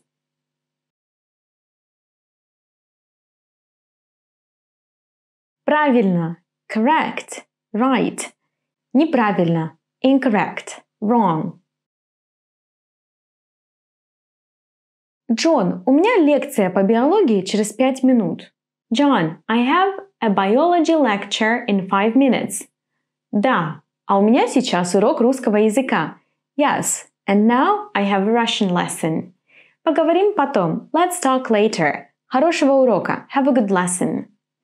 Через 5 минут. In 5 minutes. А теперь правила. And now the rule. We will see some pronunciation in this dialect, произношение, grammar, грамматика, and vocabulary, новые слова. Ну что, поехали. Have a look at this word, сейчас. It's pretty strange. I can see the letter Y, but I don't say сейчас. I just say сейчас. In Russian, there are some consonants that are mute.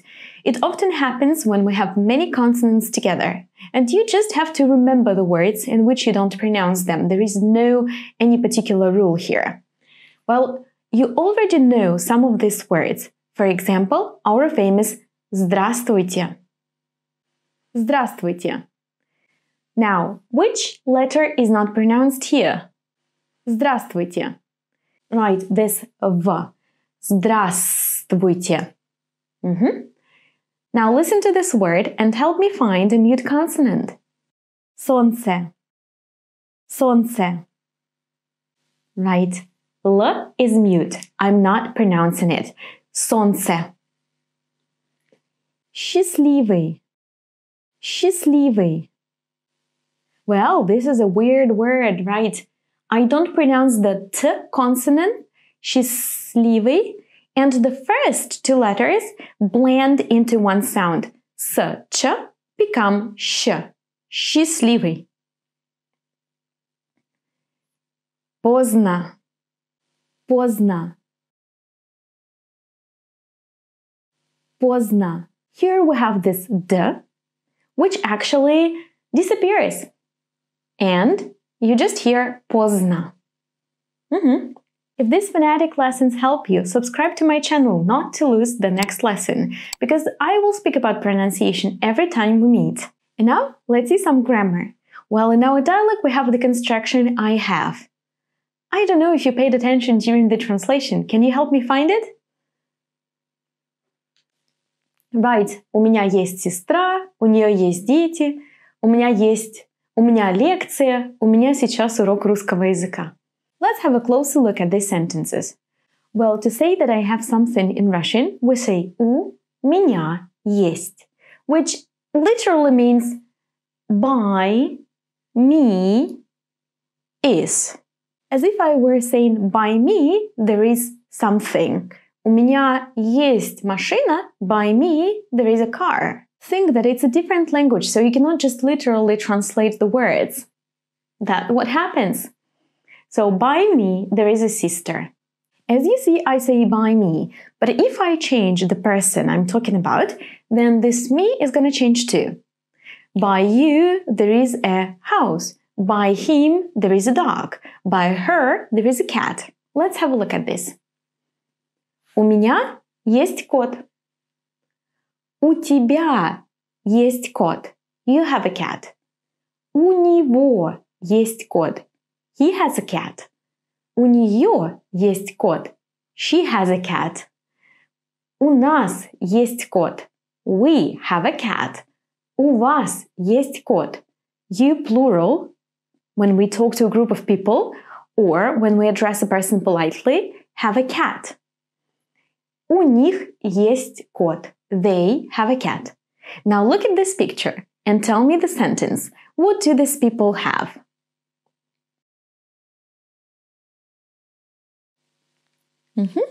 У него есть собака.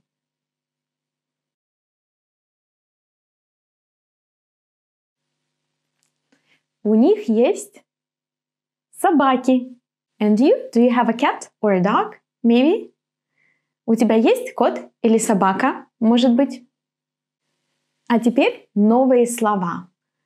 In the dialogue we can see more relatives. We have племянники, племянник, племянница, nieces, nephews, and niece and nephew. Well, yeah, there are so many family members that even I don't remember all the names in Russian. It's pretty confusing, but we can figure it out together. Have a look. Племянница, niece. Племянник, nephew. Племянники, nephews and nieces. Now, maybe you already know this one. So, who is the man to the children? The uncle. Do you know how to say that in Russian? Да, дядя. Это дядя. А это тетя. А это, maybe you know this one. It sounds funny, so many people actually know it, even if they don't know Russian. Try. Дедушка. А это бабушка. Well, the children to their grandparents are grandchildren. Внуки. So in Russian, a grandson is going to be внук. Granddaughter. Внучка. And in plural we say внуки. Fantastic! А теперь викторина, and now our quiz. But first, let's review what we saw in the preceding lesson.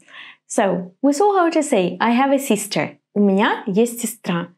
You remember that the form I have changes for different persons. So it's going to be у меня есть, у тебя есть, у него есть, у нее есть, у нас есть, у вас есть, у них есть.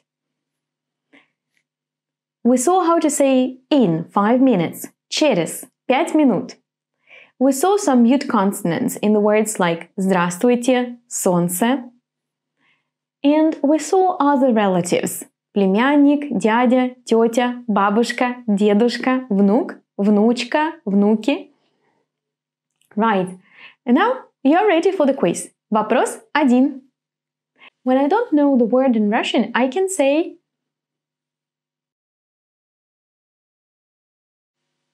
Я не знаю, как это по-русски. Вопрос 2. Right or wrong? Это дядя. Правильно или неправильно? Неправильно. Это тетя. Вопрос 3. Сейчас 13:55. У меня лекция в 14. У тебя лекция? 5 минут. У тебя лекция? Да, через 5 минут. Вопрос 4. Which consonant is mute in this word? Do you remember? Солнце. L is mute. Вопрос 5. Which consonant is mute in this word? Поздно. The consonant. Поздно. If you want to see more words with mute consonants, go to my complete video course. Вопрос 6. Look at the image and write the missing word. Это Аня. Есть идея.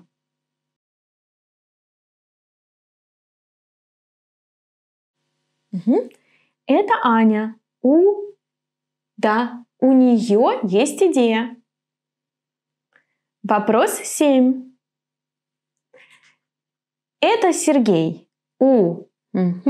Есть попугай.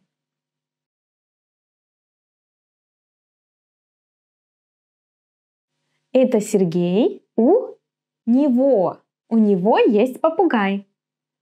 Вопрос 8. Это мы, Мартина и Франко. Есть собаки.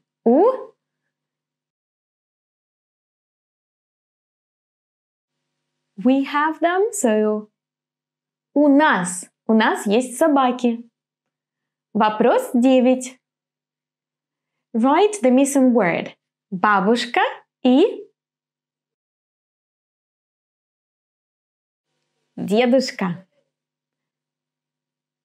Внук и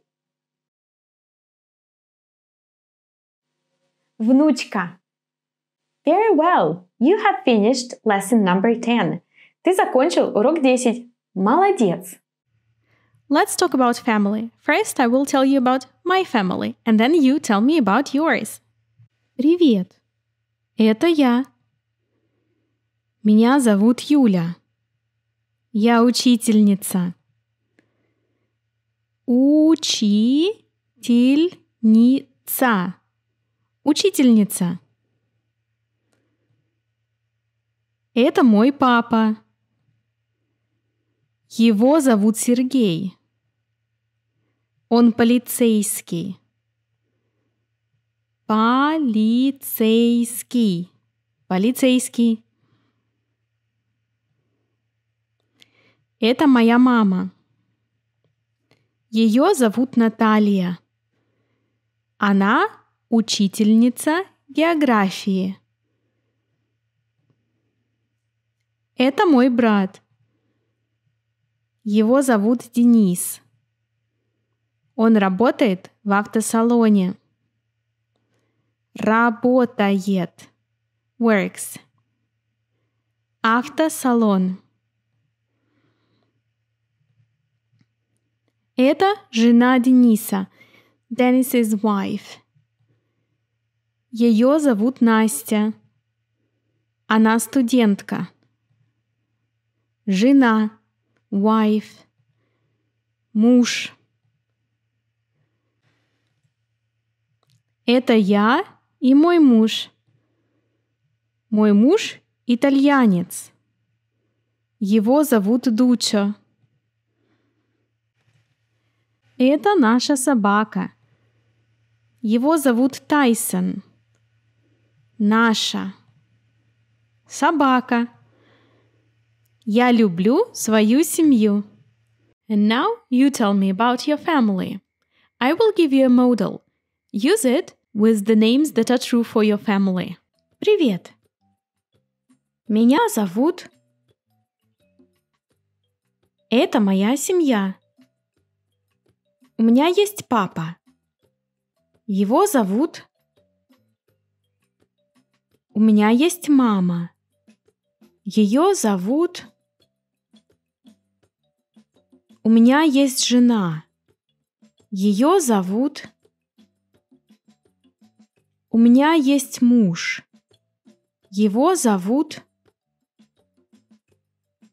У меня есть сын. Его зовут... У меня есть дочка. Ее зовут... У меня есть кот. Его зовут... Опуре. У меня есть кошка. Ее зовут... У меня есть собака. Ее зовут... Опуре. Его зовут... У меня есть брат. Его зовут... У меня есть сестра. Ее зовут... Я люблю свою семью.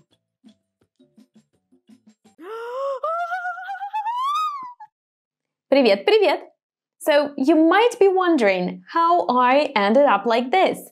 It all started when I was thinking of the best way in which I could teach you the Russian numbers. And I thought, I think it's doing things. It's like counting things. Let's count some apples. 1, 2, 3, 4, 5,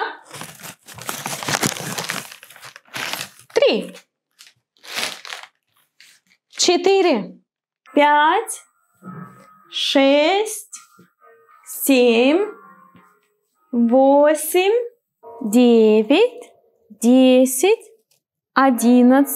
11, 12, 13, 14, 50, 51, 52. I'm tired. This one is round. Maybe it's not spicy? I will try it.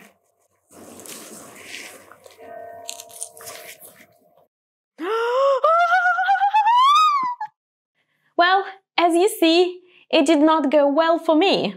So now we will try to learn Russian numbers in a more traditional way. Listen and repeat with me. 1, 2, 3, 4,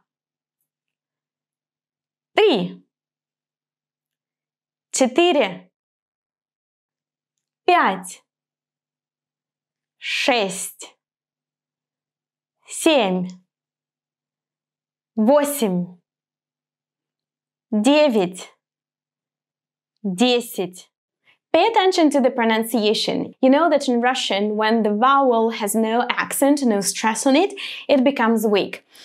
That's the result. You see O, but I say A. 1, 4, 4, 8,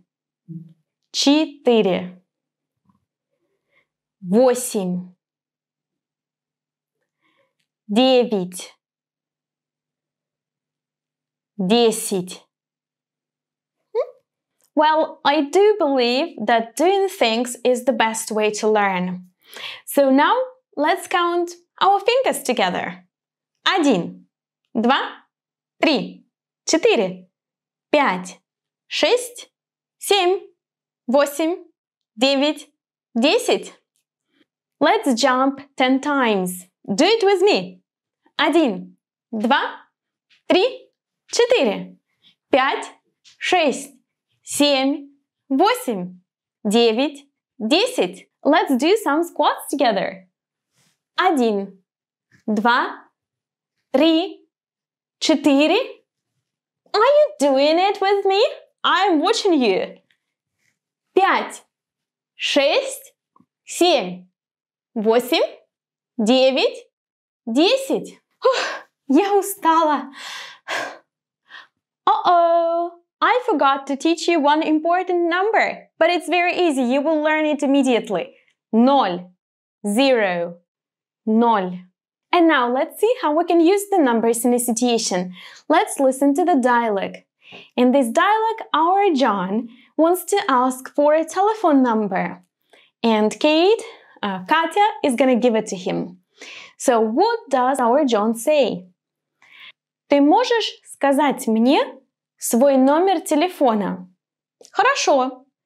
8 928 145 60 80. Что? Я не понимаю. Подожди, сейчас. 8, 9, 2, 8, 1, 4, 5, 6, 0, 8, 0. I think that our John needs some help. Please take a piece of paper, take a pen, and help us write the number together. Remember, it's always a good idea to look at your notes. So if you wrote down how to pronounce the numbers, there is no problem if you look at them. What is more, you can download the worksheet with explanations and vocabulary if you go to the link under this video and go to my complete Russian video course. Listen to it again. 8, 9, 2, 8, 1, 4, 5, 6, 0, 8, 0. Yeah! Okay, and now one more time. This time I will help you, so you can look at the screen and check if you wrote the number in the right way. 8, 9, 2, 8, 1, 4, 5, 6, 0, 8, 0. Did you write the number correctly?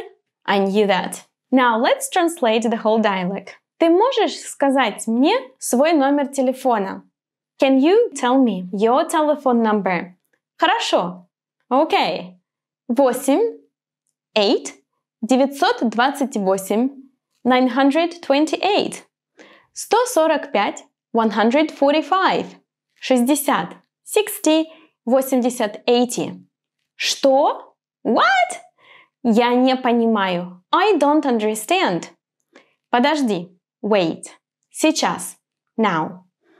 8, 8, 9, 9, 2, 2, 8, 8, 1, 1, 4, 4, 5, 5, 6, 6, 0, 0, 8, 8, 0, 0. If you pay attention, first Katya gives a number using more complex numbers. For example, 928. That's how we do say telephone numbers in Russia. Just to help John, the second time she gives him the number one by one, like in English. Subscribe to my channel right now, follow my lessons, and you will come to the lesson in which you're gonna learn these hundreds and tens, and you will know how to say 928, so you will be able to write down the Russian phone number even without help.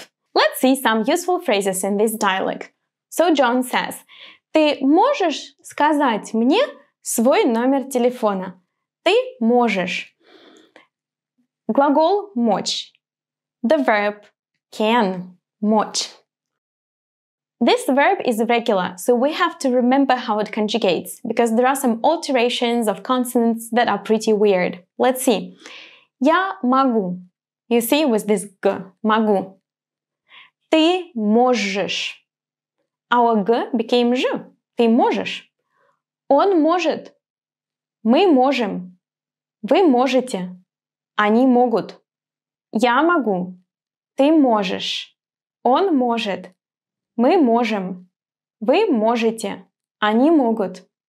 Now, the verb can in itself does not have a complete meaning. If I just tell you I can, you don't know what exactly I mean. What can you do? So we use it with another verb that just follows it. For example, я могу говорить по-русски. I can speak Russian.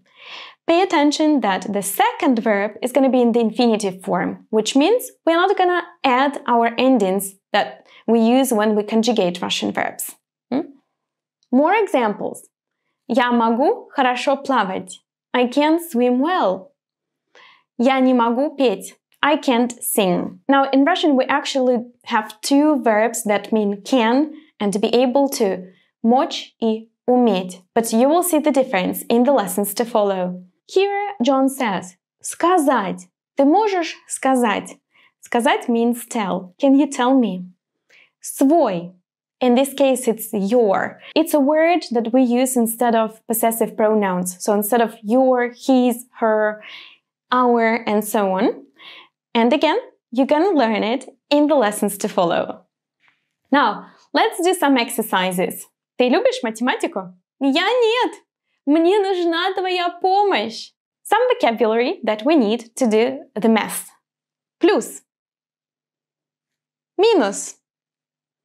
Будет равно. Плюс, plus. Минус, minus. Будет равно, equal. Or will be. Alright, now you're gonna see the problem. Please pronounce aloud the numbers and give me the solution aloud in Russian. Stop the video if you need more time to remember how to pronounce the numbers. 1 плюс 1 будет 2.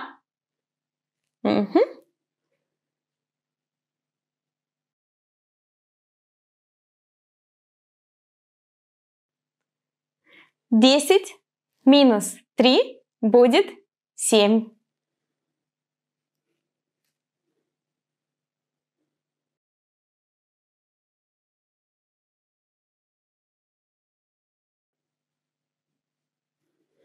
4 плюс 2 будет 6.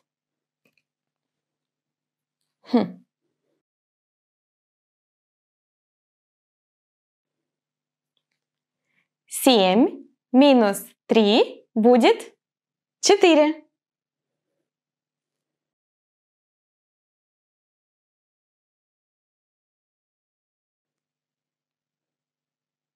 5 плюс 4 будет 9. And now let's make it more difficult. This time I'm gonna tell you the number. I want you to write it down on your piece of paper, pronounce it loud, give the solution, and then we will check it together. Ты готов? Are you ready? 10 минус 2.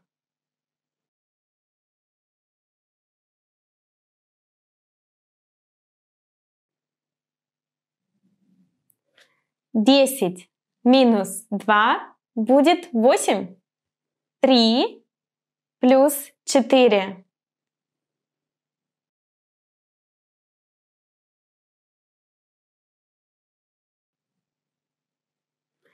3 плюс 4 будет 7. 8 минус 3.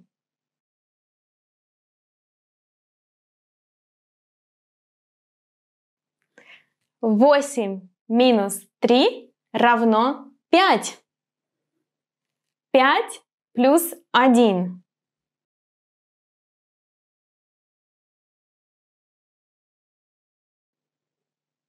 5 плюс 1 равно 6. 9 минус 6.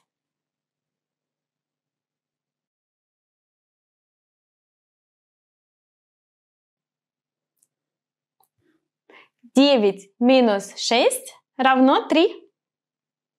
Super! And now a little home task for you. Now I'm gonna give you a number. This is not my number, it's a fake one, so please don't try to call there.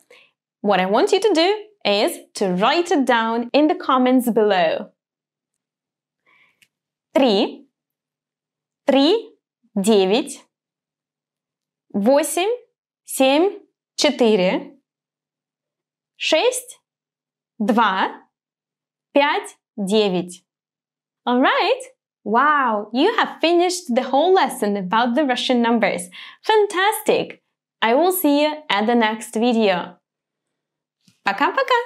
Привет-привет! Как дела? У меня отлично! Добро пожаловать на урок 12! Я люблю русский язык.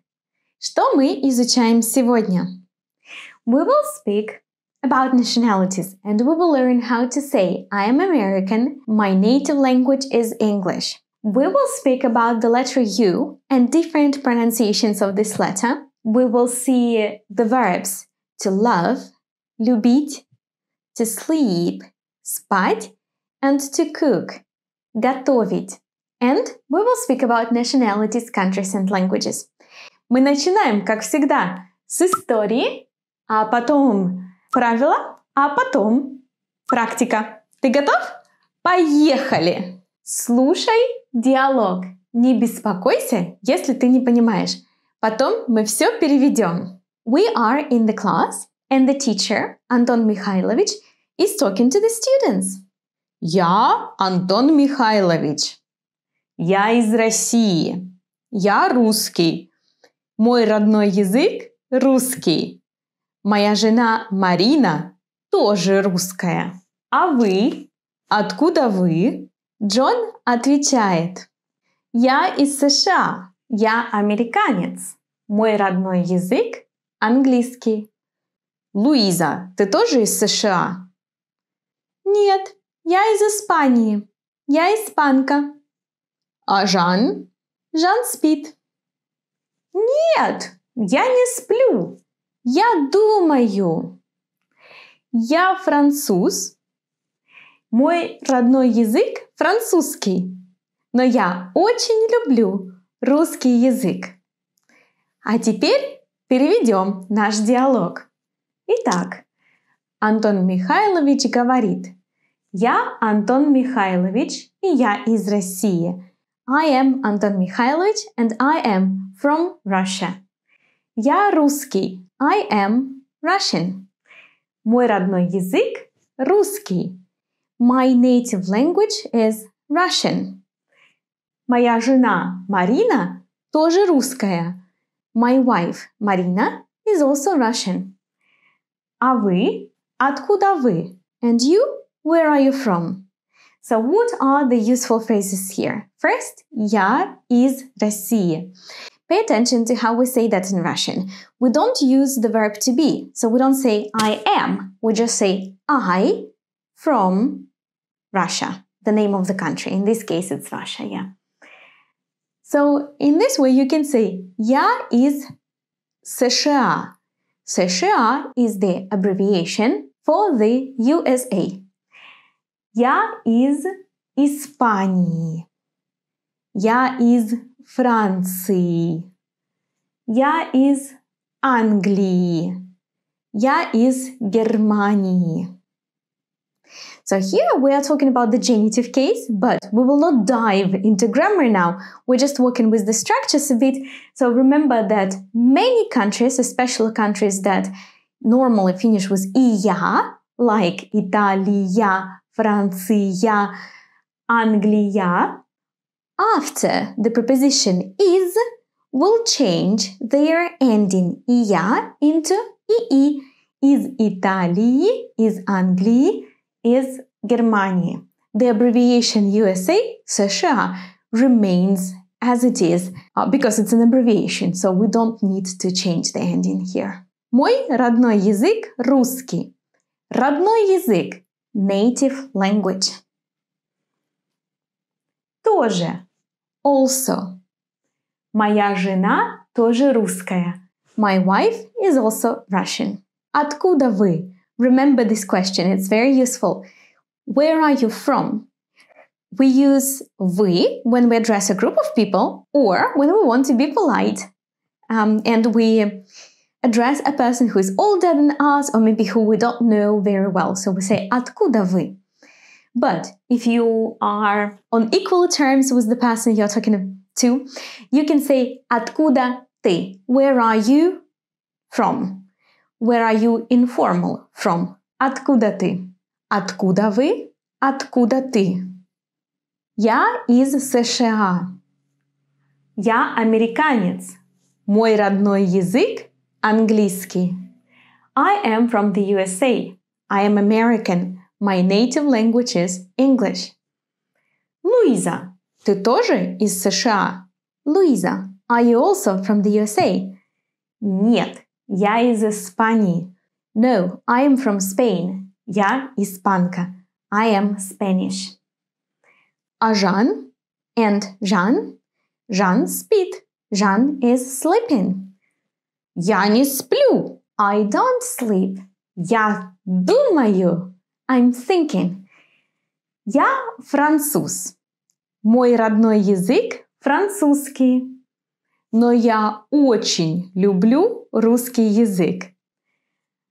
My native language is French, but I love Russian language very much.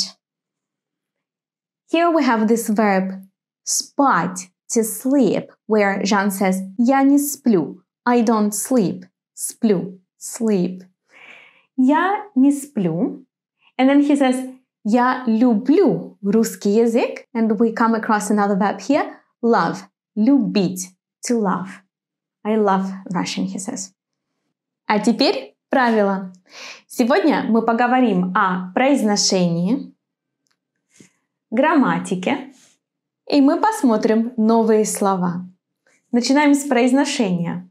Посмотри, здесь есть слова сплю, люблю, сплю, люблю. It's not always easy for students to pronounce this lю, so we will work with the pronunciation of the letter U today in different positions. Have a look at this word. Юлия, люблю. I wonder if you can hear that the pronunciation differs a bit. In the word Юлия, it's like English you. In the word люблю, it's softer, it's a bit different. We actually soften the consonant before you, and instead of you, we pronounce U. Лю, л, люблю. If you missed my lesson about soft consonants, go to see it now. You. So in the beginning of the word, you is pronounced as in the English word you. When it's after a soft consonant, you actually pronounce U. But remember, it's crucial to soften the consonant before it. Let's see some examples. Юбилей. Юбилей.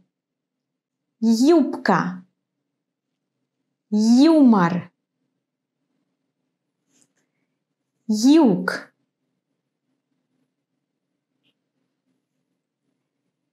And now, you after soft consonants. Люди. Рюкзак. Дюна.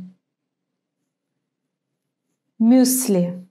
Now listen slowly and repeat with me. Юбилей. Юбка. Юмор. Юг. Люди. Рюкзак. Дюна. Мюсли.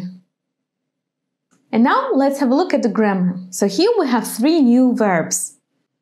Jean спит. Jean sleeps. Я не сплю. I don't sleep. Я люблю. So if I look at the verb спит and then I see the verb сплю, it's a bit strange. I wonder why in сплю there is an L, while in спит there is no L. Let's see now. So in Russian there is a group of verbs that is a little bit irregular. So we add this L before you in the first person singular. What is more, the suffix R is not needed here. Let's see. Спать is the verb of the second conjugation, not the first one. And so I say я сплю. Pay attention to this L. We added L. Ты спишь. No L is needed here. Он спит. Мы. Help me. Да, мы спим. Вы спите. Они second type. Спят. Хорошо. Я люблю русский. Люблю. The same situation here. Любить, second type of conjugation, but with an alteration in the first person. Я люблю. Ты любишь. Он любит. Мы любим, вы любите, они, да, любят. Угу. Супер. И глагол готовить, to cook, has a similar alteration. So the first person singular is going to be я готовлю. Ты готовишь. Он готовит. Мы готовим. Вы, да, готовите. Они супер готовят. Угу. Молодец, супер. А теперь посмотрим страны и национальности. Let's have a look at the countries and nationalities. Страна, country. So I will make myself very small because we need big screen here. Нам нужен большой экран. So in the dialogue we had this phrase. Я Антон Михайлович, я из России, я русский. Can you find here the name of the country and the name of a nationality? Yes? Россия, country.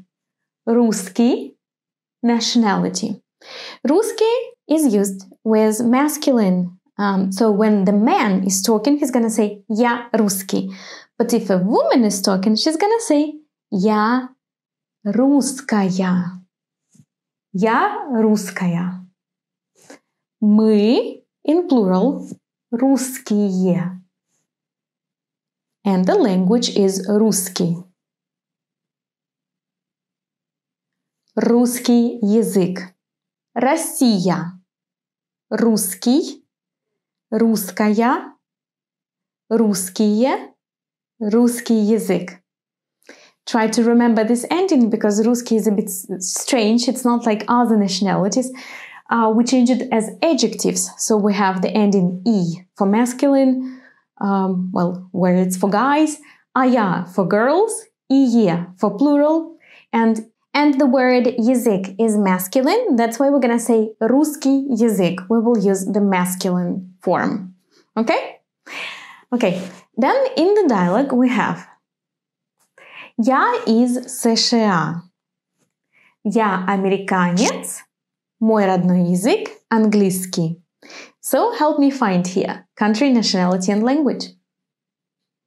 Да. США, USA. Американец, American, masculine form. Английский язык, English language. Then what will be the feminine and the plural form? Американка, американцы. США. Американец, американка, американцы, английский язык. And then we have Luisa. Я из Испании. Я испанка. Испания. Испанка. The guy is going to be испанец. Испанцы. Испанский язык. Can you see some similarities between American and Spanish?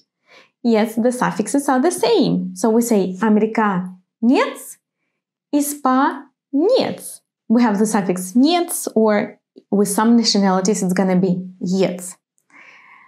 Американка and испанка. In испанка we add only ka because we already have n, because the country finished with n. Испания. Испанка. Американцы. Испанцы. And for the language we add the suffix ski. Русский, английский, испанский.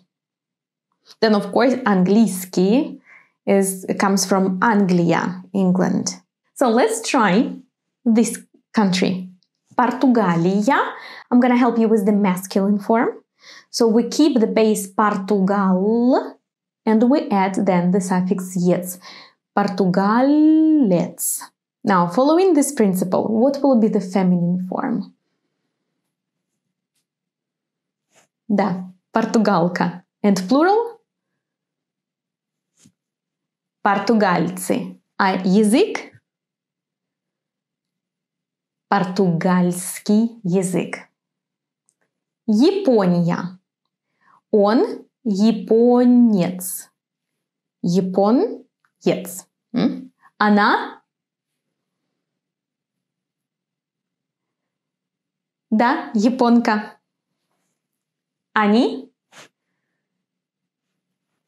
Японцы. Язык? Японский. Японский язык. Италия. Let me help you here. Он итальянец.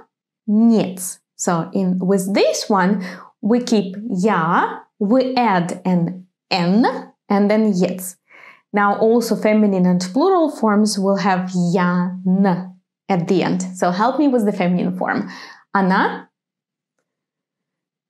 Да. Итальянка. Он? Итальянец. Они? Итальянцы. Язык? Итальянский. Итальянский язык. Германия. Now this one is difficult because the word is completely strange. Let's see. Германия, он немец. Она немка. Они немцы. Немецкий язык. Франция. You remember our Jean told Я француз. You have to remember these ones. Она француженка. Француженка. Они французы. Французский язык. Супер! А откуда ты? Напиши в комментариях. To remember all these rules and new words, you need to practice a lot. Let's go to the platform Easy Russian with Yula and see what fun quizzes we will find there. So I have my computer here. So I enter in my account in my Russian course. And I find the section Let's Chat, where I can do this exercise with a fun chat. I think the key to learning language is having fun, not getting bored. That's why, yes, it's crucial.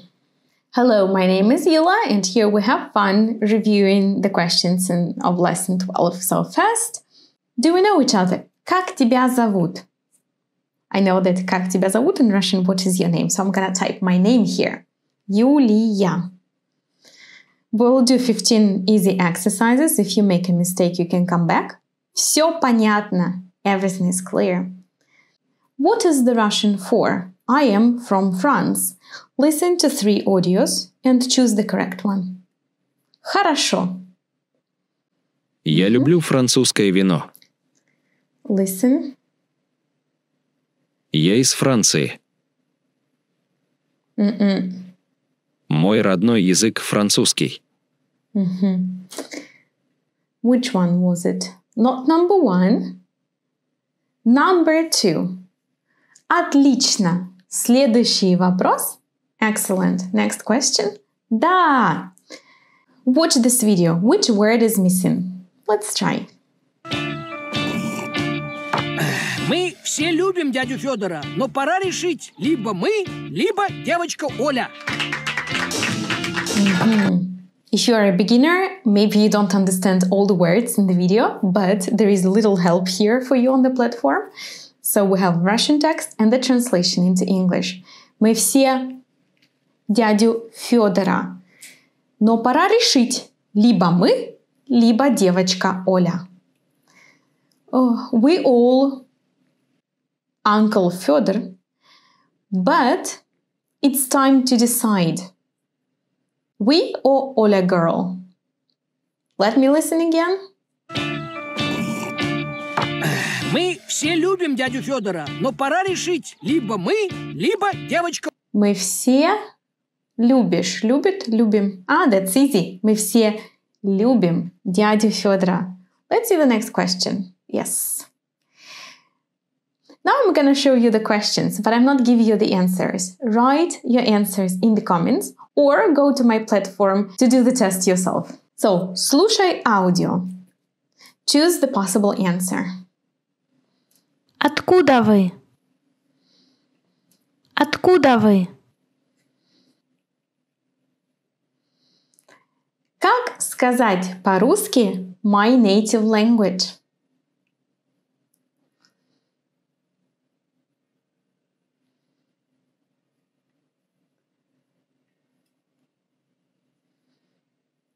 Watch the video, try to understand what the dog is saying.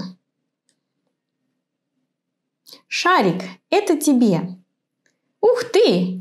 Теперь меня Матроскин на улицу спать не выгонит.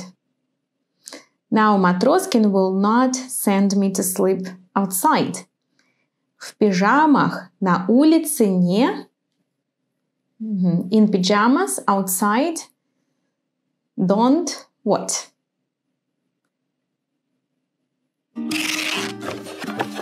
Лето выдалось прохладное, мы решили, что так вам спать будет комфортнее. Мама и папа.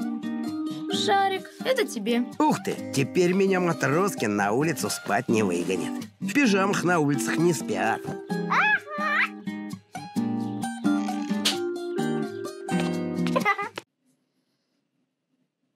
Did you hear? Write in the comments. Следующий вопрос. Listen the three audios. In which do you hear the letter U? Масло. Мысли. Мюсли. If you answer correctly, you will get this message. Правильно! Ты гений! Correct! You're a genius.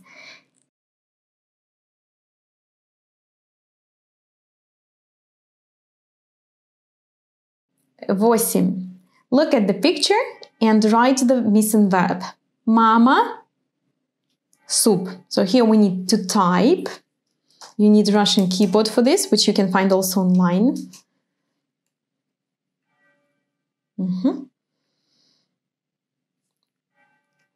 Вопрос 9. Она итальянка.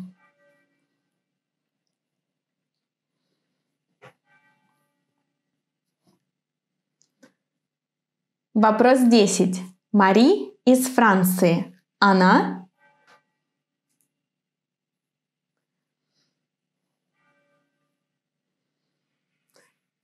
Well, there are 5 more questions in the test. If you are curious to see them, you can go to the platform and try them out. And I will see you at the next lesson. Пока-пока! Привет-привет! Как дела? У меня хорошо, спасибо. Добро пожаловать на урок 13. Это наша квартира. This is our apartment. Что мы изучаем сегодня? This is our apartment. We will see how to describe your apartment. We will speak about the sounds sh, ch, zh and their pronunciation in words. Left or right? We will finally learn how to say that. My, your, his, our, possessive adjectives. We will see them in this lesson. And of course, we will speak about apartments and things that we have in the apartments. So we will speak about beds, wardrobes, bookcases. We will see all of this vocabulary. Мы начинаем с истории. История. Потом правила. И потом практика. Ты готов? Поехали! Слушай историю. Listen to the story. Потом мы переведем. Then we will translate it.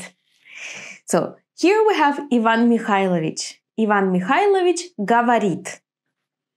А где вы живете в Москве? Луиза отвечает. Луиза answers. Жан, Джон и я снимаем квартиру.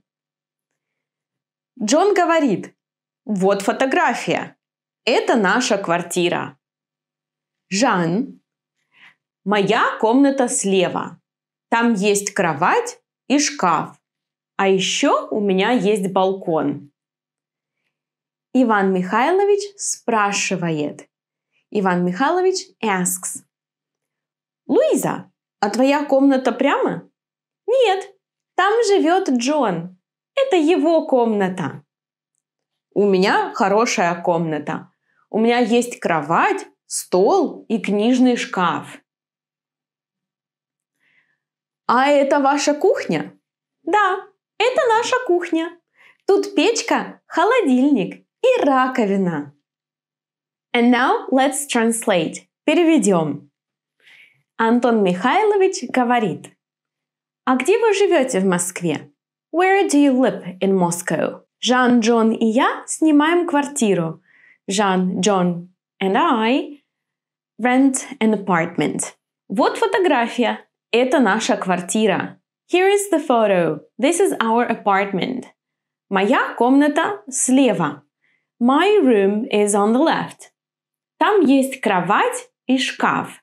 There is a bed and a wardrobe there. А еще у меня есть балкон. I also have a balcony.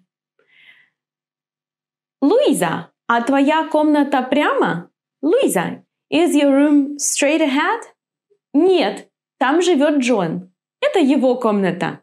No, John lives there. It is his room.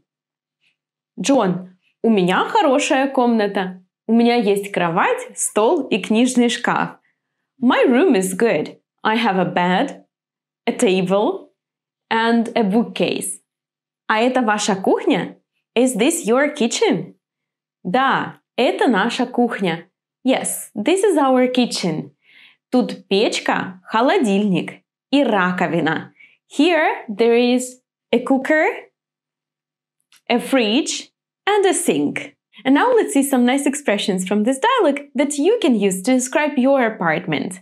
So here Anton Mikhailovich asks, а где вы живете в Москве? What is this verb? Живете. It's a new one, right? Жить in Russian means to live.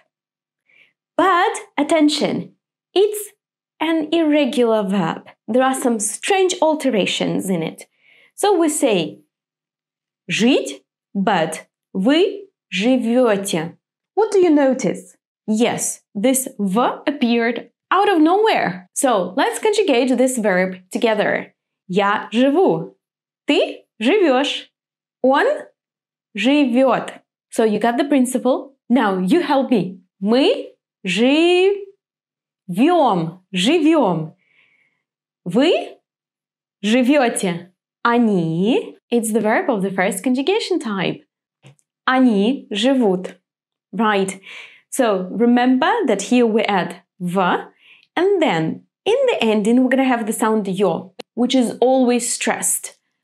Живу, живешь, живет, живем, живете, живут. The stress is always on the ending in this verb. Another verb that we have here is снимаем. Снимаем. Rent. It's a regular verb. In the infinitive, it sounds like this. Снимать. Which type of the verb do you think it is? Yes, the first type. And it's regular. There are no strange things happening here. So stop the video, conjugate it, and then switch on the video to check it with me. Correct. Правильно. Я снимаю. Do you remember, in the first type of conjugation, we preserve this R. Я снимаю. Ты снимаешь. Он снимает. Мы снимаем. Вы снимаете. Они. Yes. Снимают. Очень-очень хорошо. Новые слова. Some new words in this part of the dialogue. Квартира. An apartment. What does Jean tell about his room? Моя комната слева. Комната. Room. Слева. On the left. Справа. On the right. Then he says, там есть кровать. Кровать. кровать, a bed. И шкаф, шкаф, wardrobe. А еще у меня есть балкон. Еще also. And I also have a balcony. Балкон, balcony. Иван Михайлович спрашивает: Луиза, а твоя комната прямо? Прямо. Straight ahead. Нет, там живет Джон. Это его комната. И Джон говорит: у меня хорошая комната. У меня есть кровать, стол и книжный шкаф. Новое слово – книжный шкаф, bookcase. А это ваша кухня? Кухня? Да, это наша кухня. Тут печка, холодильник и раковина. Супер! Don't want to lose anything? Consider joining the channel and supporting it. Хорошо, ты готов к произношению. You're ready for the pronunciation. Let's go! Поехали! В нашем диалоге есть слово «живет». Здесь есть «ж» и, но мы говорим «жи». Today we will see how we pronounce the consonants sh, ch, ж in words. Wait for it. Pam. Listen. Уже. So, soft «ж» does not exist in Russian, so it's not correct to say уже. Don't say that. Уже is the correct option. Уже. Ужасно. Ужасно. Жить. Also here, «ж» remains hard. It's not correct to say жить. Жить. Жарко. Журнал. Пожалуйста. Слушай и повторяй. Listen and repeat. Уже. Ужасно. Жить. Жарко. Журнал. Пожалуйста. Душ, муж. Something strange happens when «ж» is at the end of the word. So, if you remember, voiced sounds become voiceless. That's why «ж» becomes voiceless «ш». Муж. Гараж. Этаж. Let's compare words with different sounds. Ж, ш. Жар, шар. Жить, шить. Жесть, шесть. And some words with the sound ч. Чай, час, чек, чуть-чуть, 4, чемпион. Чай, час, чек, чуть-чуть, 4, чемпион. А теперь грамматика. В нашем диалоге есть слово «моя». This is a possessive adjective. My. Can you find other possessive adjectives in this dialogue? Stop the video if you need more time and then switch it on to check. Твоя. Наша. Ваша. Да. Сегодня мы поговорим о притяжательных местоимениях. Today we will speak about the possessive adjectives. So, here are the examples that we saw in the dialogue. Моя комната. Твоя комната. Наша квартира. Ваша кухня. What are these possessive adjectives? Let's start to remember our personal pronouns. Я, ты, он, она, мы, вы, они. The possessive adjectives answer the question чей, whose. The question чей in Russian differs according to the gender of the object. If it's masculine, we say чей, чей дом, whose house.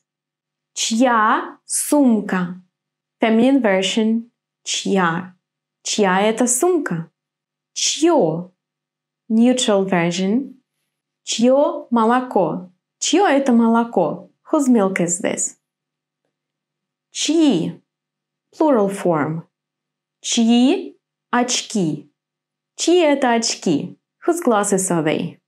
Just as the question whose, possessive adjectives in Russian will have different forms according to the gender, number, and person. In the first person, the masculine singular form will be мой. Мой дом. Твой дом. Your house. Его дом. His house. Ее дом. Her house. Наш дом. Our house. Ваш дом. Your house. Их дом. Their house. So you see, I choose the masculine form not because the person the object belongs to is he or she, but because of the gender of the object. Дом is masculine, so I'm going to use a pronoun of the masculine form, but the person will change depending on who has the house. I have the house, it's my house. Мой дом. She has the house, it's her house. Ее дом. Now let's see what happens if the object we are talking about is feminine. Сумка. We use the possessive adjective моя to say my bag. Моя сумка. Твоя сумка. Your bag. Его сумка. His bag. Ее сумка. Her bag. Наша сумка. Our bag. Ваша сумка. Your plural bag. Их сумка. Their bag. If the object we are talking about is neutral, for example, молоко, we say моё. Моё молоко. Твоё молоко. Его молоко. Ее молоко. Наше молоко. Ваше молоко. Их молоко. If the object or objects we are talking about are in plural, we're going to use the form мои. Мои очки. Твои очки. Его очки. Ее очки.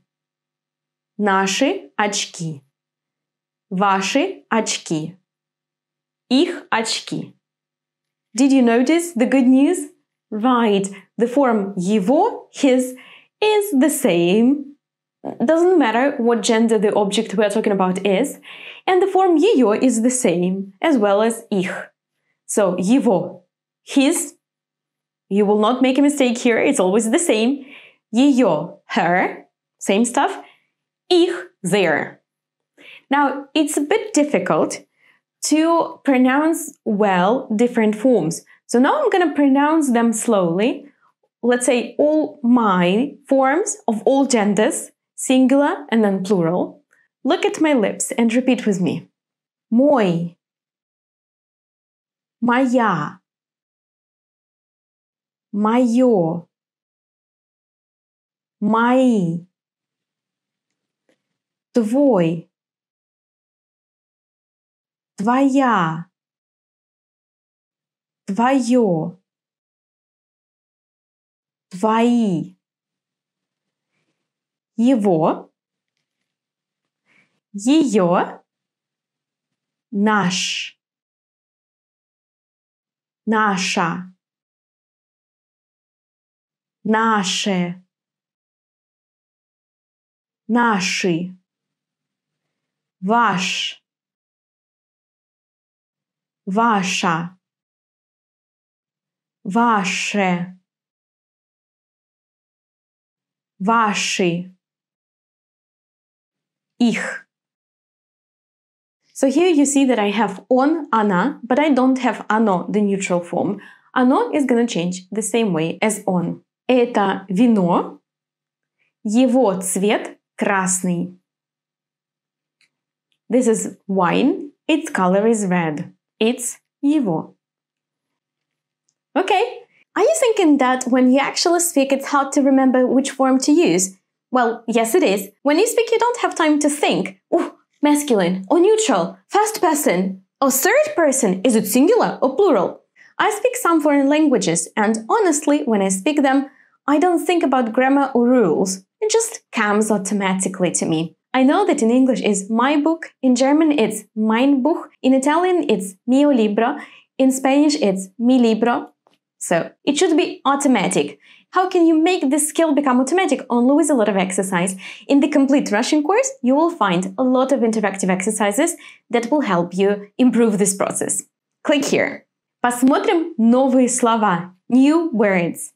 In this dialogue, there are many words connected to the apartment. Do you want to try to find them yourself? Stop the video and then switch it on again to check. Квартира.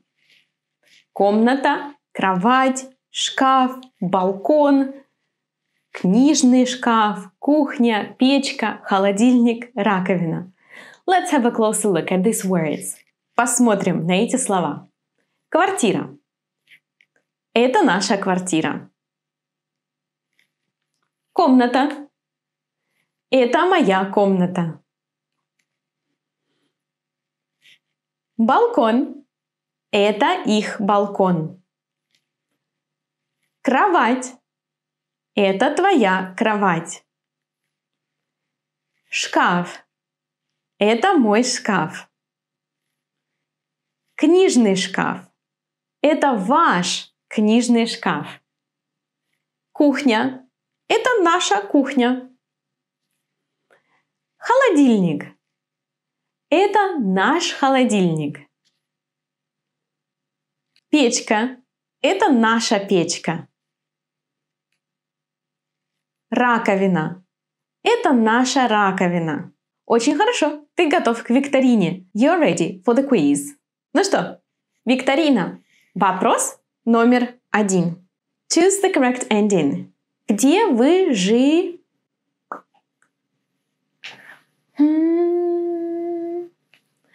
Где вы живете?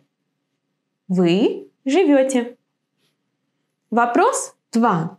Я же в Москве.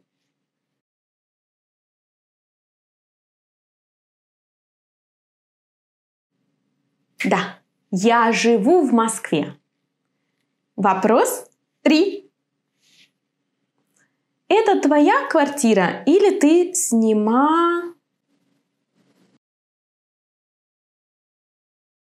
Или ты снимаешь? Хорошо. Вопрос 4. Они снимают домик в лесу. Правильно. Они снимают домик в лесу. Вопрос 5. Пиццерия слева или справа? Правильно. Пиццерия слева. Вопрос 6. So where is the arrow pointing?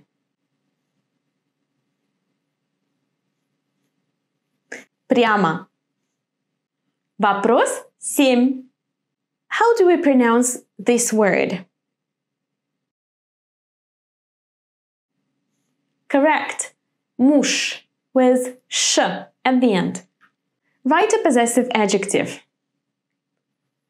Это Оля и Коля, а это папа.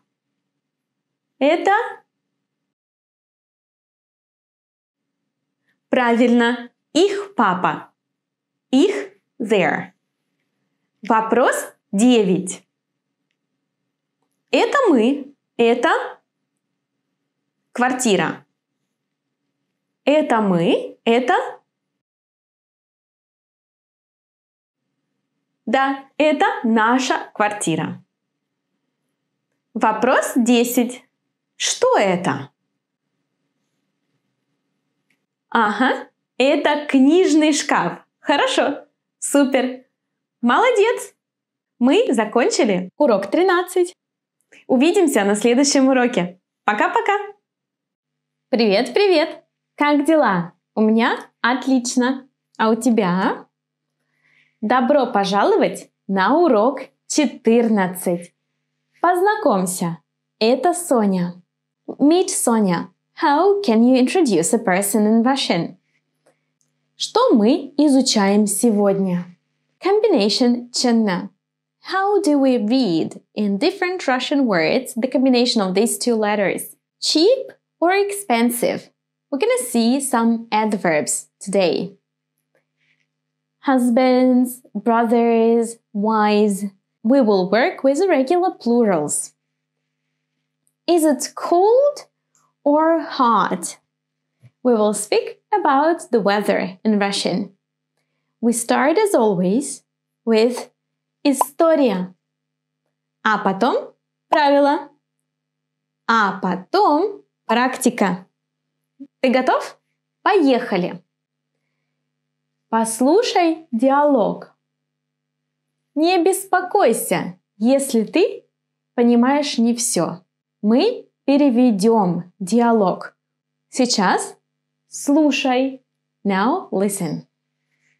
Джон, Катя и Соня в парке. Привет, Катя! Как дела? Отлично. Познакомься. Это Соня. Мы сестры. Джон. Очень приятно. Что вы делаете тут? Гуляем и делаем селфи. Соня живет в Женеве. Она в Москве только 2 дня. Соня, как жизнь в Женеве? Очень хорошо, красиво, но дорого и скучно.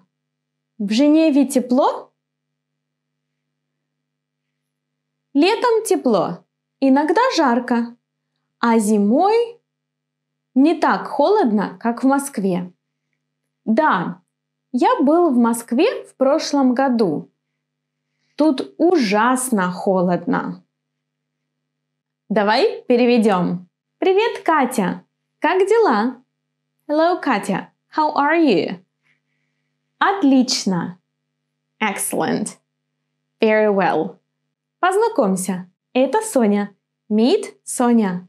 Мы сестры. We are sisters. Полезное слово здесь познакомься. The useful word here is познакомься. Познакомься means meet. And we use it saying познакомься это. Например, познакомься это панда. Let's see what happens next. Джон. Очень приятно. Что вы делаете тут? Джон. Nice to meet you. What are you doing here? Гуляем и делаем селфи. We are walking and taking selfies. Соня живет в Женеве. Соня lives in Geneva. Она в Москве только 2 дня. She's in Moscow for only 2 days. Делать селфи. Только. Only. Соня, как жизнь в Женеве? Соня, how is life in Geneva? Очень хорошо. Very well. Красиво. Beautiful. Но дорого. But expensive. И скучно. And boring. Полезные слова. Useful words. Очень хорошо. Very well. Красиво. Beautiful. Дорого. Expensive. Скучно. Boring. В Женеве тепло? Is it warm in Geneva? Летом тепло. It's warm in summer. Иногда жарко. Sometimes it's hot. А зимой не так холодно, как в Москве. And in winter, it's not as cold as in Moscow. Полезные слова. Жарко. Тепло. Холодно. Да, я был в Москве в прошлом году. Тут ужасно холодно. Yes, I was in Moscow last year. He means in winter, right? It's terribly cold. Был. Was. Ужасно холодно. Terribly cold. Ужасно is terribly. You can use it to emphasize something, sometimes even in the opposite meaning, like тут ужасно красиво. It's terribly beautiful. Very beautiful. Ну что, молодец, ты готов к правилу. Very well, you're ready for the rule. You can find a list with more adverbs in my complete course for beginners. Just open the link that you find in the description to this video. А теперь правила. Сегодня мы работаем с произношением, потом с грамматикой и потом с новыми словами. New words. Okay, произношение. You have probably noticed that in this dialogue there is one word with weird pronunciation. This скучно. You see, I don't read all the letters as I should, right? Скучно. Which letter is pronounced in a different way than in the alphabet? Yes, this ch. In this word, I'm going to say sh. Скучно. How come? Well, I want to show you two words. Скучно, точно. Am I reading these words in a similar way or in a different way? Скучно, точно. It's different, right? So this is the point. In Russian, we read the combination чно in some words as чно, as you see it, and in some words as шно, as in the word скучно. Let's see some examples. Солнечно, sunny. Ночник, night lamp. Вечно, eternally.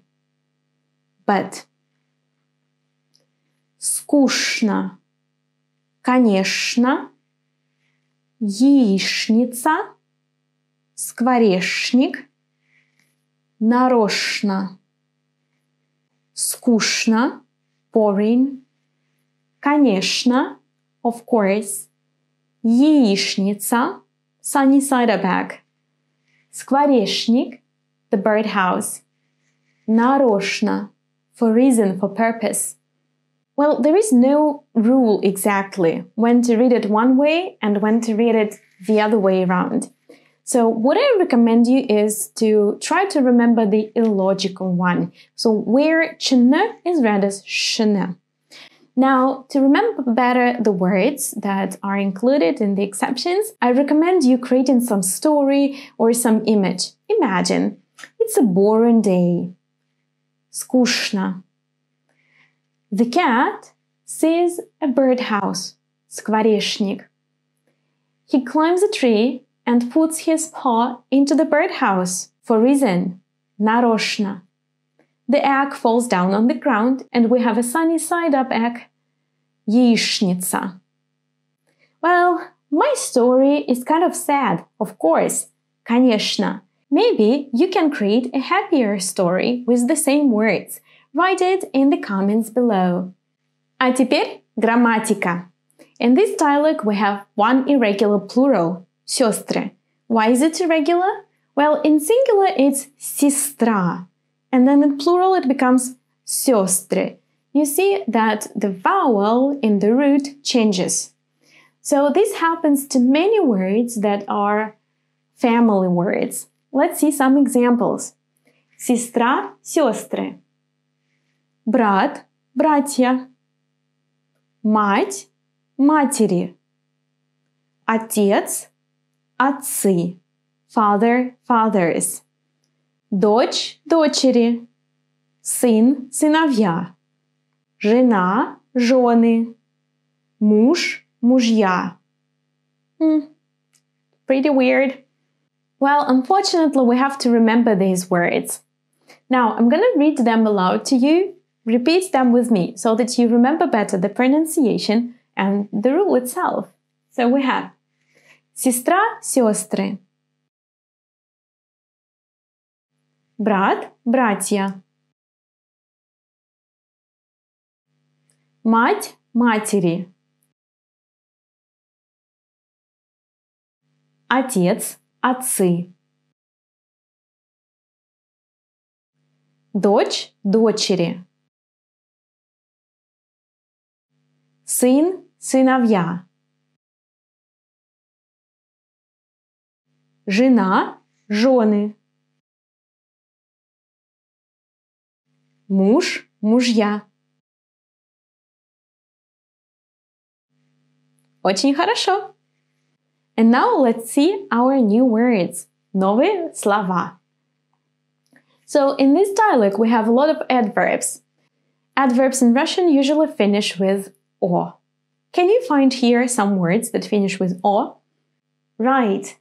Хорошо, красиво, дорого, скучно, жарко, тепло, холодно. All of them are adverbs. Let's go and learn some of them. So, быстро, quick, fast, медленно, slowly. Я говорю по-русски быстро, а по-английски медленно. Правильно, right, неправильно, wrong. Я пишу по-русски правильно, а по-китайски неправильно. Хорошо, плохо. Я хорошо танцую, но плохо пою. I dance well, but I sing badly. Отлично, ужасно. Марк отлично читает по-русски, но пишет ужасно. Mark speaks Russian perfectly, but writes terribly. Легко, трудно. Говорить по-английски легко, а по-русски трудно. Интересно, скучно. Читать книгу по-русски интересно, а учить грамматику скучно. Дешево, дорого. Платье в Италии – это дорого. Платье в Китае – это дешево. Весело, грустно. Смотреть футбол весело, а делать уроки скучно. Жарко, тепло, холодно. В Африке жарко, во Франции тепло, а в Исландии холодно. Красиво, некрасиво. В центре Москвы красиво. Опасно, безопасно. Говорить по телефону за рулем опасно. Talking on the phone at the steering wheel is dangerous. In Russian we say за рулем at the steering wheel when we want to say that the person is driving a car. In my complete video course, you can find a list of all these adverbs and even more. And you will also find interactive exercises and PDF files to print and learn Russian. Ты готов к викторине? You're ready for the quiz. Поздравляю! Congratulations! Хорошо, а теперь вопрос 1. Which word is missing? Это моя сестра, Соня.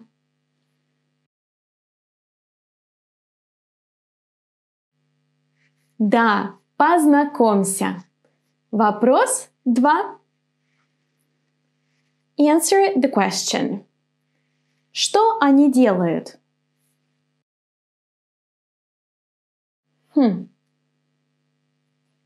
Они делают селфи. Да. Вопрос 3. Do you pronounce the combination chn in this word? Chn or shn?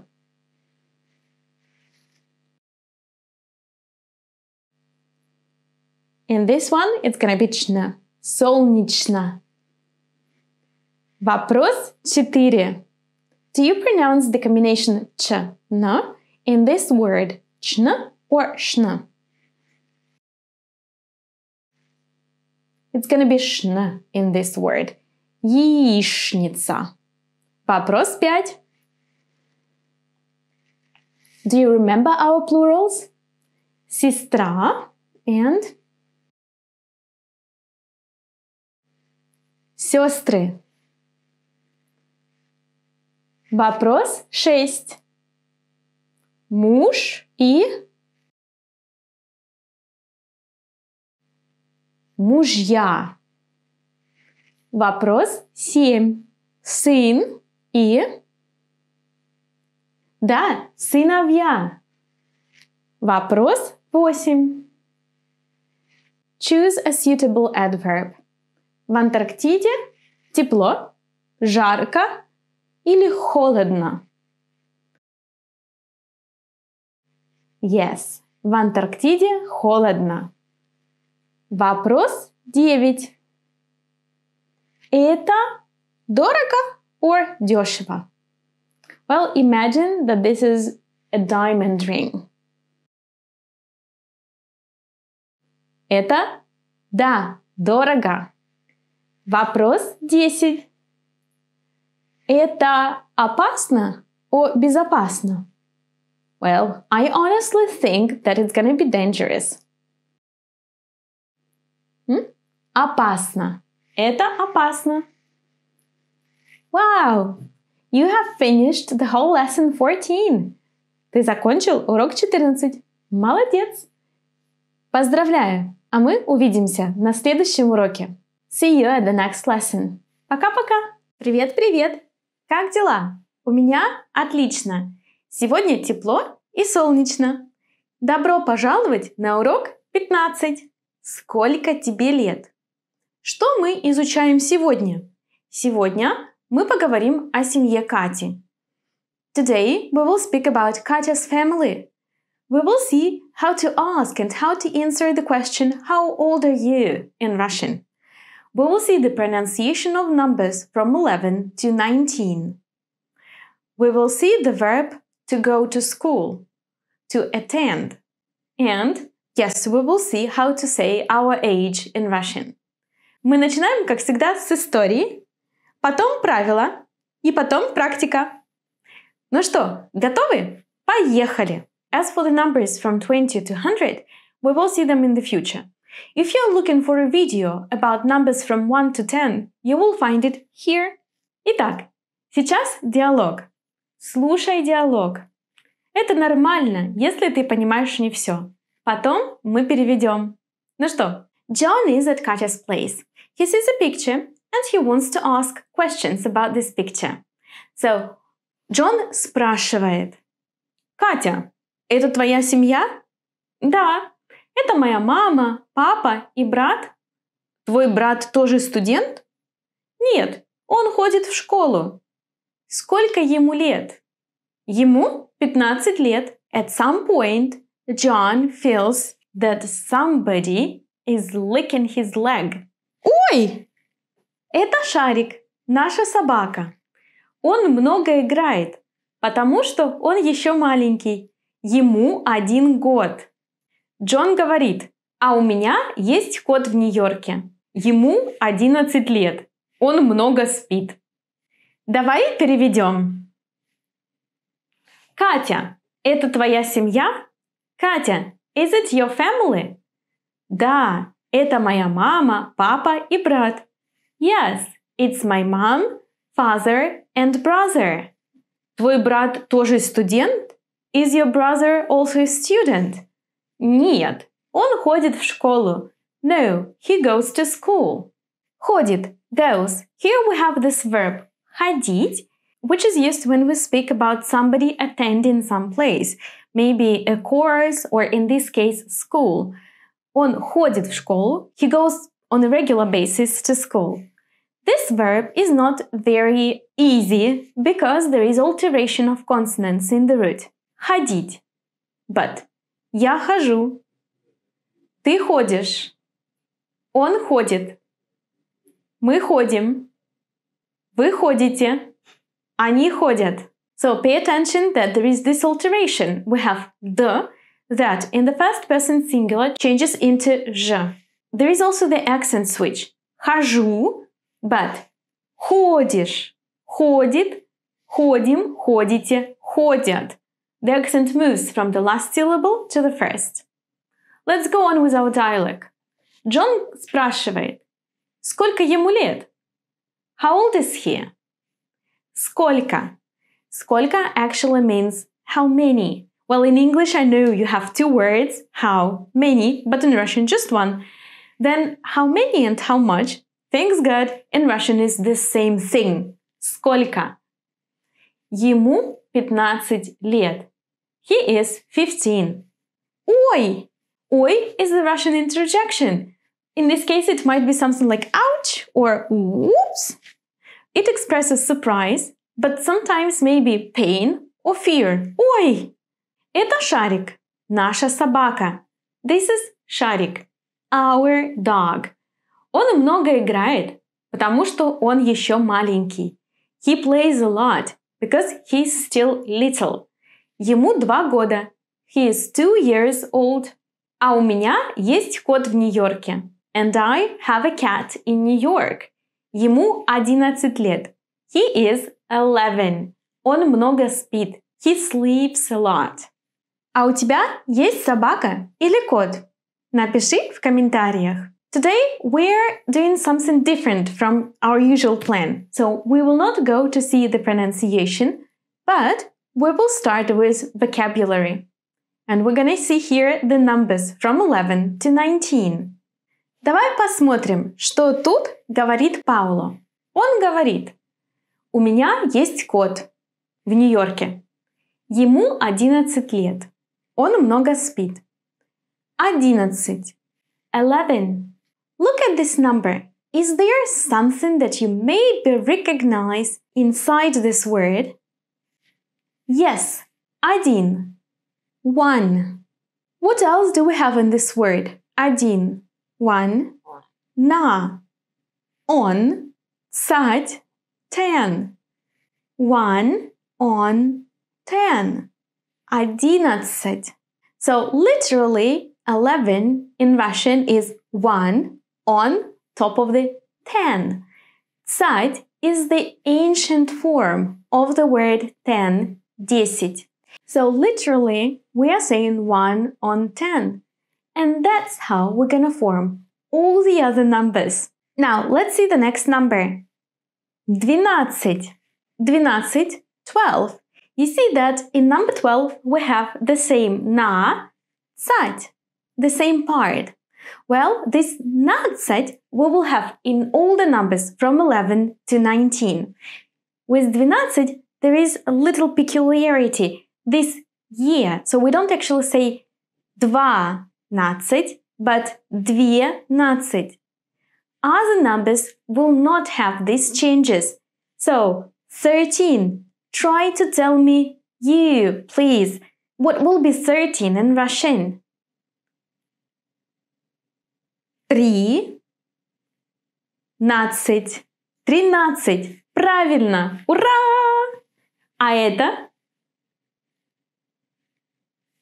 You probably said 14. Молодец! You understood the idea, the logics of it. Well, here there is again a little peculiarity. The last year of the word 4 will disappear. 14. 14. 14. 15. 15. We don't write the soft sign here. 15. 16 without the soft sign. 17 no soft sign. 18 19. Супер! Let's sum up. Давай подведем итоги. It's easy to form Russian numbers from 11 to 19 by just adding нацать to the base number 11. But there are some things to pay attention to. In the word 11, we write two N. Why? 11. That's why. In the word 12, we say две, not два. In the pronunciation, it will be read as I, 12, because ye is not stressed, so we do not pronounce it clearly. In the word 14, ye, a part of 4, disappears, 14. In the words 15, 16, 17, 18, 19, we will not write the soft sign. Are you looking for more exercises to remember the numbers better? You will find them in the complete Easy Russian course. Well, let's have a look at some exercises from my course right now. Here is my computer, and I will do it with you. So, question number 1. Выбери подходящую форму глагола. Choose a suitable form of the verb. Ходят, ходит, хожу, ходите. What do you think? Андрей ходит в школу. Yes, correct. Номер 2. Реши пример и выбери правильный ответ. 9 плюс 7 равно... Help me with math.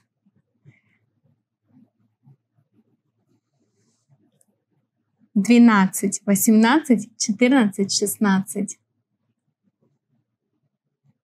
16.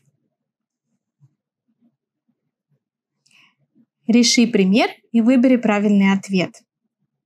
18 минус 5 равно 13, 17, 15, 19. Как ты думаешь, какой ответ правильный? Да, 13. Вопрос 4. Послушай аудио, реши пример и выбери правильный ответ.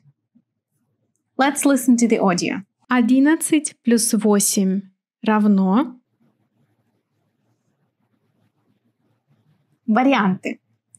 13, 16, 19, 17.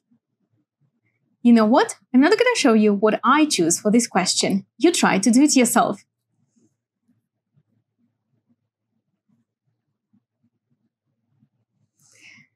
Послушай аудио, реши пример и выбери правильный ответ. 15 плюс 4 равно...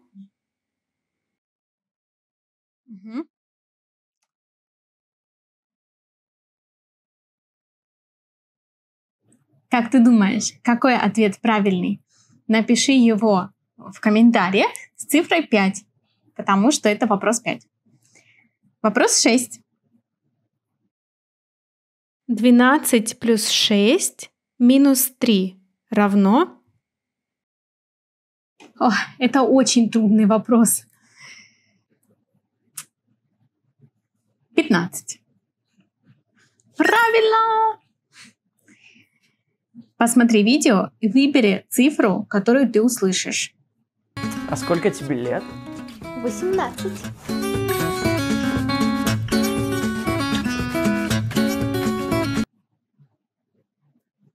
Какую цифру услышал ты? Напиши в комментариях с цифрой 7, потому что это вопрос 7. Посмотри видео и выбери цифру, которую ты услышишь. Как дела? Ты из школы идешь? Понятно. Сколько лет тебе? 12?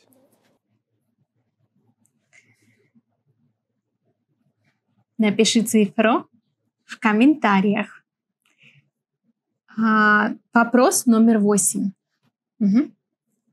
Прочитай предложение и выбери подходящую фотографию. Ей 16 лет. Какая это фотография? Это или это? Как ты думаешь? Я думаю, что это эта фотография.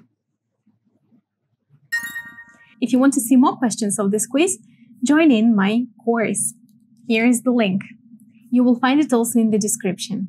The next time we will see the second part of lesson 15. We will work with pronunciation and with some grammar. We will see the structure, how to speak about your age. Why do I say мне лет? What is this мне? Join the channel not to lose this video. And bye-bye. Пока-пока. This is a continuation of the lesson number 15. If you haven't seen the first part, go to see it immediately. Here is the link. Today we will speak about the pronunciation of numbers from 11 to 19, and we will see some grammar, how to say I am 18 years old, for example. Are you ready? Let's go. And now let's see the pronunciation of these numbers. Произношение. Of course, you paid attention to the fact that in all these numbers we will have the letters D and C very close to each other. DC. It's not easy to say DC. DC. DC. DC. So when I say 11, what you actually hear is just C. C. 11. Two sounds merge into one. 11. And that will be true for all the numbers. Repeat with me. 11. 12. 13. 14.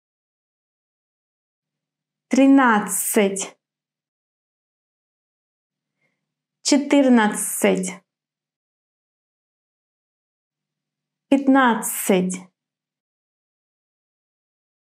16. 17.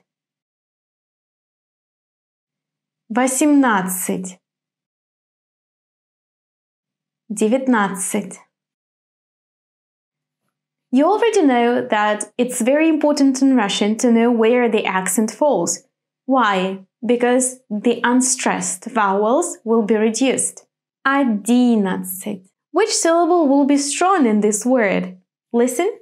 11. Yes, the strong or the stressed syllable will be D. That's why our O will be pronounced as A. And what about the final A, the A at the end of the word? It will not be stressed either, so it will be pronounced in a weak way. 11. I don't say A, I say kind of E very fast. 11, maybe closer to I. 11. 12. The accent falls on na, so ye will not be pronounced clearly. It becomes 12. The same is true about the a at the final part of the word. If you want to work in detail with the pronunciation of other numbers, click here to go to the complete Easy Russian course. And we'll go on with you to see grammar. А теперь посмотрим грамматику. В нашем диалоге есть фраза, предложение. The sentence. Ему 15 лет. Ему 2 года. What is this ему? Let's have a look. Сколько ему лет? Ему 15 лет. Well, in Russian, when we speak about age, we actually say to him 15 years. To him. To him in Russian is dative. If you remember, Russian is a flective language. So instead of adding prepositions, we change the words or we add the flections, the endings. So он is he, ему is to him. Он is nominative case, ему is dative case. So when we talk about somebody's age, we're going to use the dative case. But what are all the forms of it? Let's see. In Russian we say мне 20 лет. Мне is the dative of я. Тебе 15 лет. Тебе is the dative of you. Ей 4 года. Ей is the dative of она. Now, why do we say here года? We will come back to it just a little bit later. Нам 15 лет. Нам is the dative of мы. Вам 19 лет. Вам is the dative of you. Им 9 лет. Им is the dative of they. Now repeat all the pronouns in dative with me.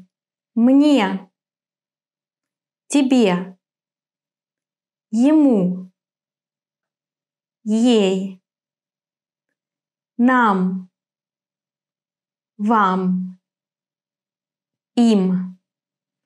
For neutral form, we use the masculine form actually in this case.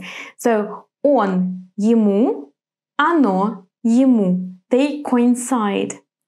Сколько лет этому зданию? Ему 120 лет. Now, in our examples, we had this года and then we had лет. Why are they different? For different historical reasons and for how the language developed, we can say years in 3 different ways. Well, actually, all nouns after numbers will have 3 different ways, but today we speak about the noun years. So we say 1 год, 2 года, 3 года, 4 года. Pay attention here. 5 лет. 1 год, 2 года, 3 года, 4 года, 5 лет. Everything that is more than 5 will have лет, up to 20. So, 5 лет, 6 лет, 7 лет, 8 тоже лет, 9 лет, 10 лет, 11 лет, 12 лет, 13 лет, 14 лет, 15 лет, 16 лет, 17 лет, 18 лет, 19 лет, 20 лет. 20, 20. Then, when we say 21, 22, 23, we come back. And we say 21 год, 22 года, 23 года, 24 года, 25 лет. But the numbers from 20 to 100 are in the lessons to follow. Do you like this video? Join the channel not to miss other videos like this. Ну что, мы готовы к викторине. Сегодня мы учили цифры. We studied numbers today. Поэтому у нас сегодня математика! So today we have math. Нет, я не люблю математику. Поэтому мне нужна твоя помощь. That's why I need your help. Давай решим эти примеры. Let's solve these math problems. Pronounce them aloud. 5 плюс 7. Please here, if you need more time, stop the video. 5 плюс 7 равно 12.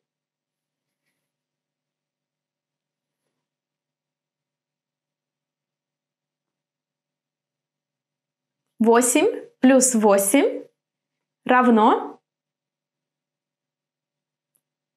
16.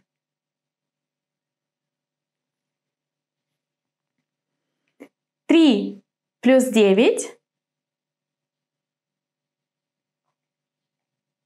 равно 12.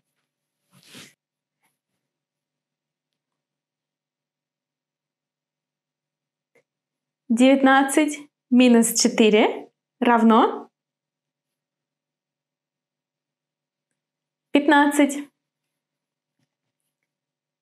14 минус 1 равно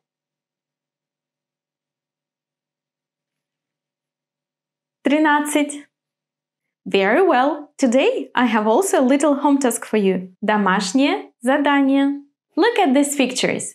How old do you think these people are? Write in the comments below. Напиши в комментариях. Хорошо, ты молодец. Пока-пока. Увидимся на следующем уроке. Привет-привет! Как дела? У меня отлично. Добро пожаловать на урок 16. Я уже была в Нью-Йорке. I have already been to New York. Что мы изучаем сегодня? I have already been to New York. Obviously, we're going to speak about past experiences, something that you have already done. We will read together a dialogue. We will speak about seasons. We'll speak about the past, and we will see how to say in Russian have been, has been, had been, or was, were, because in Russian, thanks God, it's the same thing. Мы начинаем с истории, потом правила и потом практика. Ну что, мы готовы? Поехали! Слушай историю, потом мы переведем. Здесь Джон, Катя и сестра Кати, Соня. Джон говорит: «Я был в Москве в прошлом году. Ужасно холодно. Что ты делал в Москве?» «Я работал в турагентстве. Делал сайты и писал программы. Ты уже хорошо говорил по-русски?» «Еще нет. Интересно, а я была в США, в Нью-Йорке, прошлой зимой. Что ты там делала?» «Так, ничего, я отдыхала». Let's analyze some useful phrases. Полезные фразы. Джон говорит: «Я был в Москве в прошлом году. Ужасно холодно. I was in Moscow last year. Terribly cold». Здесь Джон говорит: «Я был в Москве». Был. Was. В прошлом году. В прошлом году. Last year. Что ты делал в Москве? What were you doing in Moscow? Делал is the past of делать. Делал, did. By the way, in the next video, we're going to speak about future. Join my channel, not to miss it. Я работал в турагентстве. I worked in the tour agency. Делал сайты и писал программы. Created websites and wrote programs. Ты уже хорошо говорил по-русски? Did you speak Russian well? Еще нет. Not yet. Уже. Already. Еще нет. Еще. Not yet. Some examples. Я уже знаю русский алфавит. I already know the Russian alphabet. Я еще не говорю по-русски хорошо. I don't speak Russian well yet. Интересно, а я была в США, в Нью-Йорке, прошлой зимой. Interesting. And I was in the USA, in New York, last winter. And I was, была, was. So how come we said before был, was, and here была? Do you have any ideas? Правильно. Он был, она была. In Russian, the form of the verb to be depends on the gender of the subject. Он был, она была. Что ты там делала? What were you doing there? Так, ничего. Well, nothing. Я отдыхала. I was having rest. Так, ничего. Well, nothing. This так does not really mean anything here. It's just a filler to give Katya some time to think. Alright? We are ready for the rule. Мы готовы к правилу. Начинаем с произношения. Произношение. In our dialogue we have some words. Ужасно, холодно, хорошо, интересно. Well, what is the system of the accents in Russian? Why is it on the first syllable in холодно, on the third in интересно, and on the last in хорошо? You know why? Just for fun. There is no real explanation. In Russian, the accent is free. and it can be on any syllable. There are some patterns, some rules, but they are so complicated. Oh my god! I really advise you to remember the words with the correct accent position immediately. You can do this by dividing words into several groups, depending on the syllable. In some words, the accent falls on the first syllable. Тата. Плохо. Скучно. Трудно. Быстро. Плохо. Скучно. Трудно. Быстро. In some words, the stress falls on the last syllable. Тепло. Легко. Окно. Вино. Тепло. Легко. Окно. Вино. In some three-syllable words, the accent falls on the first syllable. Холодно. Дорого. Дешево. Весело. Холодно. Дорого. Дешево. Весело. Well, you probably have already guessed, in some three-syllable words the accent falls on the second syllable. Why not? Let's see. Ужасно. Опасно. Красиво. Проблема. Ужасно.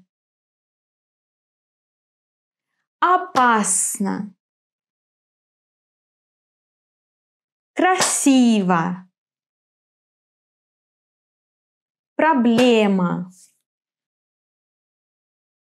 In some three-syllable words, the accent falls on the last syllable.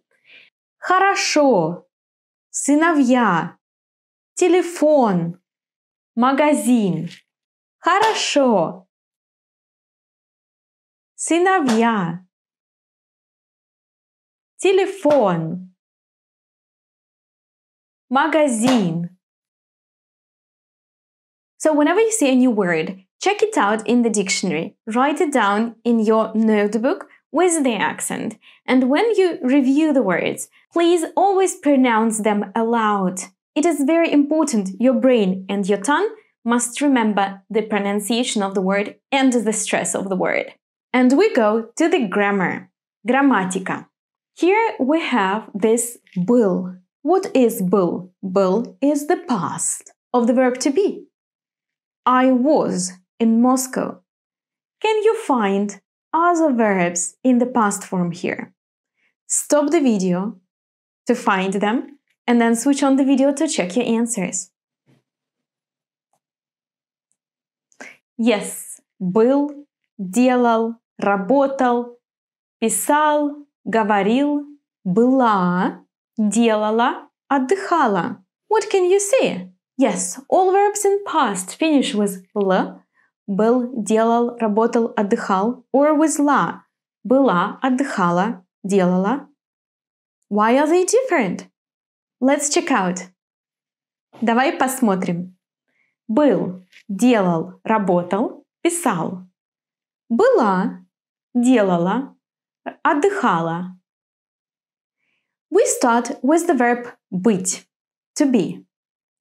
You know that we don't use it in present. So if I say I am at home, I just say я дома. I don't say am. But we do use it in the past. Я была дома. I was at home. This verb changes its form in the past. If the subject is masculine, we use the form был.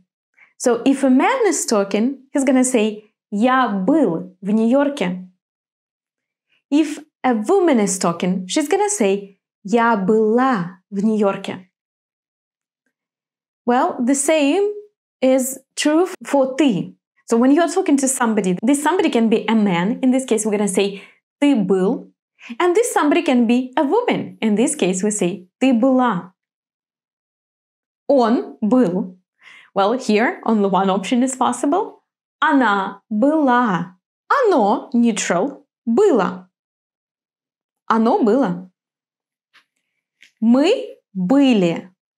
Были is the plural form, and it will be the same for all plural pronouns. Мы были, вы были, они были. So, он был, она была, мы были. This is curious because all verbs in the past have this differentiation. So we do not have a particular ending for each person. Instead, we have ending for male, ending for female, neutral, and plural. And they will be the same in all the verbs. So in a way, past is easier than present. Congratulations, you have learned present. So past now will be a piece of cake for you. How do we build a negative form? We add «не» before the verb. Я не был в Италии. Я не была в Италии. Ты не был в Италии. Ты не была в Италии. Он не был. Она не была. Оно не было. Мы не были. Вы не были. Они не были. Pay attention to the accent. This is very important. So I say он не был, but она не была. The accent goes to а. And in neutral form, оно не было. The accent falls on не. Because была and было look very similar and sound very similar. This accent shift helps me when I listen to somebody understand better if they are talking about something neutral or about an object or a person that is in the female gender.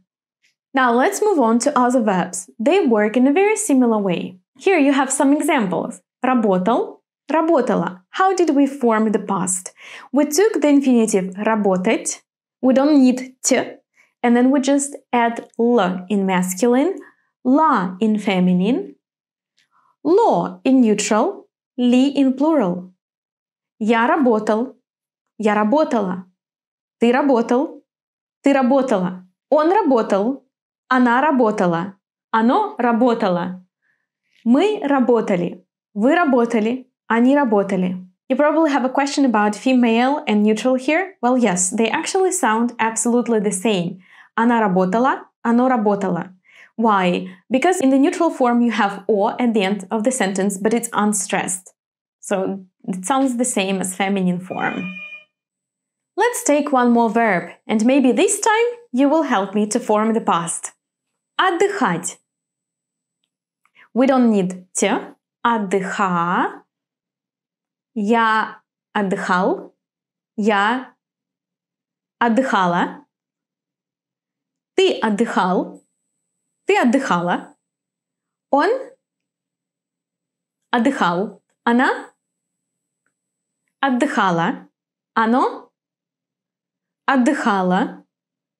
Мы отдыхали. Вы отдыхали. Они отдыхали. Да, супер. Еще один глагол. Писать. Т не нужно. Писа. Я писал. Я писала. Ты писал. Ты писала. Он писал. Она писала. Мы писали. Вы писали.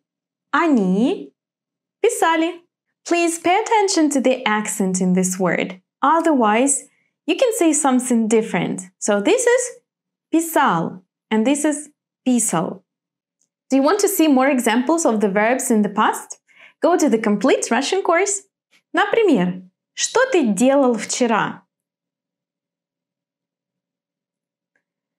Я работал. Вечером я смотрел телевизор. А теперь новые слова. Здесь у нас есть сезоны или времена года. In our dialect we have seasons, or as in Russian we say times of the year, времена года.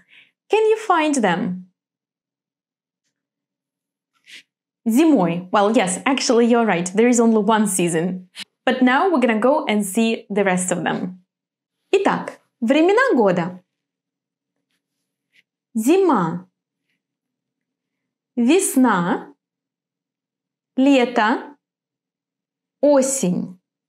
Зима, весна, лето, осень. Мое любимое время года — лето, потому что тепло, я много путешествую, я еду на море, я очень люблю море. А какое твое любимое время года? But when we speak about seasons, when we speak about something that we do in a particular season, we say in summer, in winter. Well, in English we have this in, but in Russian, to say in winter, I say зимой. In spring, весной. In summer, летом. In autumn, осенью. Зимой, весной, летом, осенью. Летом я еду на море, отдыхаю на пляже. Я очень люблю лето. Мы готовы к викторине. Вопрос номер 1. Закончи фразу. Finish the phrase. Джордж был на озере Байкал в прошлом. Well, there might be many options. What about year? What's the Russian for last year? В прошлом году, да? Супер, правильно. Вопрос 2. Уже или еще? Ты говоришь по-английски. Ты уже говоришь по-английски. Я не говорю по-русски хорошо. I see here the negative form, so probably I don't speak Russian well.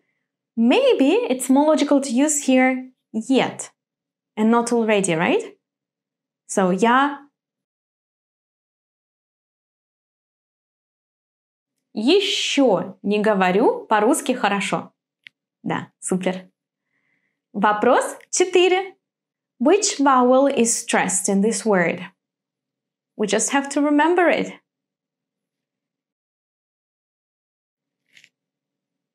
Красиво и красиво. Вопрос 5. Был, была или были? Вчера мы в ресторане. Думай. Вчера мы были в ресторане. Были. Вопрос 6. Она в спортивном зале вчера. Она? Да, она была в спортивном зале вчера. Была. Вопрос 7. Что она делала вчера на уроке? Как ты думаешь? Она писала. Писала. Вопрос 8. Что они делали вчера в парке? Да, они гуляли. Вопрос 9. Какое время года на картинке? What season is it in the picture?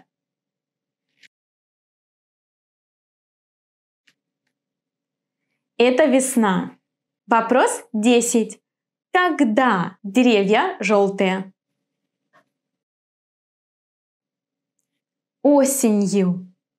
Деревья желтые осенью. Супер! Ты закончил весь урок. Молодец! Увидимся на следующем уроке. Пока-пока! Привет-привет! Как дела? У меня отлично. Добро пожаловать на урок 17. Что мы будем делать завтра? What will we do tomorrow? Что мы изучаем сегодня? What do we study today? Сегодня. Today. Завтра. Tomorrow. Today we will see how to speak about the future and how to tell what you will do tomorrow. we will see the combination of v and consonant. We will learn how to say today, tomorrow, and yesterday. And we will speak about future, of course, and we will see the days of the week. Начинаем, как всегда, с истории, потом правила, потом практика. Ты готов? Поехали! Сейчас слушай историю. Это нормально, если ты понимаешь не все. Потом мы переведем, не переживай. Жан, Джон, Луиза и Антон Михайлович в классе. Джон говорит: а что мы будем делать завтра? Мы будем изучать падежи, а во вторник мы будем смотреть русский фильм. А мы будем петь русские песни? Да, мы будем петь в среду. Я не буду петь. Тогда ты будешь слушать. А когда мы будем гулять по городу? Вы будете гулять в субботу. Давай переведем. А что мы будем делать завтра? What will we do tomorrow? Мы будем изучать падежи. We will study the cases. А во вторник мы будем смотреть русский фильм. On Tuesday we will see a Russian movie. А мы будем петь русские песни? Will we sing Russian songs? Да, мы будем петь в среду. Yes, we will sing on Wednesday. Я не буду петь. I will not sing. Тогда ты будешь слушать. Then you will listen. А когда мы будем гулять по городу? When will we walk around the city? Вы будете гулять в субботу. You will walk on Saturday. Now let's have a look at some useful phrases in this dialogue. Посмотрим полезные фразы. Джон говорит: а что мы будем делать завтра? Мы будем изучать падежи, а во вторник мы будем смотреть русский фильм. Здесь есть слово «завтра». Завтра – tomorrow. Изучать падежи – learn the cases. Во вторник – on Tuesday. А мы будем петь русские песни. Петь песни – sing songs. The verb петь is a new verb for you. It is not very regular, so it's better if we conjugate it together. Петь – sing. This is the infinitive of the verb. You remember, when we conjugate the verb, we eliminate the last ending. So, еть, we don't need it here. Now, I told you that it's irregular because if you eliminate еть, then you have nothing left, just по. So, what do? In this verb, we add a letter о, which was not originally there. Я пою. Pay attention to the pronunciation. You see, о is not stressed. It is unstressed. Remember, when о is unstressed, we pronounce it as а. So, this is пою, not пою. Пою. Я пою. Ты поешь. Он поет. Мы, правильно, поем. Вы поете. Они поют. But what about the past? In the past, we say он пел. Она пела. Они пели. And in the future, well, we will see it in this lesson. В среду, on Wednesday. Я не буду петь. Тогда ты будешь слушать. Здесь есть слово «тогда». «Тогда» is like then, but it's not temporal here, so I'm not talking about the time, then, like after, later. But I'm just giving a consequence, like in this case, then you're gonna listen. In this case, you're gonna listen. Тогда ты будешь слушать. А когда мы будем гулять по городу? Вы будете гулять в субботу. Гулять по городу, to walk around the city. Pay attention to the preposition по. So we actually write о, but because it's a preposition, it is not very important, and so we do not pronounce it in a very clear way, so it becomes по городу. Then if you walk По городу, you walk just for fun without any purpose or destination. Just go there, go here, see the sights, гулять по городу. В субботу, on Saturday. Очень хорошо. А теперь правило. And now the rule. Мы начинаем с произношения. We start with pronunciation. Наш диалог. В этом диалоге есть слова завтра, во вторник, в среду, в субботу. I want to draw your attention to the pronunciation of в. How do I read this letter in these words? Listen. Завтра, в среду. Do you actually hear clear в? Probably not. And now we're gonna see why. So, завтра, вторник, в среду, в субботу. When the letter V is followed by a voiceless consonant, it also becomes voiceless. What does it mean? When I say V, my vocal cords vibrate. When I say f, my vocal cords do not vibrate. That's why V is voiced, F is voiceless. So when the consonant after V is voiceless, V becomes F. Завтра. Вторник. В среду. В субботу. Do you like improving your pronunciation? Join my channel to see more videos and do more exercises. Let's see other combinations in which this happens. В к, в п, в с, в т, в ч, в ш. В кино. Вперед. Всегда. Завтрак. В четверг. Шапка. В шапке. Теперь слушай и повторяй. Listen and repeat. В кино. Вперед. Всегда. Завтрак. В четверг. В шапке. Супер! А теперь грамматика. Наш диалог. И в диалоге есть будущее время. In the dialogue we have the future. One of the examples of the future is что мы будем делать завтра? The verb будем делать is in future. Can you find other examples of future here? Stop the video, find the examples, and then start the video again to check. Correct! Мы будем изучать, будем смотреть, будем петь, again.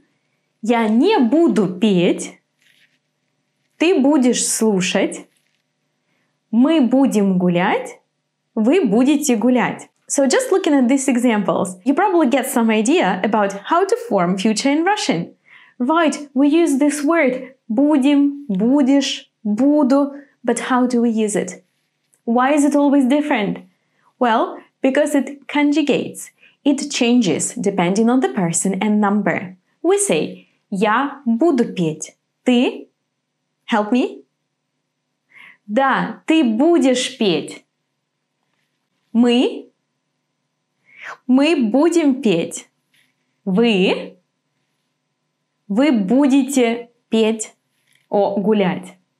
Some forms are missing. Let's try to figure out what they will be. On. So you see the endings of буду are similar to present. У, я буду, ты будешь. So on is gonna be right. Будет. Он будет слушать. Мы будем, вы будете, они. Правильно. Они будут слушать. Они будут слушать. Pay attention to the verb that follows будет. О буду, о будем.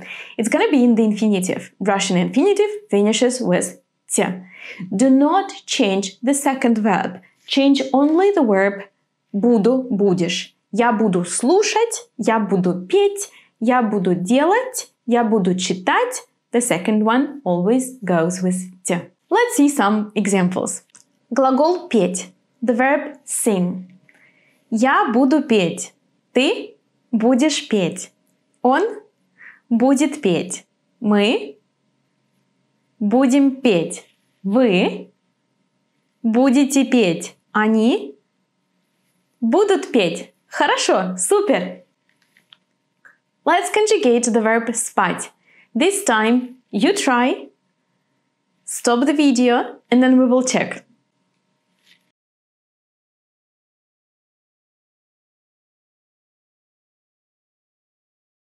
Я буду спать. Ты будешь спать. Он будет спать. Мы будем спать. Вы будете спать. Они будут спать. Да? Супер! Did you know that future is so easy? Well, in the complete Easy Russian course, you will have more exercises to train and improve your skills. So you see that future is actually easy, легко. Vocabulary. Today we're gonna work with days of the week. Во вторник, в среду, в субботу. Это неделя. This is our week. Неделя. This is curious. Look, inside the word Monday, there is actually the word week. Неделя, понедельник. Вторник. This is also curious. Второй in Russian means second. So, вторник is the second day of the week. Среда, середина, middle. Среда. Wednesday is in the middle. Четверг. 1, 2, 3, 4. 4. Четверг. Пятница. 1, 2, 3, 4, 5. 5. Пятница. Суббота. Воскресенье.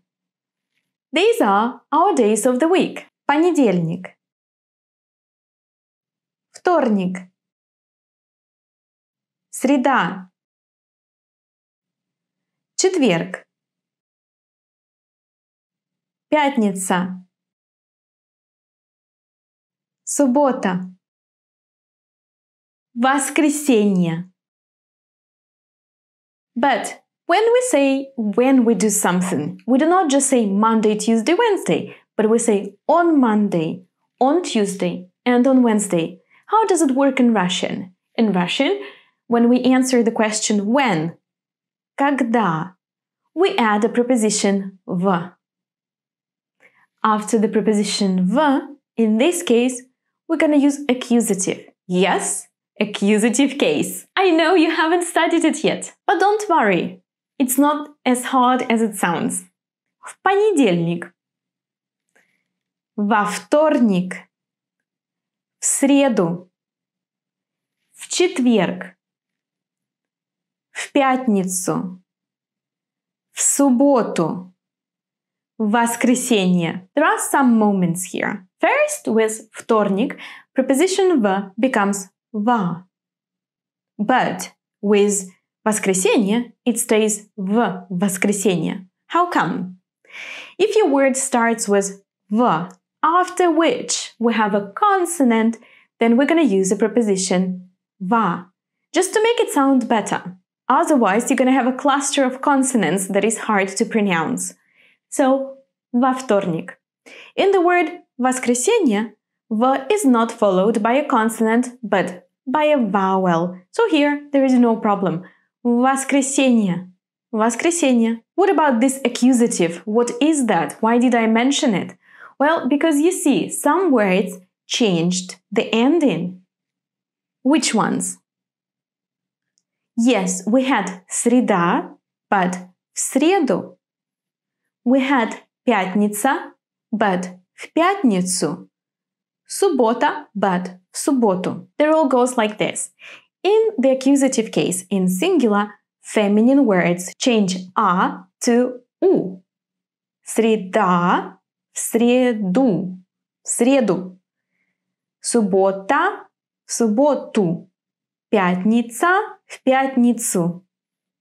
Окей. А когда ты изучаешь русский? В понедельник, во вторник, в среду, в четверг, в пятницу, в субботу или в воскресенье? Напиши в комментариях. Write in the comments below. Wow! We are ready for a quiz! Yay! Мы готовы к викторине. Вопрос 1. Напиши глагол. Write a missing verb. Они любят что? Что они любят? Они любят петь. Правильно. Вопрос 2. Напиши глагол в правильной форме. Write a verb in the correct form. Она.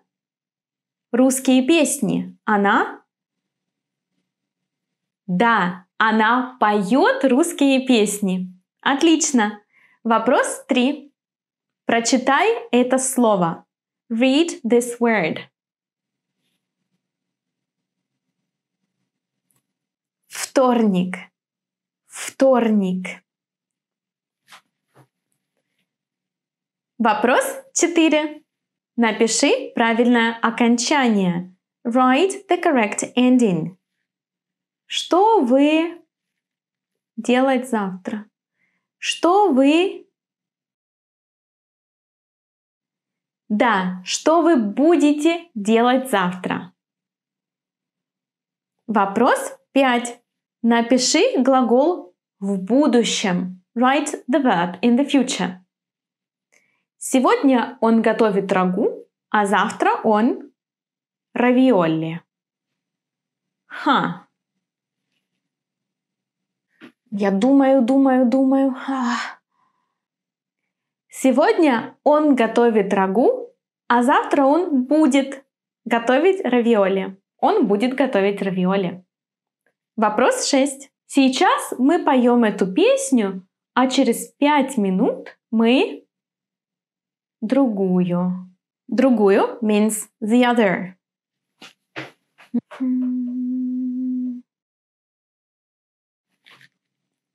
Сейчас мы поем эту песню, а через 5 минут мы будем петь. Правильно, будем петь другую. Вопрос 7. Сейчас мы живем в квартире, а потом мы в доме. Сейчас мы живем в квартире, а потом мы будем жить в доме. Хорошо.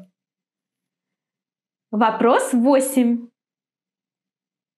Сегодня суббота. Какой день был вчера? Вчера. Today it's Saturday. What day was it yesterday? Думай. Think. Да, конечно, пятница. Вопрос 9. Сегодня вторник. Какой день будет завтра? Среда. Да, будет среда. Вопрос 10. Когда Мартина идет в спортзал? When does Martino go to the gym? Remember that in the Russian calendar, the week starts with Monday. So look at the picture. В четверг. Мартина идет в спортивный зал в четверг. Хорошо. Ты закончил весь урок 17. Молодец. Увидимся на следующем уроке. Пока-пока. Привет. Как дела? У меня хорошо, спасибо. А у тебя? So, what will we do in this video? In this video, I will tell you about tomorrow. But I did not choose a normal day for tomorrow, because otherwise it would be работа, work. So, I have chosen Saturday, суббота, And then it's not a normal Saturday again. It's a Saturday of our workation. My husband and I work online. So we started going to some beautiful places, let's say at the seaside or in the nature, and working from there. So we work during the week, but we can relax a little bit and enjoy the place on Saturday and Sunday. Sometimes we go on excursions, but often we prefer just to stay at home and enjoy the view around us. So, привет! Я в Апулии, в Италии. Я в деревне Вилланова на море. Очень красиво. Море очень красивое. Что я буду делать завтра? Завтра утром я буду много спать. Потом я буду готовить завтрак. Я буду готовить кофе в мокке. Потом я буду завтракать на пляже с мужем. Днем мы будем читать. Я буду учить немецкий и испанский языки. Мы будем обедать в ресторане. Вечером мы будем играть на пляже, мы будем играть в ракетки и плавать.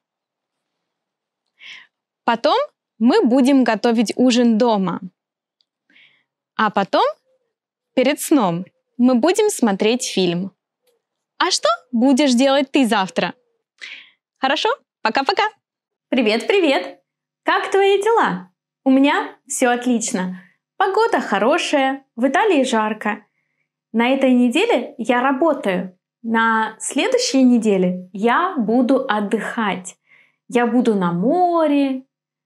Да, будет отлично. А ты? Что будешь делать на следующей неделе ты? В любом случае, добро пожаловать на урок 18. Я в Петербурге.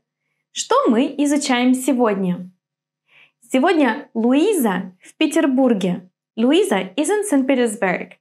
We will speak about places and events in the city. We will speak about the prepositional case, intonation in Russian questions, and prepositions в and на.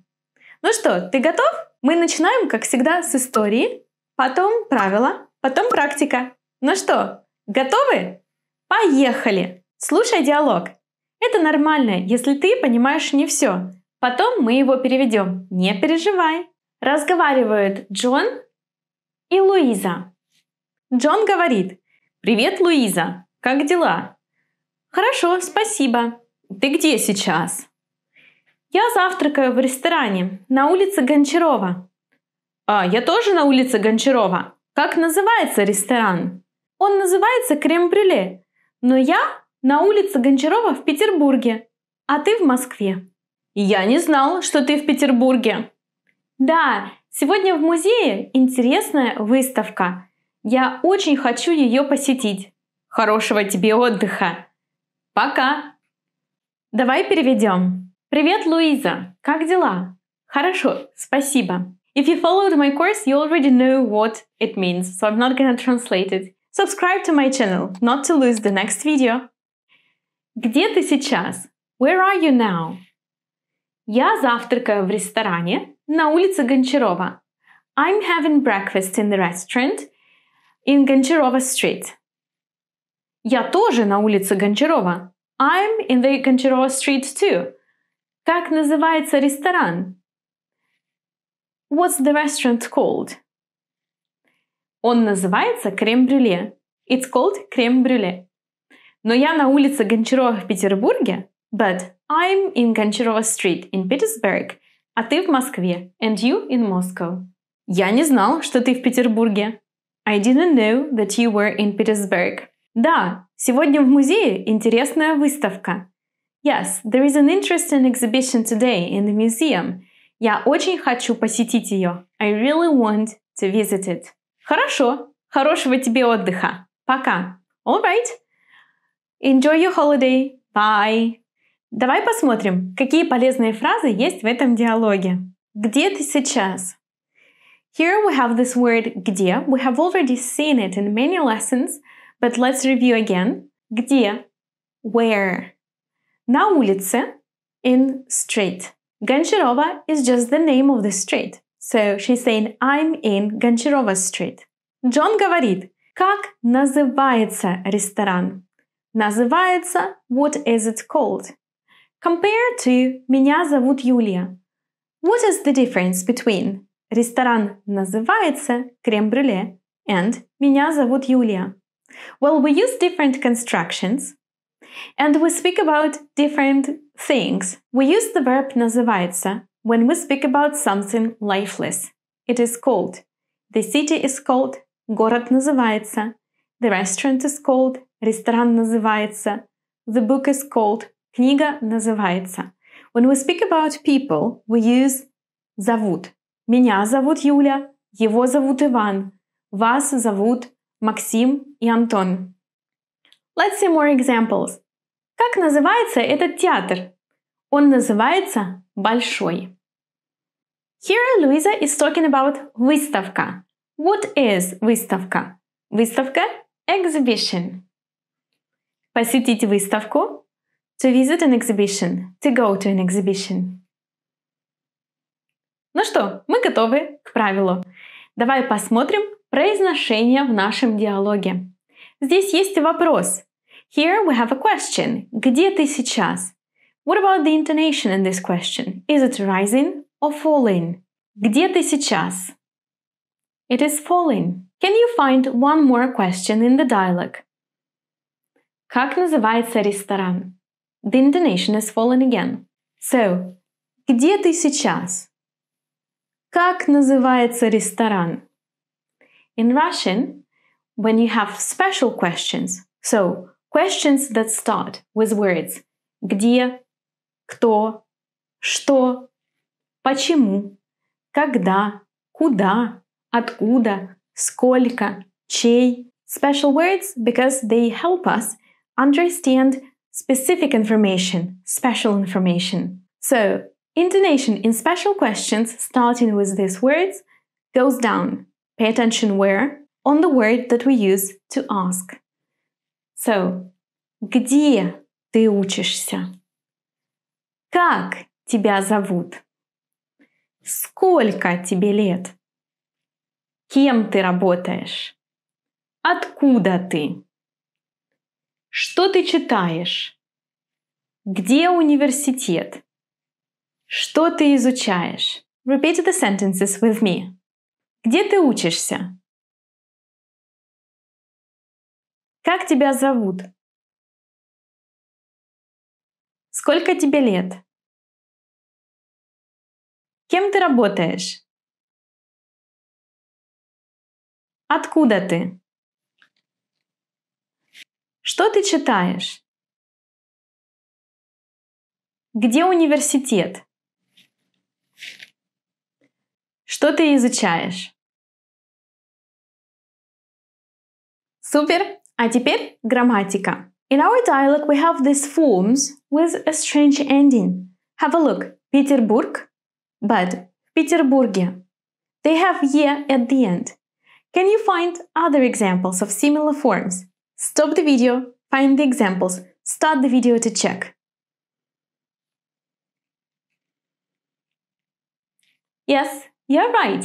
На улице, в Петербурге, в Москве, в музее. What are they? And why do we have «е» at the end? It's the prepositional case. Let's try to understand when we use it. And how. Я на улице Гончарова в Петербурге, а ты в Москве. Да, сегодня в музее интересная выставка. What are we talking about here? About position, about a place where people are at the moment. Words in prepositional case answer the question where. Where are you? Where is something happening? There is no movement. There is only being in some place or doing something in some place. So, if in nominative case we say кто for who and что for what, in prepositional we say ком, чем. В ком, в чем. In whom, in what. На ком, на чем. On whom, On what? О ком, о чем, about whom, about what. These are the forms of the words кто and что in the prepositional case. As you see, we normally use prepositional case after the guess what? Of course, prepositions. Have a look here. Где ключи? Ключи на столе. На столе is the prepositional case. Где ключи? Ключи в словаре. Словарь в словаре, prepositional case. Где картина? В музее. Музей в музее. В музее, prepositional case. Где ключи? В сумке. В сумке, prepositional case. So, how do we build the prepositional case? На столе, в словаре, в сумке. You see that all of the nouns finish with «е». So, to form a word in a prepositional case, we take it base, so a word without ending, and we add «е». Have a look. Стол на столе. Словарь. We don't need the soft sign here. В словаре. Музей. We eliminate «е». В музее. In case of feminine words, we have to delete the ending «а» or «я», and instead we're going to use «е». Сумка. В сумке. Кухня. На кухне. If a feminine word finishes with a soft sign, we will have «и» in the end. Сибирь. В Сибири. Площадь. На площади. And what about neutral words? I always forget about them. Neutral words will change just as anything else. We will have «е» in the end. Кресло.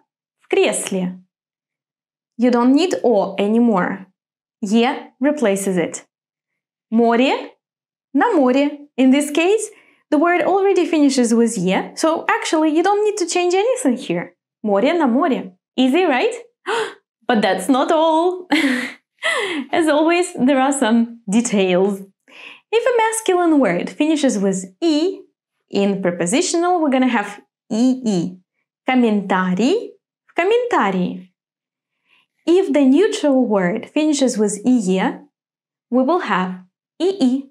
Здание. В здании. If the feminine word finishes with «ия», we're gonna have «ии». Италия. В Италии. Pay attention to this word. It's pretty weird.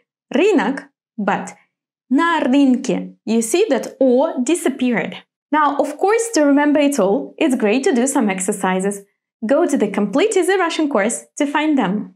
Alright, so that's about prepositional. But then the question, why did we have «в» in some words and «на» in the other words, like в музее, but на выставке?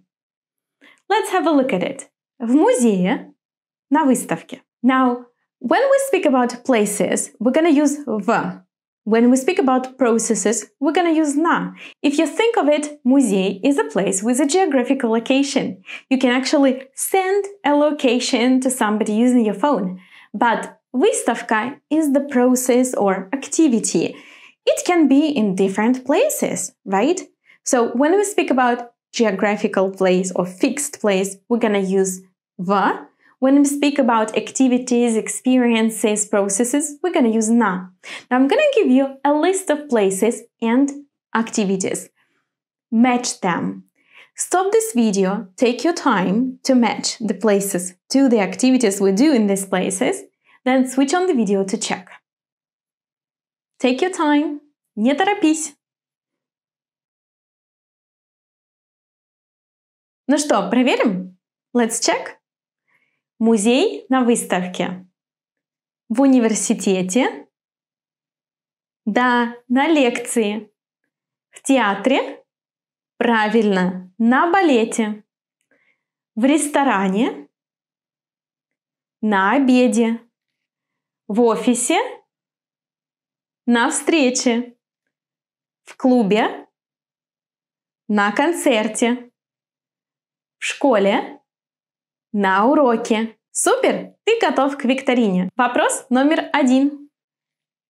Прочитай предложение с правильной интонацией. Read this question with the correct intonation.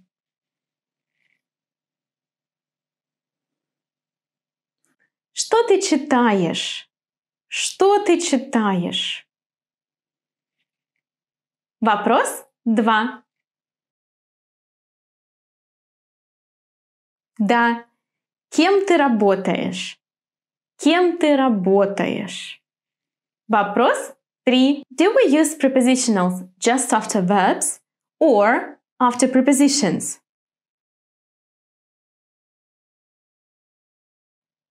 Yes, of course, after the prepositions. Вопрос 4. Напиши правильное окончание. Я живу на улице Садовой. I have to use prepositional here because I live where. Я живу где. So I answer the question где. Prepositional. На улице. На улице Садовой. Вопрос 5. Напиши правильное окончание. Моя бабушка живет в России. The name of the country is Россия. Finishes with ия. So,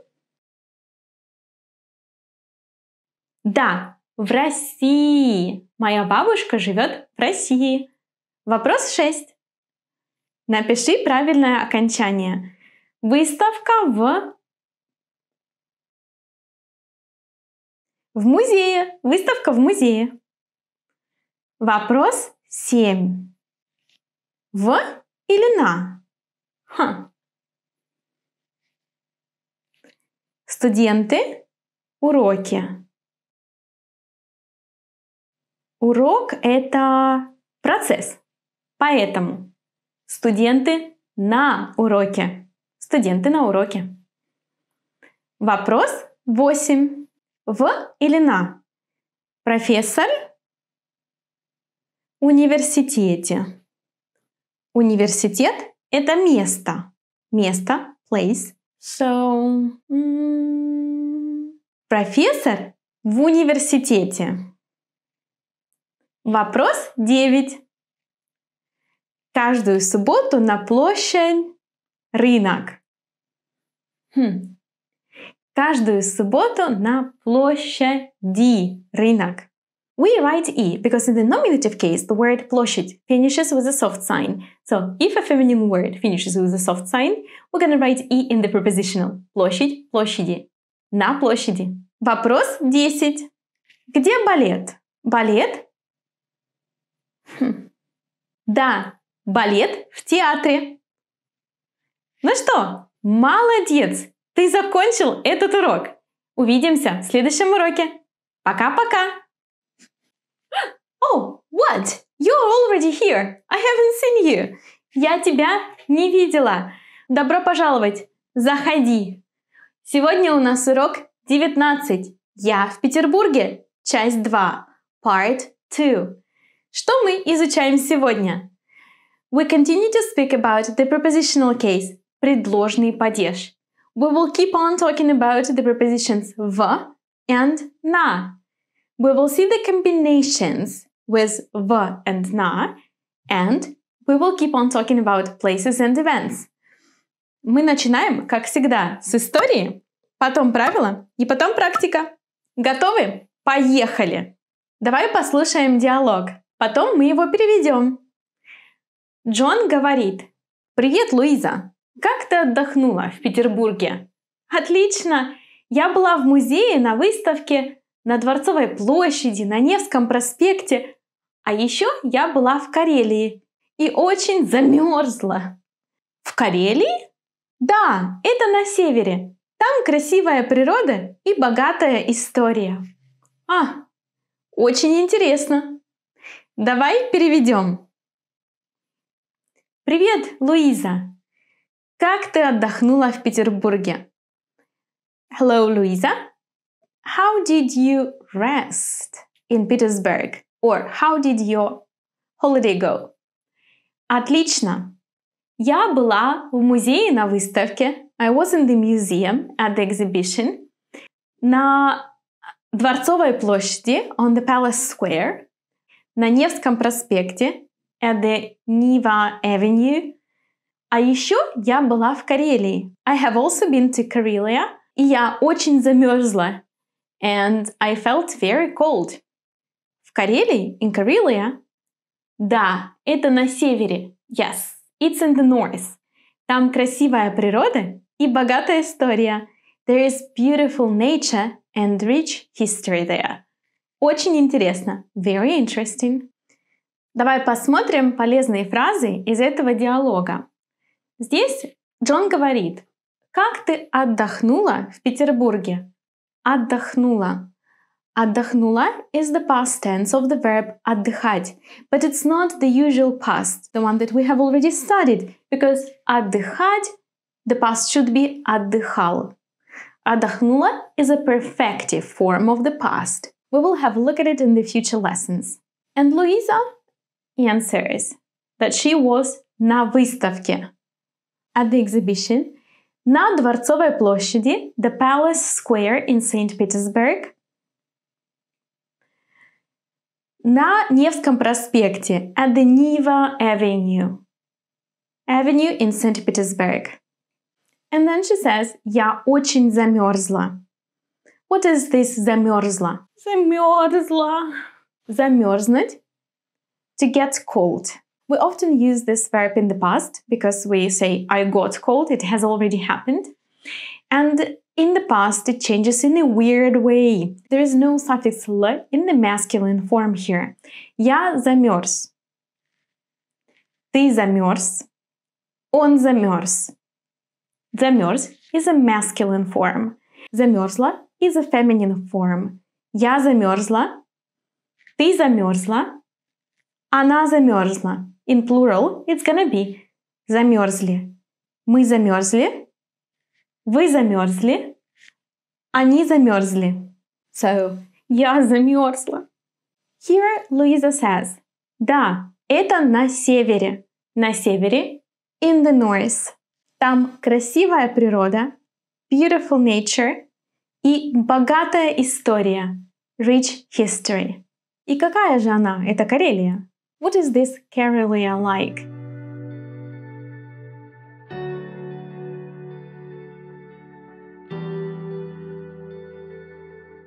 Ну что, молодец! А теперь правила. Мы начинаем с произношения. Здесь есть выражения. Here we have expressions. На выставке, в Карелии. So, how do we pronounce them? Let's have a look. В Карелии. You see that I do not pronounce v exactly as v. As we saw in one of the lessons before, v becomes voiceless if the following consonant is voiceless. K is voiceless because my vocal cords do not vibrate when I say k. K. So v becomes voiceless too. F, f, в Карелии, в Карелии. Let's see more examples when this happens. В Петербурге, в Казани, в Сочи, в школе, в Карелии, в Петербурге, в Казани, в Сочи, в школе. If the consonant that follows v is not voiceless, v does not become voiceless. So we have в музее, в, м, в музее. Во вторник, во Внуково. Во дворе. Do you remember why we have v in some of the options here? Yes, if the word starts with v, after which there is a consonant, the preposition в becomes va. Во вторник, во Внуково, во дворе. В музее. Во вторник. Во Внуково. Во дворе. And what about preposition на? Let's see. На выставке. I want to draw your attention that you do not separate two words. Na is a preposition. It will not be stressed because it's not an important part of speech. It kind of helps me to build a sentence, but it's not essential. So what I do, I just attach it to the following word, keeping the strong accent, the strong stress on the word. На выставке. I'm not saying на выставке. No.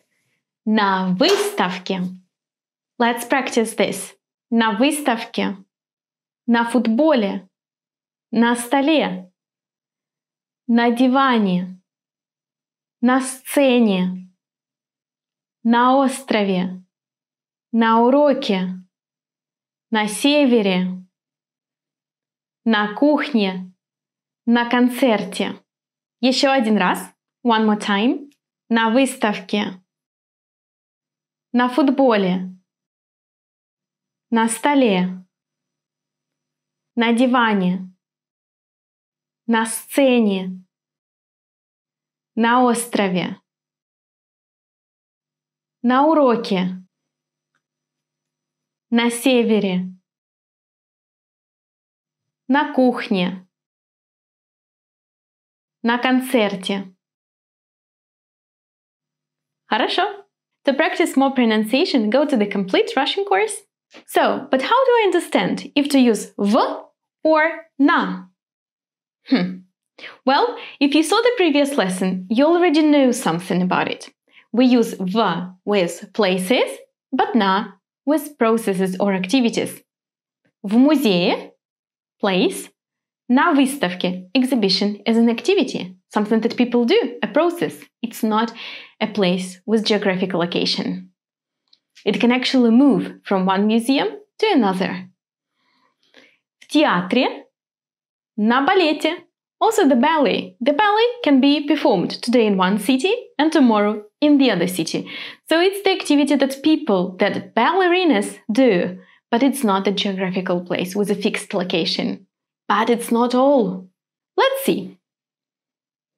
На столе. В столе. What's the difference? Right, на is on the surface. V is inside something. Thus, we have в комнате, in the room. В книге, на книге. Okay, are you ready to go forward? Давай, еще чуть-чуть. На улице. We use на with open spaces. На проспекте. На площади. На стадионе. Often stadiums are open. So, на стадионе. На рынке. На вокзале. Of course, the station can be a building, a big building, and it can be closed. But if you think of it, the railway is outside, and the platforms are kind of outside. Otherwise, you can see it as an exception. Try to remember that with вокзал, we're going to use на вокзале, at the station. So, as we saw before, we use в when we say inside, so it's closed space, like в комнате, in the room. But there are some exceptions. For example, в парке. Park is an open space, but there are many trees inside, so you're kind of inside the park. В парке. The same works for the forest. Лес в лесу. And сад в саду.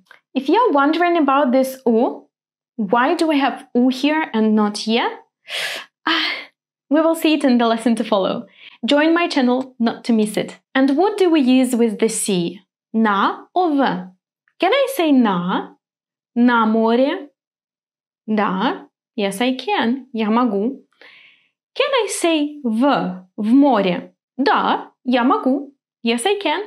So we say на море when we're at the coast, in some maybe city or just walking along the coast. But I'm в море if I'm inside. I'm in the water. Well, there are more words like this, not only море. Let's see. В море, на море. В реке, в озере. в океане. In all these cases, I'm in the water. I'm in the water of the sea, in the water of the river, in the water of the lake, in the water of the ocean. На.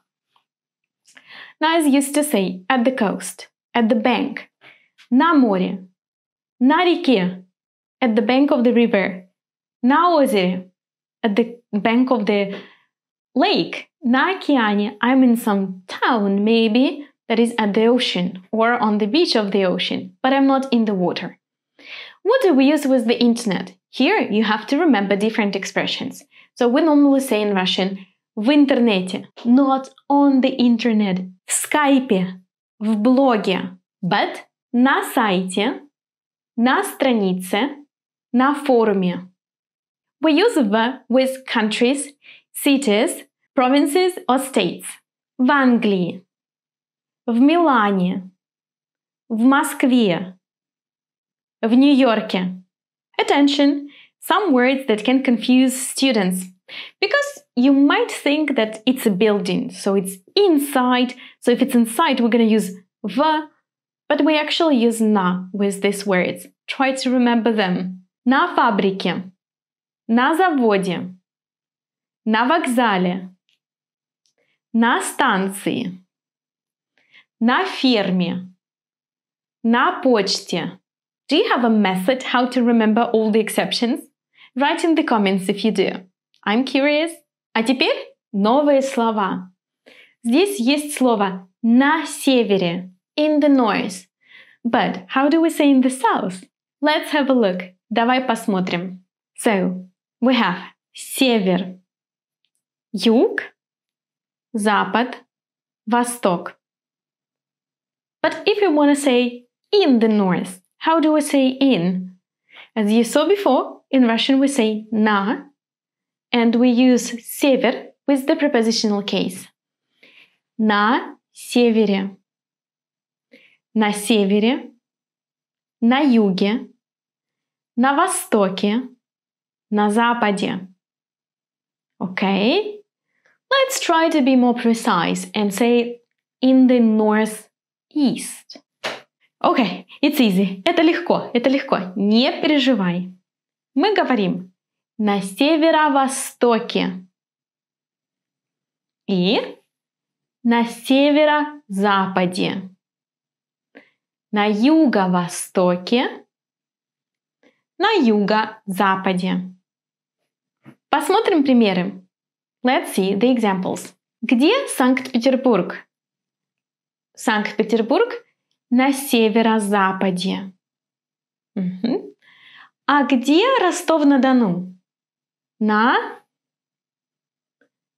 юго-западе. А где Владивосток? На юго-востоке. If you think of it, it's called Владивосток because it's in the east. Восток, east. Владивосток. А где Магадан? Магадан на северо-востоке. Фух. Ну что, мы готовы к викторине? Окей, давай, поехали. Вопрос 1. Как правильно произнести это сочетание? What is the correct pronunciation of this combination? If you need more time, stop the video. Yes. В Курске. В Курске. Вопрос 2. O is not voiceless. Правильно. В Омске. В Омске. Вопрос 3. В или на? Футбол. Футбол – это процесс. Значит, на футболе. Вопрос 4. В или на?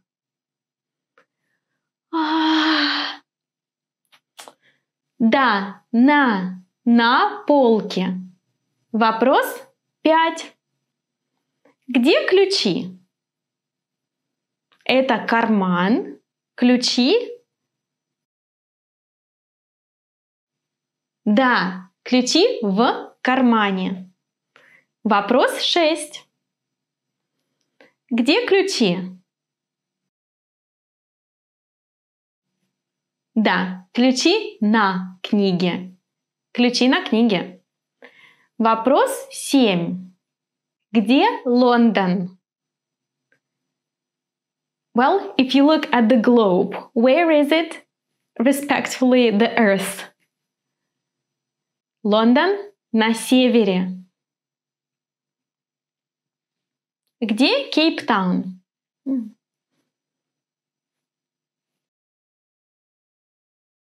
Да, Кейптаун на юге. А ты хорошо знаешь географию? Вопрос 9. Где Сидней? Сидней на юге. Где Токио? Токио на востоке. А где Лос-Анджелес?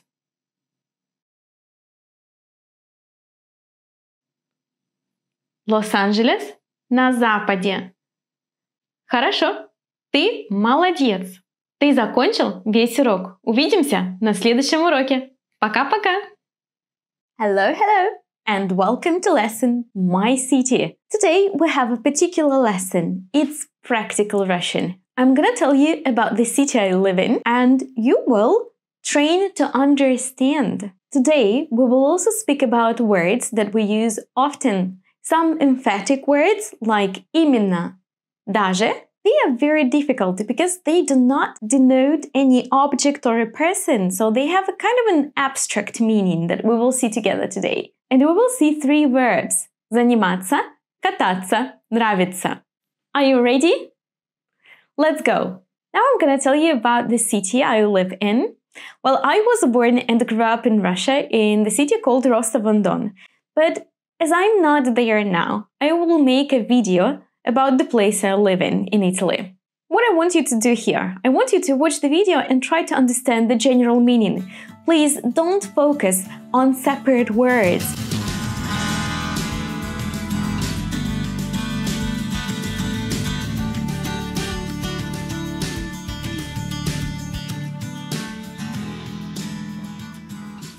Это Варедо.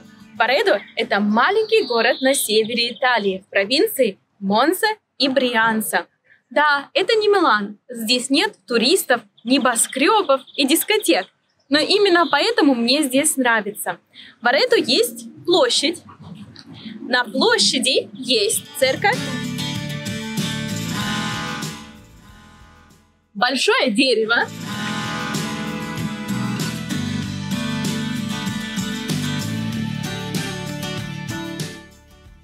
И здесь слева мэрия.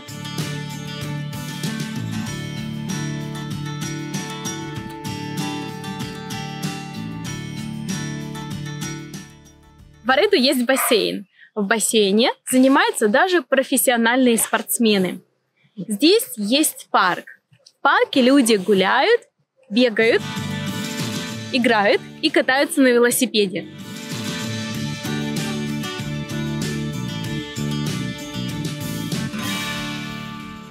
Alright, you have watched the video, and now the quiz to check out how well you understood it. Now, I will read you some statements.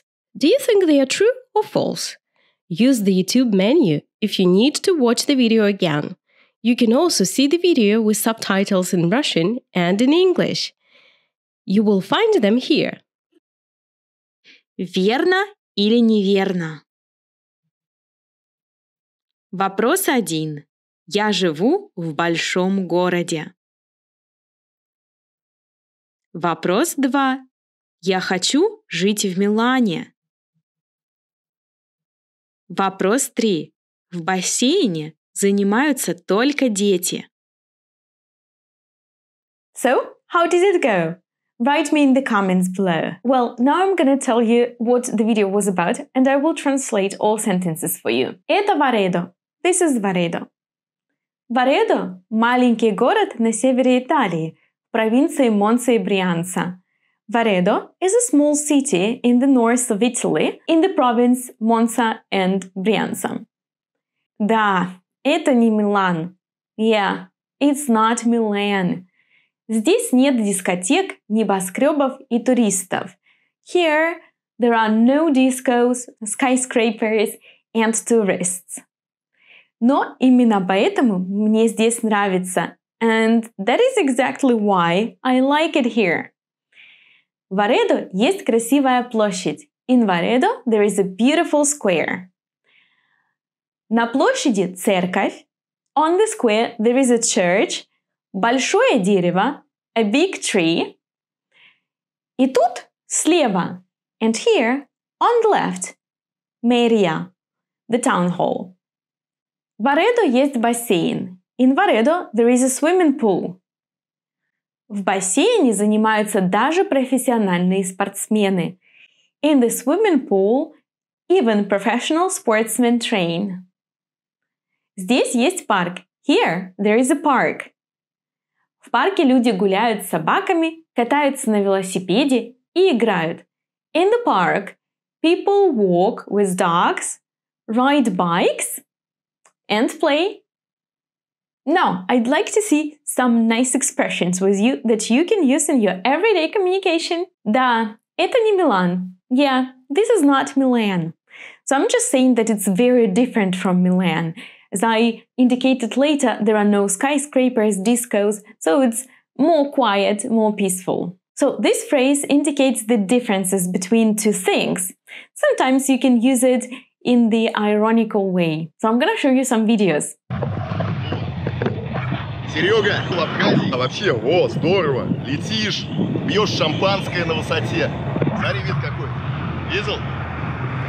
Это тебе не Италия. Это тебе не Италия. So why is he using these phrases? He's actually saying that it's pretty cool where he is, in Gagri.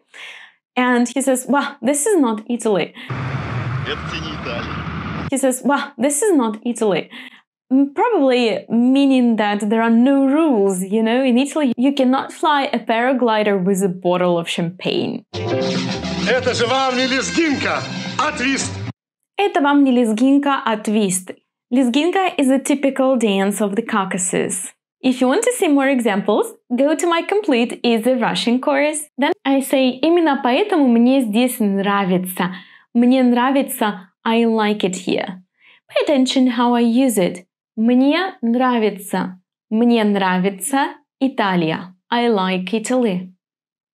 Мне нравятся. Мне нравятся озера на севере Италии. I like the lakes in the north of Italy.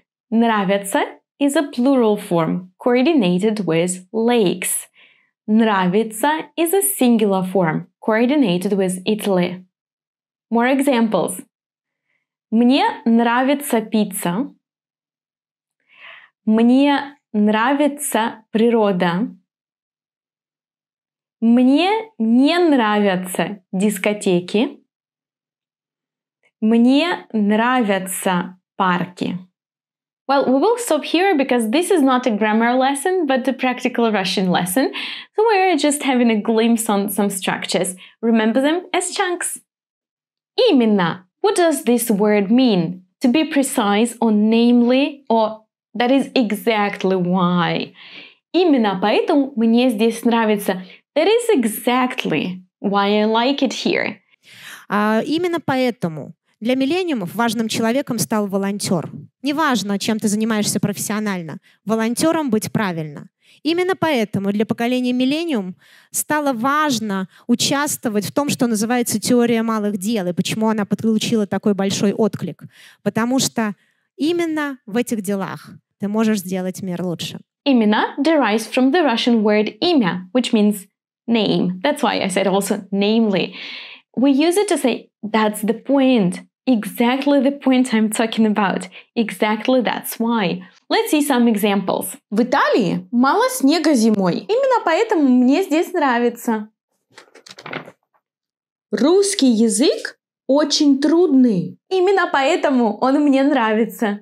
В бассейне занимаются даже профессиональные спортсмены. Даже. Even. That's an emphatic word that we use to draw attention to something. Даже. Even. Let's see some examples. В здоровом теле Здоровый дух. Я учу русский каждый день, даже в воскресенье. If you want to learn more words like this, don't forget to join my channel. Thus you will not lose any videos. В бассейне занимаются даже профессиональные спортсмены. Заниматься is a verb that we use with different types of activities. It's like to have lessons or to train. Well, in our case, it's to train. Спортсмены занимаются. Let's see when we use this expression. Заниматься спортом, to do sports. Заниматься музыкой, to study music. Заниматься русским языком, to study Russian. Well, and how do we use this verb? Let's see its conjugation. Я занимаюсь. Ты занимаешься. Он занимается. Мы занимаемся. Вы занимаетесь. Они занимаются. This is another interesting phrase here. В парке гуляют с собаками, катаются на велосипеде и играют. Кататься на велосипеде. Кататься is another verb that we use a lot with different combinations, and it means to move using some means for fun. So, кататься на велосипеде, кататься на лодке, кататься на роликах, кататься на коньках, кататься на лошади, кататься на лыжах. The key moment here is that you are doing it for fun, not professionally. So, if you are skiing for fun, ты катаешься на лыжах. If you are actually going from one point to another point using skis, ты ходишь на лыжах. You go using skis. Я катаюсь на лошади for fun, but я занимаюсь верховой ездой. I'm doing equestrian sport. Conjugation. Я катаюсь. Ты катаешься. Он катается. Мы катаемся. Вы катаетесь. Они катаются. Very well, you have finished the lesson. Congratulations. Поздравляю. Молодец. Пока-пока. Привет-привет. Добро пожаловать на урок 21. Welcome to lesson number 21. Today we have a particular lesson. It's practical Russian. Сегодня мы будем слушать очень простые диалоги, а потом мы будем изучать новые слова и структуры в них. Ну что, поехали!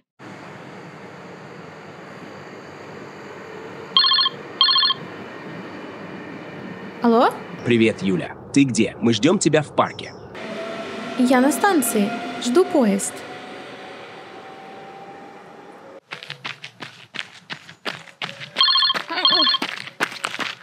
Алло? Привет, ты дома? Я в парке, бегаю. Тогда я перезвоню потом. Пока. Пока.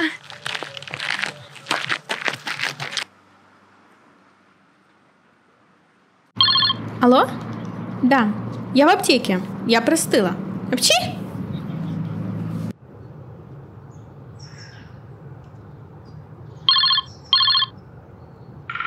Да. Привет, ты где?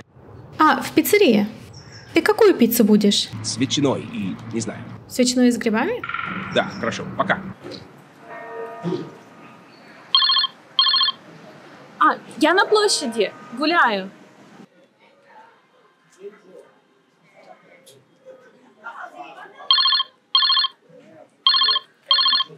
Я в спортзале. Занимаюсь аэробикой. А теперь посмотрим новые слова и структуры. Алло? В этом диалоге я говорю «алло». Что это за слово? «Алло». In Russian we use this word only when we answer the phone. It's like «привет», but for the phone. Алло. Алло, добрый день. Дмитрий? Здравствуйте. Да, все верно. There is a shorter option of «алло». Some people say «алло». Алло. Полиция. Я на улице Мигердичева. Тут убийство. Приезжайте быстрее. Я на станции. Жду поезд. В этом диалоге я говорю, что я на станции, но в уроке 19 мы видели слово «вокзал». Так какая же разница между станцией и вокзалом? So what's the difference between станция and вокзал? Станция is a train or a metro stop. It's just a stop on the way of the train, and it's not a hub. Вокзал is a transport hub, where you can change trains, change direction. Usually, there is also a ticket office, some shops and cafes. Я на станции. Жду поезд. В этом диалоге я говорю «я жду поезд». Ждать. To wait. Давай вспомним форму этого глагола. Let's remember the forms of this verb. Ждать is the verb of the first conjugation. It's used with the accusative case. We wait whom? Я жду кого? Я жду тебя. Я жду что? Я жду поезд. Настоящее время. The present tense. Я жду. Pay attention here. We do not have the typical ending «аю», but «у». Я жду. Ты ждешь. Here we have your, and we'll preserve it till они. Он ждет. Она тоже ждет. Мы ждем. Вы ждете. Они ждут. Прошедшее время – the past tense. Он ждал. Она ждала. Они ждали. You remember that in the past the verbs change only according to number and gender. So он ждал. Она ждала, они ждали, but я ждал, if a man is talking, я ждала, if a woman is talking. Ты ждал, ты ждала, мы ждали, вы ждали, они ждали. Будущее время, the future tense. Я буду ждать, ты будешь ждать, он будет ждать, она будет ждать, мы будем ждать, вы будете ждать, они будут ждать. Я в парке, бегаю. В этом диалоге я говорю «я в парке, бегаю». Бегать – to run. А ты знал, что в русском языке есть два глагола to run? Did you know that in Russian we have two verbs to run? Бегать and бежать. What's the difference? Какая разница? Давай посмотрим примеры. Я бегаю на стадионе 3 раза в неделю. Куда ты бежишь? На работу. Я опаздываю. В чем разница? What's the difference? Maybe you have noticed that in the first example, я бегаю на стадионе 3 раза в неделю, we talk about a regular repeated action. We often use бегать with the words всегда, always, обычно, usually, иногда, sometimes, редко, rarely, никогда, never, каждый день, every day, 3 раза в неделю, 3 times a week. Куда ты бежишь? Where are you heading to right now? We speak here about one-time situation happening at a definite moment. The second difference is the direction. Я бегаю на стадионе is a multidirectional verb. I run round the stadium, here, there, then back here. Куда ты бежишь? Я бегу на работу. I run towards one precise point of destination. The destination is my purpose, not the exercise of running itself. Let's see the forms of these verbs. Настоящее время. Present tense. Я бегаю, ты бегаешь, он бегает, она бегает, мы бегаем, вы бегаете, они бегают. Бежать. Я бегу, ты бежишь, он бежит, она бежит, мы бежим, вы бежите, они бегут. Прошедшее время. Past tense. Бегать. Он бегал, она бегала, мы бегали. Бежать. Он бежал, она бежала, они бежали. Будущее время. The future tense. Бегать. Я буду бегать, ты будешь бегать, он будет бегать. Мы будем бегать, вы будете бегать, они будут бегать. Бежать. Я буду бежать, ты будешь бежать, он будет бежать, мы будем бежать, вы будете бежать, они будут бежать. There are more verbs like this in Russian that change according to the direction and regularity of the action, but we will speak about them in the third part of A1 course. Join the channel not to miss the moment when we'll speak about the other verbs like this. Я в аптеке. Я простыла. Апчи! В этом диалоге я говорю «я простыла». I got a cold. Простыла is the past form of the verb, and you remember that it changes according to number and gender. So, я простыла, она простыла, он простыл, мы простыли. We got a cold. А, в пиццерии? Ты какую пиццу будешь? С ветчиной и, не знаю. С ветчиной и с грибами? В этом диалоге я говорю, какую пиццу будешь? С ветчиной и грибами. Какую пиццу будешь? What pizza will you eat? You know that будешь is used to form the future. It is also used to say what will you eat? It's like we were very lazy, ленивые, and instead of saying what will you eat, we started saying what will you? And so it substituted the phrase what will you eat or drink? Какую пиццу будешь? We will see this structure in more detail in the second part of A1 course. Don't lose it. С ветчиной и грибами. Ветчина, ham, грибы, mushrooms. Here I want to draw your attention to the preposition с, which means with. We use this preposition with the instrumental case, but we will see it later on with you. Don't worry about it right now. Я в спортзале. Занимаюсь аэробикой. Я занимаюсь аэробикой. Заниматься. To do, often used with sports or some leisure activities. We spoke about this verb in the lesson number 20, My City. If you missed it, here is the link for you. Молодец, ты закончил весь урок 21. Of course, you need more exercises to remember everything that we saw here. Go to my complete course to practice with fun quizzes and interactive exercises. Ты просто молодец! Пока-пока! Привет-привет!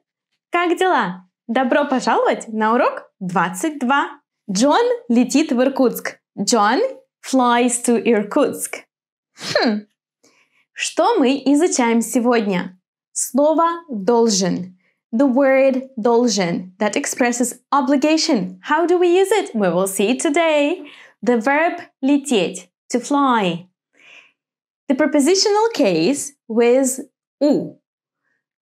На углу, в аэропорту. Some adjectives. Are you ready? Ты готов?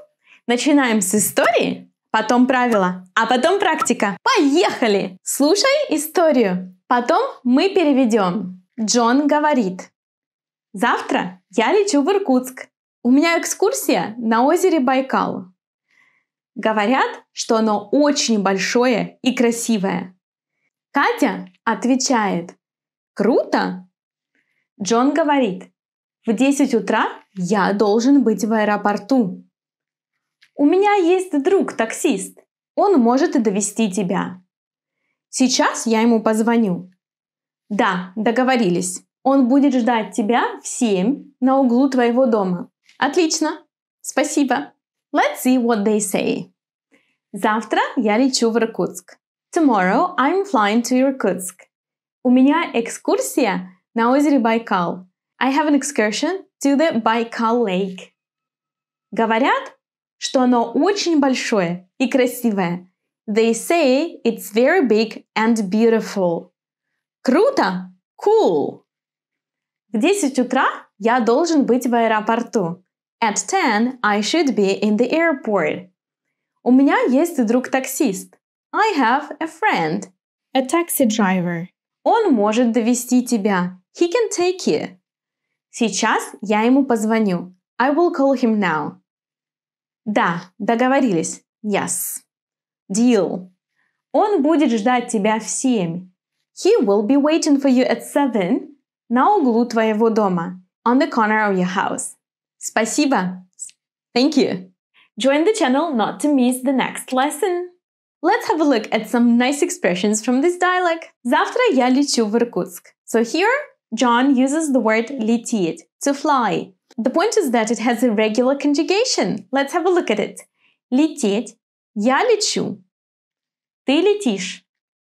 Он летит. Мы летим. Вы летите. Они летят. So what is strange about this verb? Right, there is this alteration in the first person singular. We say ch instead of t. Я лечу, ты летишь. Now, it's a verb of motion, and it's a separate topic of the Russian grammar, so we will come back to it in the future. Katya говорит. Круто. Круто is quite a colloquial expression. It means cool. You wouldn't say it to your professor, but with friends it's fine. Круто. Пауло говорит. В 10 утра я должен быть в аэропорту. Я должен быть. I must be. Это слово должен. This word должен expresses obligation. But it's particular because we coordinate it with a subject in a special way. If the subject is masculine, we're going to use должен. Я должен, ты должен, он должен. If the subject is feminine, we're going to use должна. Я должна, ты должна, она должна. If the subject is neutral, we say должно. Оно должно. Это должно. If the subject is plural, we use должны. Мы должны, вы должны, они должны. Well, it's a modal verb, so it means that you have to use another verb after it because it does not indicate any action. If I just say я должна, I must, if it's taken out of context, it's not clear what. I must what? Я должна что? After modal verbs, we use the form of the infinitive. Let's have a look at some examples. Я должна читать книги. Я должна заниматься спортом. Do you remember the infinitive forms in Russian have «те» – читать, заниматься. Then Katya says. Потом Катя говорит.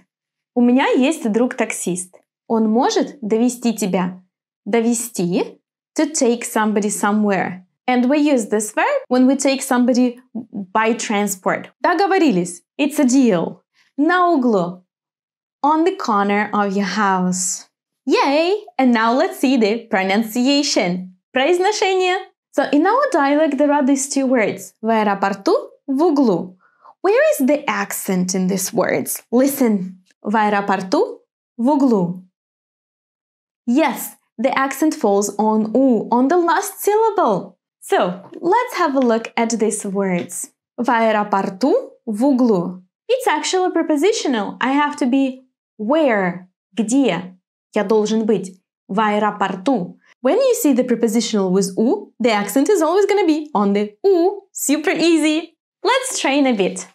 Лес в лесу. Сад в саду. Шкаф в шкафу. Пол на полу. Угол в углу, на углу. Крым в Крыму. Берег на берегу. Мост на мосту. Порт в порту. Аэропорт в аэропорту.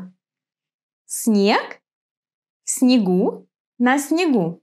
And now let's train clapping. Лес в лесу. Сад в саду.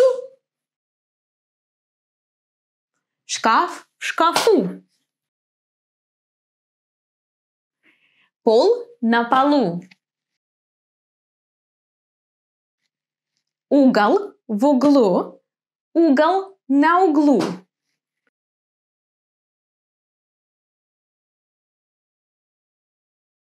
Крым в Крыму.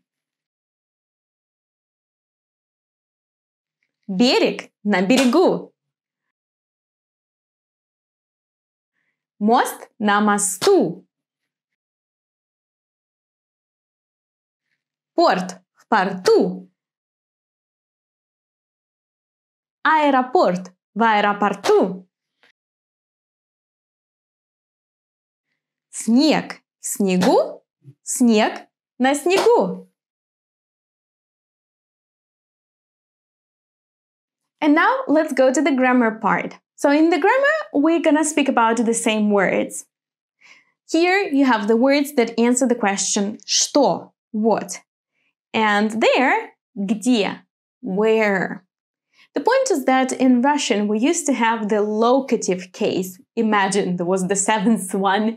So we used to have prepositional that we use after prepositions. For example, when we talk about something, мы говорим о лесе. And we had locative to speak about location precisely. Мы в лесу. Well, the time went by, the language got easier, and many of the words preserved only one form, the prepositional case, the prepositional form, to be used both when we speak about location and when we speak about, well, talking about something after the preposition about. But some words preserved their original locative form, unfortunately, because now we have to learn them. So what's the way? There is no way, actually. We have to remember all the words that finish with U because there are fewer of them. Let's see. Лес в лесу. Сад в саду. Шкаф в шкафу. Пол на полу. Угол в углу. Угол на углу. Крым в Крыму. Берег на берегу. Мост на мосту. Порт в порту. Аэропорт в аэропорту. Снег в снегу. Снег на снегу. So why do we have в углу and на углу? В углу in the corner. На углу on the corner. Have a look at these pictures. В углу растение в углу. На углу кафе на углу. В снегу на снегу. В снегу inside the snow. На снегу on top of the snow. Собака в снегу. Цветы на снегу. In the Complete Easy Russian course, you will find plenty of exercises that will help you remember the new words and the rule. Well, today you worked a lot with these new words that are also exceptions. In the vocabulary section, we're going to speak about the same words, but this time we will see how they work in a sentence. We will see examples. Примеры. Лес в лесу. У нас есть домик в лесу. Сад в саду. Дедушка работает в саду. Шкаф в шкафу. Мое новое платье в шкафу. Пол на полу. Игрушки на полу. Угол в углу. Книжный шкаф в углу. Pay attention that in the word угол, it's not only that we add у, but also о disappears. Угол в углу. Мой любимый итальянский ресторан на углу. В Крыму теплое море. Дети играют на берегу. Вы где? Мы на мосту. Иван работает в порту. В аэропорту много туристов. Я не вижу собаку. Она в снегу. Цветы на снегу. Well, in the dialogue we also saw two adjectives. Большое, красивое. So you see that they have these strange endings. Ое, большое, красивое. In our examples, there are also some adjectives. Can you find them? Stop the video, find them, and then switch on the video to check. Новое платье, new dress. Книжный шкаф, bookcase. Любимый итальянский ресторан, favorite Italian restaurant. Теплое море, warm sea. And now we are ready for the quiz. Викторина. Вопрос 1. Алина. Мне помочь. Должен, должна, должно или должны? Alina is the name of a girl in Russia. Sure, Alina должна мне помочь. Должна because it's feminine. Вопрос 2. Профессор. Читать лекцию в понедельник. Что ты думаешь? What do you think? Right. Профессор должен читать лекцию в понедельник. Должен because professor, well, at least the one in the picture, is a man. В субботу я В Китай. We should use the verb лететь here.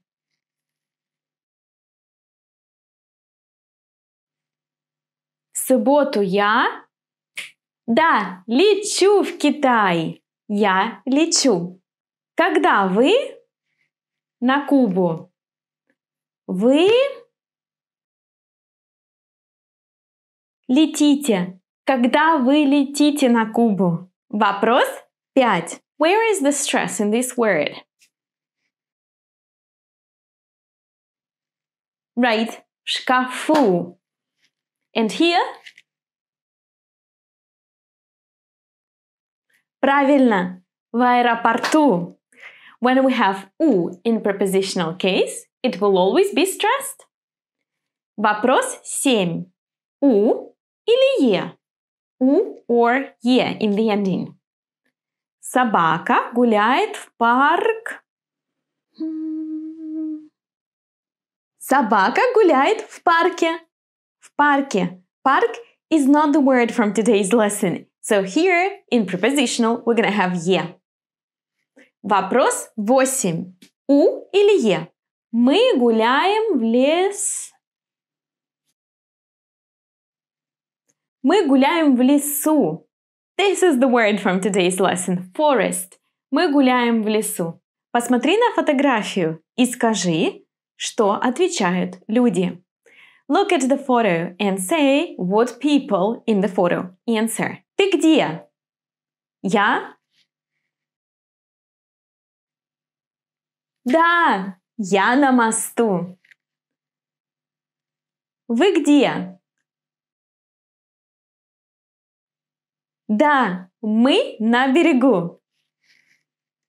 Very well, congratulations! You have finished the whole lesson. 22? Wow, I don't believe it. Поздравляю! Congratulations! Увидимся в следующем уроке. I will see you at the next lesson. Пока-пока! Привет-привет!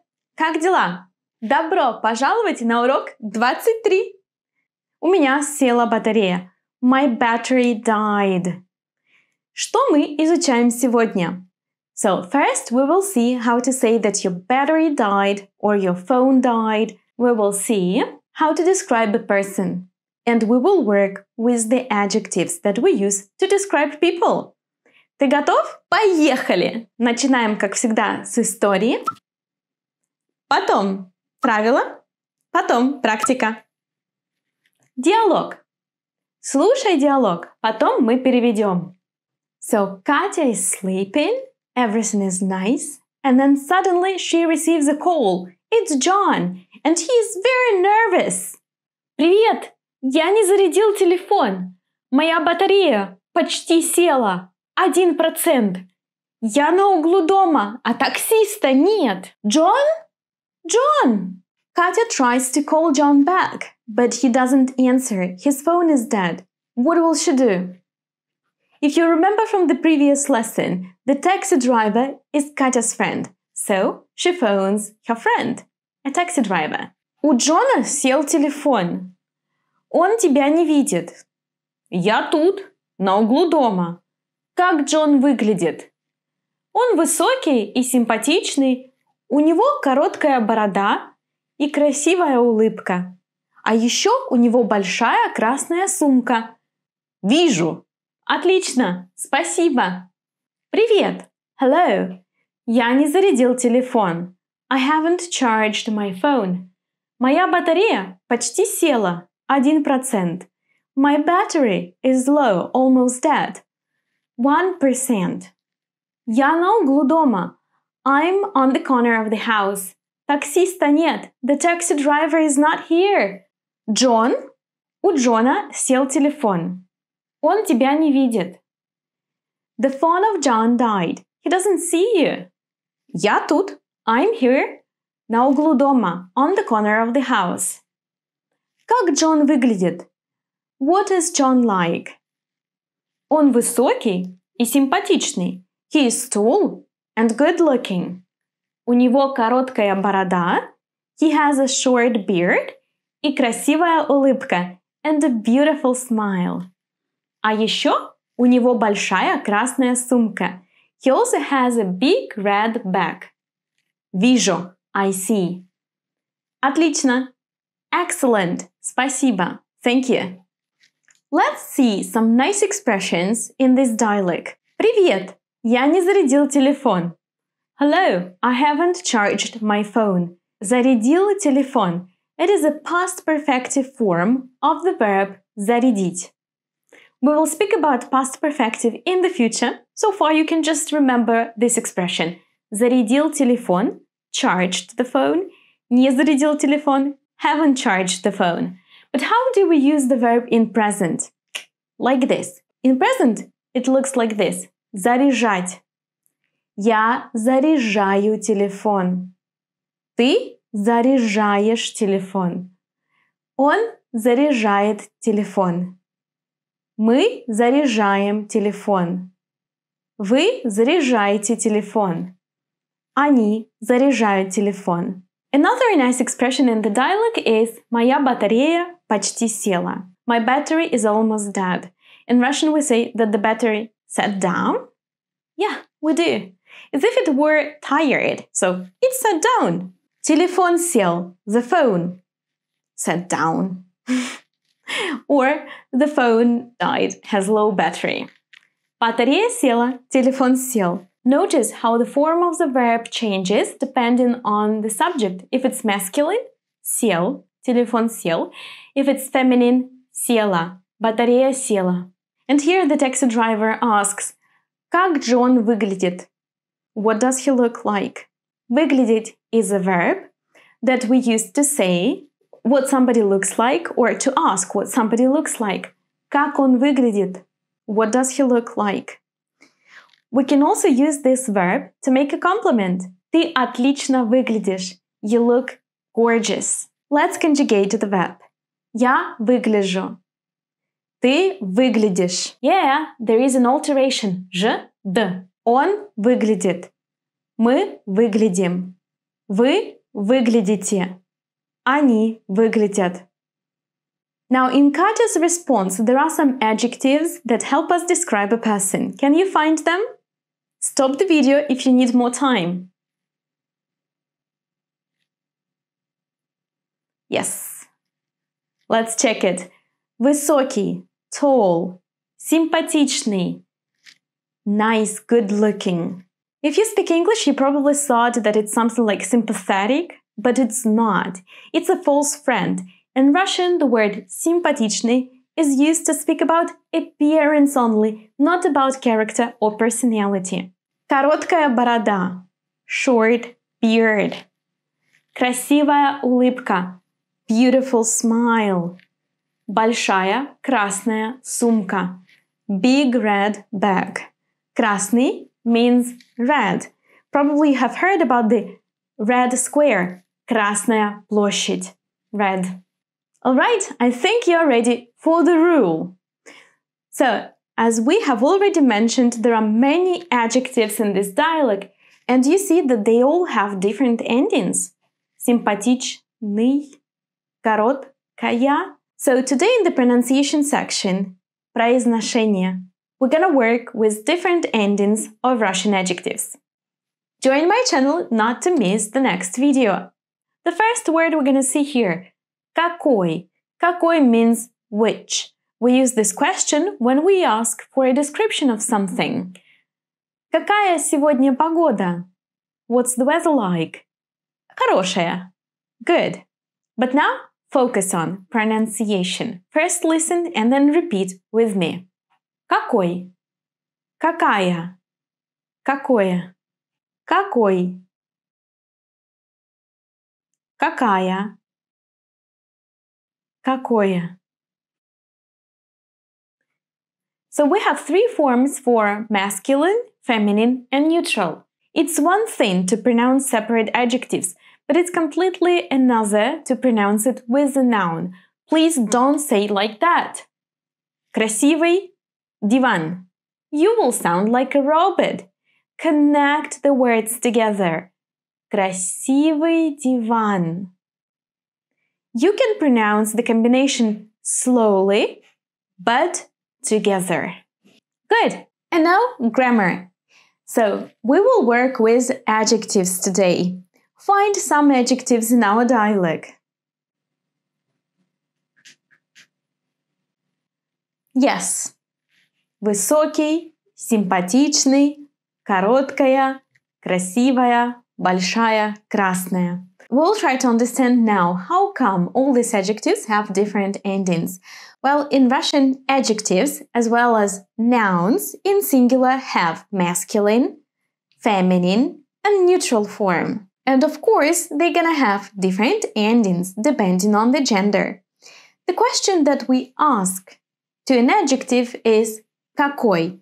It's like which in English, or what is something like. The word какой changes according to the gender too. Masculine – какой, feminine – какая, neutral – какое. Let's have a look how the adjectives change. The adjectives have two different forms, strong and weak. Let's start with strong adjectives. Masculine – новый, прямой. Feminine – новая, прямая. Neutral – новое, прямое. So you noticed a funny fact. Strong adjectives or strong endings in adjectives will be the same in feminine and neutral, but there are two options in masculine. How come? Well, if the ending is stressed, it's going to be ой, прямой. If the ending is unstressed, it's going to be ый, новый. Let's now see weak endings. Синий, и. Синяя, я. Синие, е. Now a good question is how can you know if you should use strong ending or weak ending? Well, I recommend you to learn the adjective immediately with the ending. Just remember the correct form. And whenever you see a new adjective, check out the dictionary and see the masculine, feminine, neutral, and also plural form. Write all of them into your dictionary and repeat all of them. So, синий, синяя, синие. At this point, it's all repetition exercise. Now, something particular happens with the adjectives that before the ending have zh, ch, sh, sh. If the ending after these consonants is stressed, we're gonna write ой. Большой in masculine, большая in feminine, большое in neutral. But if the ending is unstressed, for example, хороший, you see, we're gonna write и and not и. That is because after sh, zh, sh, ch in Russian, we never write и. Хороший, хорошая, хорошее. The same happens in adjectives that before the ending have к, г, х. Русский, русская, русское. Yes, you got it. Now, as it's already a lot of new information, in the vocabulary part, we're gonna work with the adjectives again, and we will see adjectives that help us describe people. Новые слова, new words. So, in the dialogue we had высокий, John высокий, высокий, tall. And the opposite will be низкий. You see, these words before the ending have k. And we just said that after k I cannot write y. So, I'm gonna have the ending и. Высокий, низкий. Короткая борода. У Джона короткая борода. Короткий, short, длинный, long. Он симпатичный, good looking. Несимпатичный. I would use несимпатичный because it's softer. It's kind of better to say not good looking than to say ugly. A word that we did not have in the dialogue, but which can be used to describe a person is молодой, young. And the opposite will be старый, old. It's not always nice to say that somebody is old, so sometimes we say just он в возрасте or она в возрасте, which literally means he's in age, meaning not young anymore. Or you can always say не молодой, not young. When we speak about objects, we do not use молодой и старый. We use новый и старый. Высокий, высокая, высокое. Низкий, низкая, низкое. Молодой, молодая, молодое. Старый, старая, старое. Короткий, короткая, короткое. Длинный, длинная, длинное. Новый, новая, новое. Симпатичный, симпатичная, симпатичное. Худой. Худая, худое. Толстый, толстая, толстое. And if somebody is neither fat nor thin, we can say стройный. Стройный, стройная, стройная. Or спортивный, спортивная, спортивная. Красивый. Beautiful. Красивый, красивая, красивое. Некрасивый, некрасивая, некрасивая. We often use the word приятный to say nice, pleasant. It can refer both to appearance and to personality. Приятный, приятная, приятное. Неприятный, неприятная, неприятное. And you can recognize these adjectives. You can understand their meaning. Хороший, хорошая, хорошее. Плохой, плохая, плохое. Легкий, easy, легкая, легкое. Трудный, трудная, трудное. So you see, many of them have the same roots as adverbs, so you already kind of know them. You just need to add our endings, and you need to remember which endings are used where. In Russian, the adjective is placed before the noun. And now, quiz! А теперь викторина. Вопрос номер 1. Батарея. What would you say in this situation? Да, батарея села. Правильно. Телефон. Сел. Телефон сел. Вопрос 3. Ты хорошо выглядишь. Что это за глагол? Да, выглядишь. Как он... A verb is missing here. Well, which one? Как он... Да, выглядит. Как он выглядит? Невысокий брюнет, спортивный. Эта девушка очень... красивая. Because it's feminine. Very well. Congratulations. You have finished the whole lesson. Great. I will see you at the next lesson. Пока-пока. Привет-привет. Как твои дела? У меня отлично. Спасибо. Добро пожаловать на урок 24. Welcome to lesson 24. У Джона карие глаза. John has brown eyes. Итак, что мы изучаем сегодня? Today we will see how to describe a person. Namely, we will speak about eyes and hair. We will see adjectives in plural, and we will work with pronunciation of the sound «ы». Начинаем, как всегда, с истории. Потом правила, потом практика. Что, готовы? Поехали! Наш диалог. First, I want to remember you the story. So, John has to go to the airport because he has an excursion on Lake Baikal. Katya calls her friend who is a taxi driver. The taxi driver should wait for John at the corner of the house, на углу дома. But John did not charge his phone. John не зарядил телефон. His battery died. Батарея села. The taxi driver cannot find John, and John cannot find the taxi driver. So Katya describes John to the taxi driver. Он высокий, симпатичный, у него красная сумка. So the taxi driver calls Katya and says, Катя, тут симпатичный блондин. У него короткая борода и красная сумка. Он не говорит по-русски, но он не хочет ехать со мной. Джон не блондин. У него черные волосы и карие глаза. А, да, вижу. Он у другого дома. Сейчас я его заберу. Хорошо. Давай переведем. Катя, тут симпатичный блондин. Катя, here is a good-looking blonde. У него короткая борода.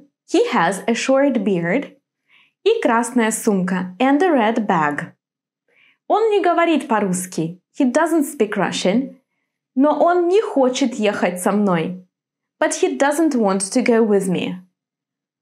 Джон не блондин. John is not blonde. У него черные волосы. He has black hair. И карие глаза. And brown eyes. Да, вижу. Yes, I see. Он у другого дома. He's by the other house. Сейчас я его заберу. I will pick him up now. Хорошо. Fine. Новые слова и полезные фразы. Таксист говорит: Катя, тут симпатичный блондин. What is this word тут? I translated it as here. But in one of the lessons we have already studied with you the word здесь, which is also here. So what's the difference? Well, здесь is a bookish or more literally more correct option of saying here, while тут is colloquial. Then тут is more colloquial, so in a spoken conversation it sounds natural. But when you write something, it's much better to use здесь. У него короткая борода. So when we speak about appearance, we use the structure that we already know. We spoke about it when we spoke about possession. У меня есть кот. У тебя есть дом. У него есть машина. But when we speak about appearance, it's not that you actually have something. You are like this and that's it. That's why in this kind of construction we can omit, and actually it's preferable to omit есть. У него короткая борода. У меня голубые глаза. Он не хочет со мной ехать. Ехать is a verb of motion, and we will speak about in the lessons to follow. But so far, what you should know is that ехать means to go by transport. So not on foot, go by some means of transport. Ехать. Со мной. The preposition с means with. Мной is me in the instrumentive case. We will speak about it later too. John не блондин. Блондин – blonde. Блондинка – blonde. У него черные волосы и карие глаза. Черные волосы – black hair. Карие глаза – brown eyes. Да, я вижу. Он у другого дома. This word «другой» means other, by the other house. Сейчас я его заберу. Забрать means to take, or in this case, to pick up. А теперь правило. Поговорим о произношении. Let's speak about pronunciation. So here we have adjectives, and many adjectives have «ы» or «и» in the end. Have a look. Черные, карие. That's why I decided to work with this sound «ы» with you today. We will see combinations with consonants, and we will oppose them to similar combinations, well, actually to the same combinations, but with the sound «и». Have a look. Ны, ни. If you remember when we say «ны», «ы», so the tongue, the back part of the tongue, goes down, and the tongue retracts a little bit. Ны, «ы», «ы». When you say ни, the tongue raises towards the palate. Ни, ни, ни. So now listen and repeat with me. Ны, ни. Вы, ви. Ды, ди. Ры, ри. Лы, ли. Бы, би. Жи. Pay attention here. Жи. You will always write «и» because there is no variant with «ы». It doesn't exist. After «ж», «ш», «ч» in Russian, you never write «ы». Never. But in the pronunciation, you will hear the sound «ы» all the same. Жи. Жи. Now that was quite easy for you. Let's make it more complicated. Let's add up one more letter. Ные, ние. Вые, вие.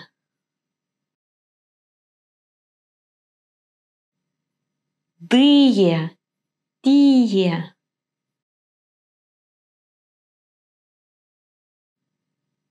Рые, рие.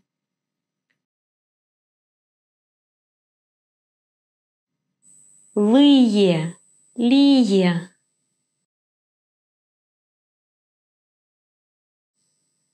Бые, бие. Жие. Молодец! А теперь вернемся к диалогу. So, черные, карие. Are they adjectives, nouns, or verbs? Yes, adjectives. Are they in singular or in plural? Yes, in plural. Today we're going to speak about adjectives in plural. Just to remind you, last time we spoke with you about feminine, masculine and neutral singular adjectives. If you haven't seen this lesson, go here. So last time we saw with you that in masculine we have three possible endings. Новый, прямой, синий. In feminine, новая, синяя.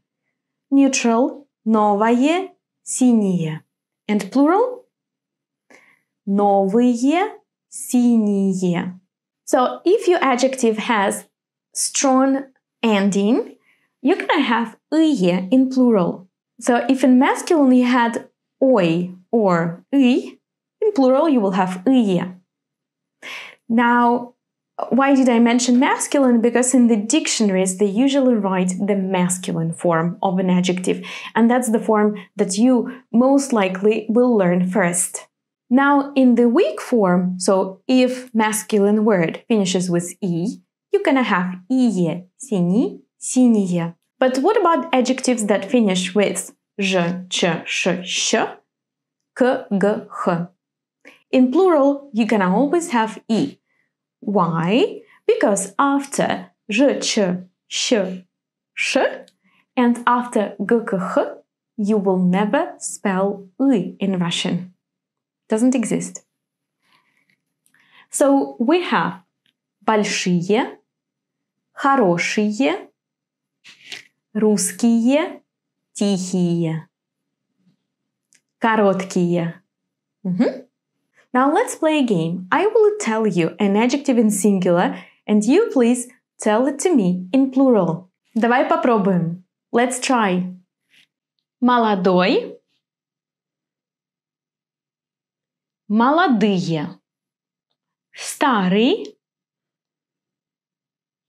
старые, новый, новые, худой, худые, толстый, толстые, стройный, стройные, красивый, красивые, приятный, приятные, высокий, высокие. Did you remember that after k we can never spell y? So in this word you should have и. Высокие. Короткий, короткие. Хороший, хорошие. Легкий, легкие. А теперь новые слова. Let's see first, how can we ask to describe someone? Он высокий? Is he tall? Or какого он роста? How tall is he? If you want to ask a question about a girl, it's going to be the same. Just use она instead of он. Она высокая? Какого она роста?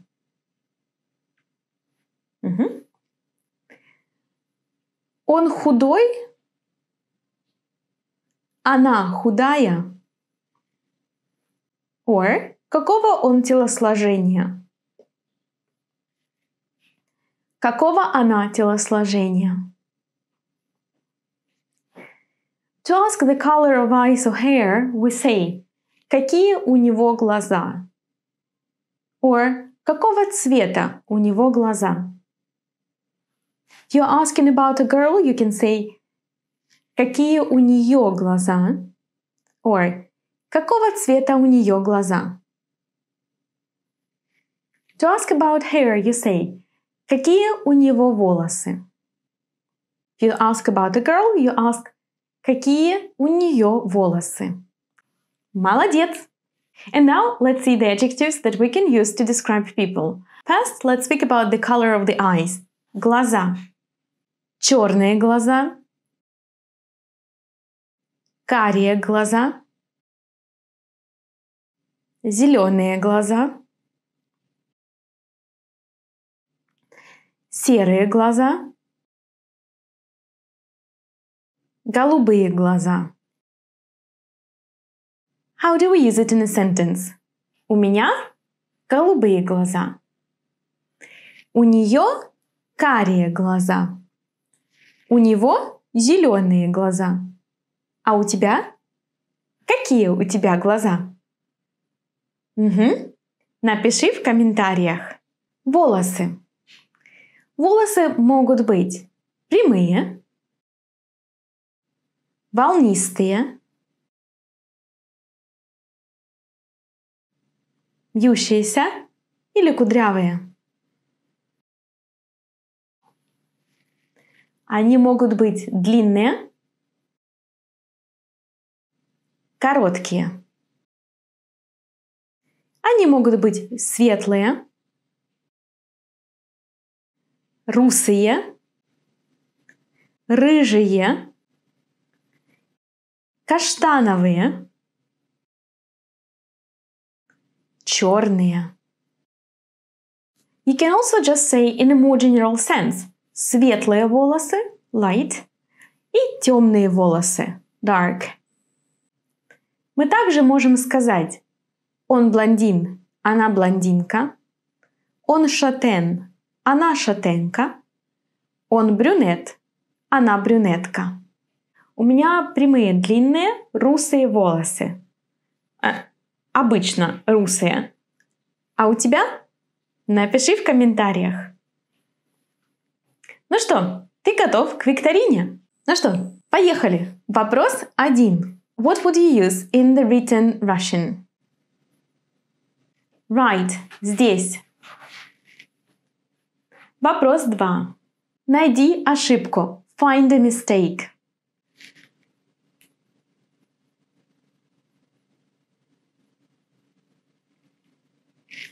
Да, у блондинки светлые волосы. Light hair, not dark.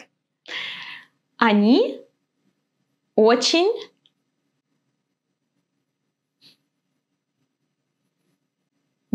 высокие. Они очень высокие. У него глаза.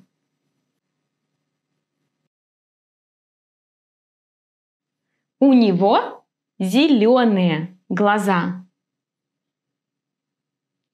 У нее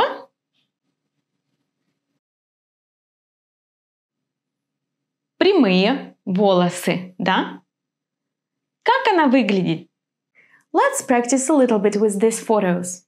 Have a look at the picture and think, how can you describe this person? Stop the video, think, pronounce your answers aloud, then start the video again to check with me.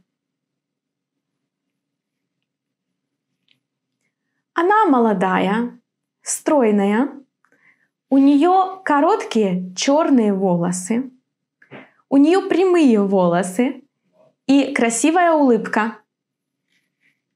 У нее карие глаза. And what about her? Stop the video. Она молодая, стройная, у нее длинные светлые волосы, у нее голубые глаза. А он? Он молодой и стройный, У него рыжие волосы и зеленые глаза. У него много веснушек. Хорошо, ты закончил весь урок. Пока-пока. Увидимся на следующем уроке. Привет-привет. Как твои дела? У меня отлично. Спасибо. Добро пожаловать на урок 25. This lesson is special. We will speak about a practical situation because John в аэропорту. John is at the airport. We will help him check in for his flight. So in this lesson, we will not speak about grammar or pronunciation. What we will do is we will see the dialogue and some common expressions that we use in the airport. You can also use them on other occasions. So let's start with the dialogue. Диалог. Слушай. Это нормально, если ты понимаешь не все. Потом мы переведем. Добрый день. Здравствуйте. Вы летите в Иркутск? Да. Можно ваш паспорт и билет? Вот, пожалуйста. Положите, пожалуйста, ваш багаж на весы. У вас есть ручная кладь? Да, вот этот рюкзак. Хорошо. Можете взять свой паспорт и билет. Вот ваш посадочный талон.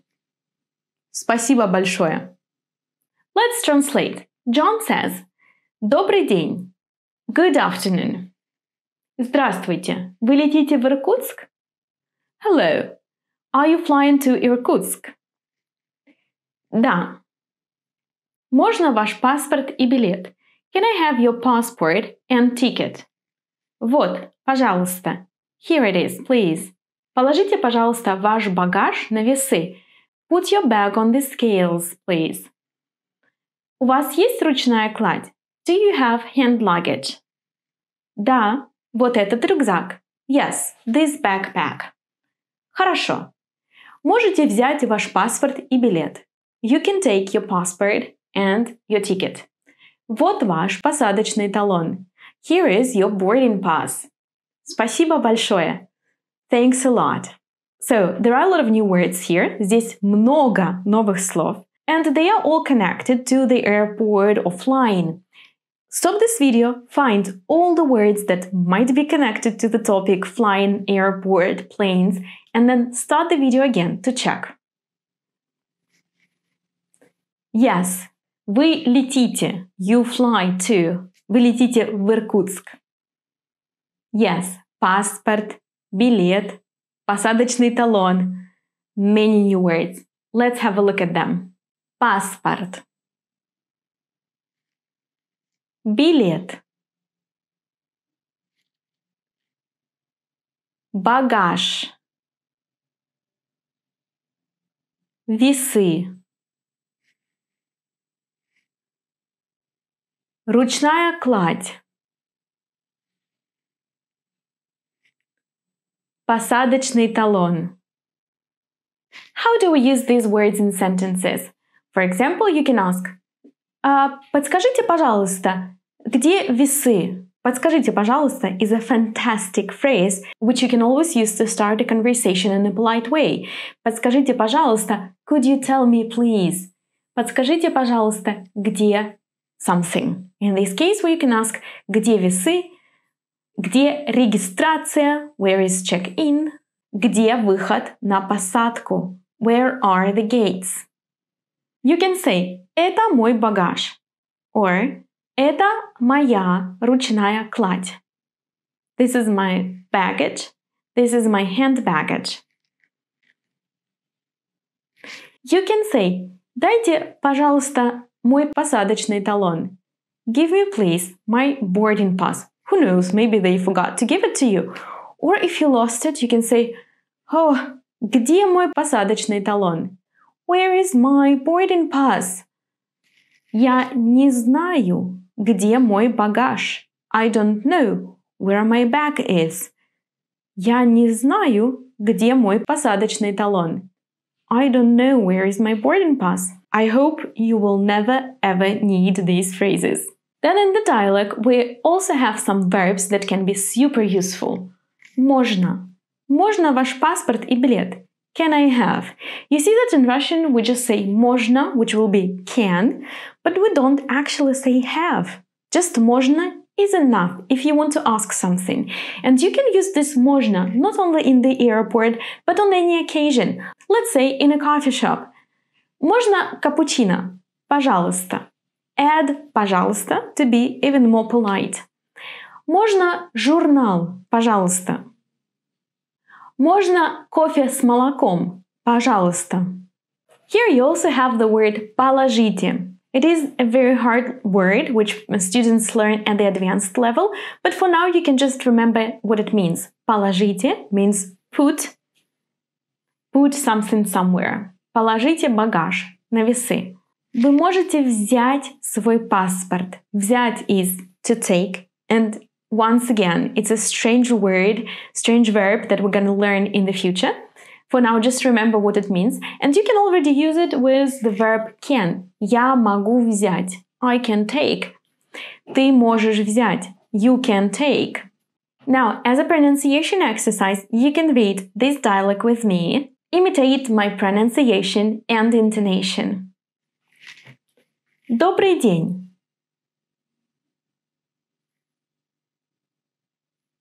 Здравствуйте. Вы летите в Иркутск?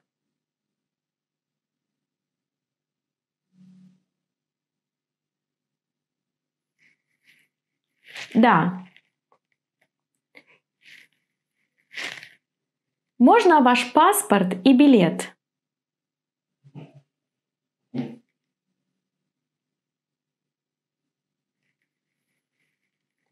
Вот, пожалуйста.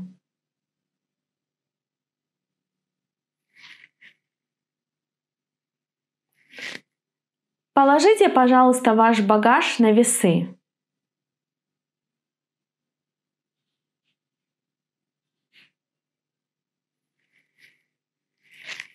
У вас есть ручная кладь?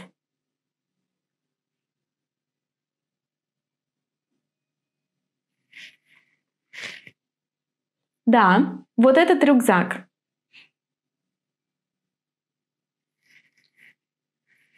Хорошо.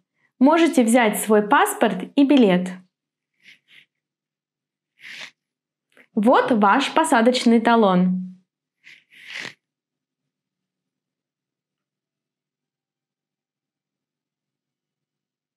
Спасибо большое. Ну что, хорошо? Ты готов к полету? Пока-пока! This is a bonus video in which we will see some most typical Russian dishes and we will see how to make an order in the restaurant. Let's start with the dialogue. Катя, ты уже знаешь, что будешь? Да, я буду салат оливье и вареники. А ты? Ай, я не знаю. Я хочу борщ, и окрошку тоже хочу. Возьми борщ, он тут вкусный. Здравствуйте. Можно принять у вас заказ? Да. Мне, пожалуйста, оливье и вареники. А я буду борщ и котлету. Что бы вы хотели пить? Минеральную воду и квас, пожалуйста. Let's analyze our dialogue. Катя, ты уже знаешь, что будешь? Катя, do you know what you will take? Да, я буду салат оливье и вареники. А ты? Yes, I will take the Russian salad and вареники. Вареники are Russian dumplings. А ты? And you? Я не знаю. Я хочу борщ и окрошку тоже хочу. I don't know. I want борщ and I also want окрошка. Возьми борщ, он тут вкусный. Take борщ. It's tasty here. Здравствуйте. Можно принять у вас заказ? Hello. Can I take your order? Да, мне, пожалуйста, оливье и вареники. Yes, for me, please, Russian salad and вареники. А я буду борщ и котлету.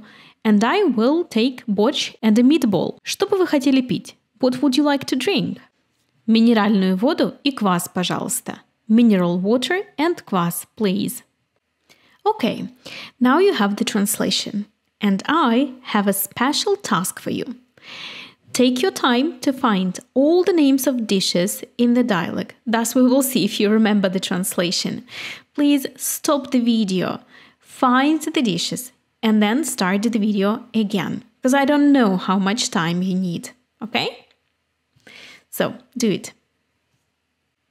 Okay, let's check. Correct. Салат оливье и вареники. They are all names of typical dishes, which we will go to see with the pictures just in a second, okay? Борщ и окрошку. Борщ. Оливье и вареники.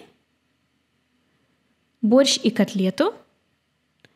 Минеральную воду и квас, which are the names of the beverages. And now we will go to see what these dishes and beverages are. Салат оливье.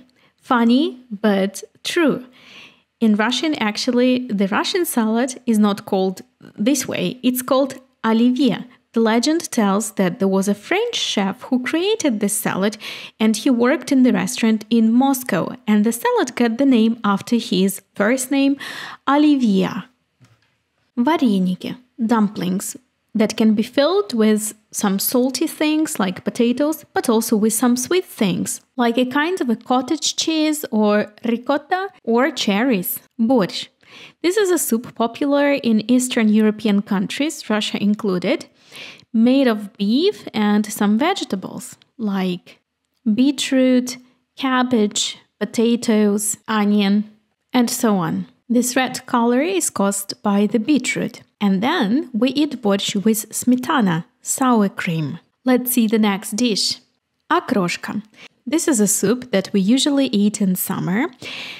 It's cold, not hot, and it's made of a lot of different vegetables like cucumbers, radishes, and it also includes a kind of a sausage, which we call колбаса. Котлета. A meatball, a bigger than normal meatball, that includes minced meat, onion, maybe garlic, and other ingredients to your taste. Kvass is a typical beverage. It's not alcoholic, but it's fermented. I know that it's made with bread. And now let's go back to our dialogue. Here, there are two phrases of the waitress. Can you find them? Correct. Здравствуйте. Можно принять у вас заказ? Можно. Can I? Is it possible? Принять. Accept. У вас. By you. Заказ. An order. Can I accept by you an order? Can I take your order? Можно принять у вас заказ. The second phrase of the waitress is just a little bit lower. Can you see it? Что бы вы хотели пить? What would you like to drink? The verb пить means drink. This бы helps me use the conjunctive form. So what would? It works like the English would. What would you like? To be more polite. And now, in this dialogue, let's find the phrases that help us order. We are the clients, so we want to order now. Stop the video to find these phrases. Correct. Я буду, I will take. We saw it in one of the lessons. Then я хочу, I want. Then мне, пожалуйста, for me, please. Let's sum up. Я буду, I take. Я возьму, the phrase that I will add here for you, but that there wasn't there in the dialogue, and it means I take. Мне, пожалуйста, for me, please. I will add one more phrase for you. Принесите, пожалуйста. Would you bring, please? Of course, to order, just one phrase is enough. Maybe я буду, which is the easiest. Or мне, пожалуйста, for me, please. Choose you the phrase that you like. And now a little grammar moment. We say я буду суп. Я буду салат. Я буду пиццу. Я буду котлету. I want to draw your attention to the fact that the feminine words like pizza or котлета, when they are the object of the phrase, will change the ending. So pizza will become пиццу, котлета will become котлету. Я буду пиццу, я буду котлету. The words that are masculine do not change. Well, thanks God, you don't need to remember the rule here. The same is true for neutral words. For example, я буду молоко doesn't change. And the same is for plural. Я буду котлеты. So we only change feminine words and only in singular, replacing a with u. And now I will show you the menu. If you have time, study this menu. There are some images that help you understand better what the dishes are. And write, what would you like to take to order in this restaurant? The choice is not so big because I couldn't insert all the photos just on the screen. But, well, still, what do you like if you have to choose from these dishes? Write in the comments. Пока-пока! Поздравляю! Congratulations! Ты закончил первую часть курса А1. You have finished the first part of A1 level. You got some glimpses on basic Russian grammar and vocabulary. You learned to read and construct sentences. Learning a foreign language is a difficult work, but you've made it! In my complete course, there are more exercises, files, and quizzes for you to consolidate your knowledge. After doing all the quizzes and exercises, you can get a certificate of achievement signed by me. Here is the link if you are interested. And, well, I hope to see you in the next part of the course. Thank you for, well, watching this video and пока-пока!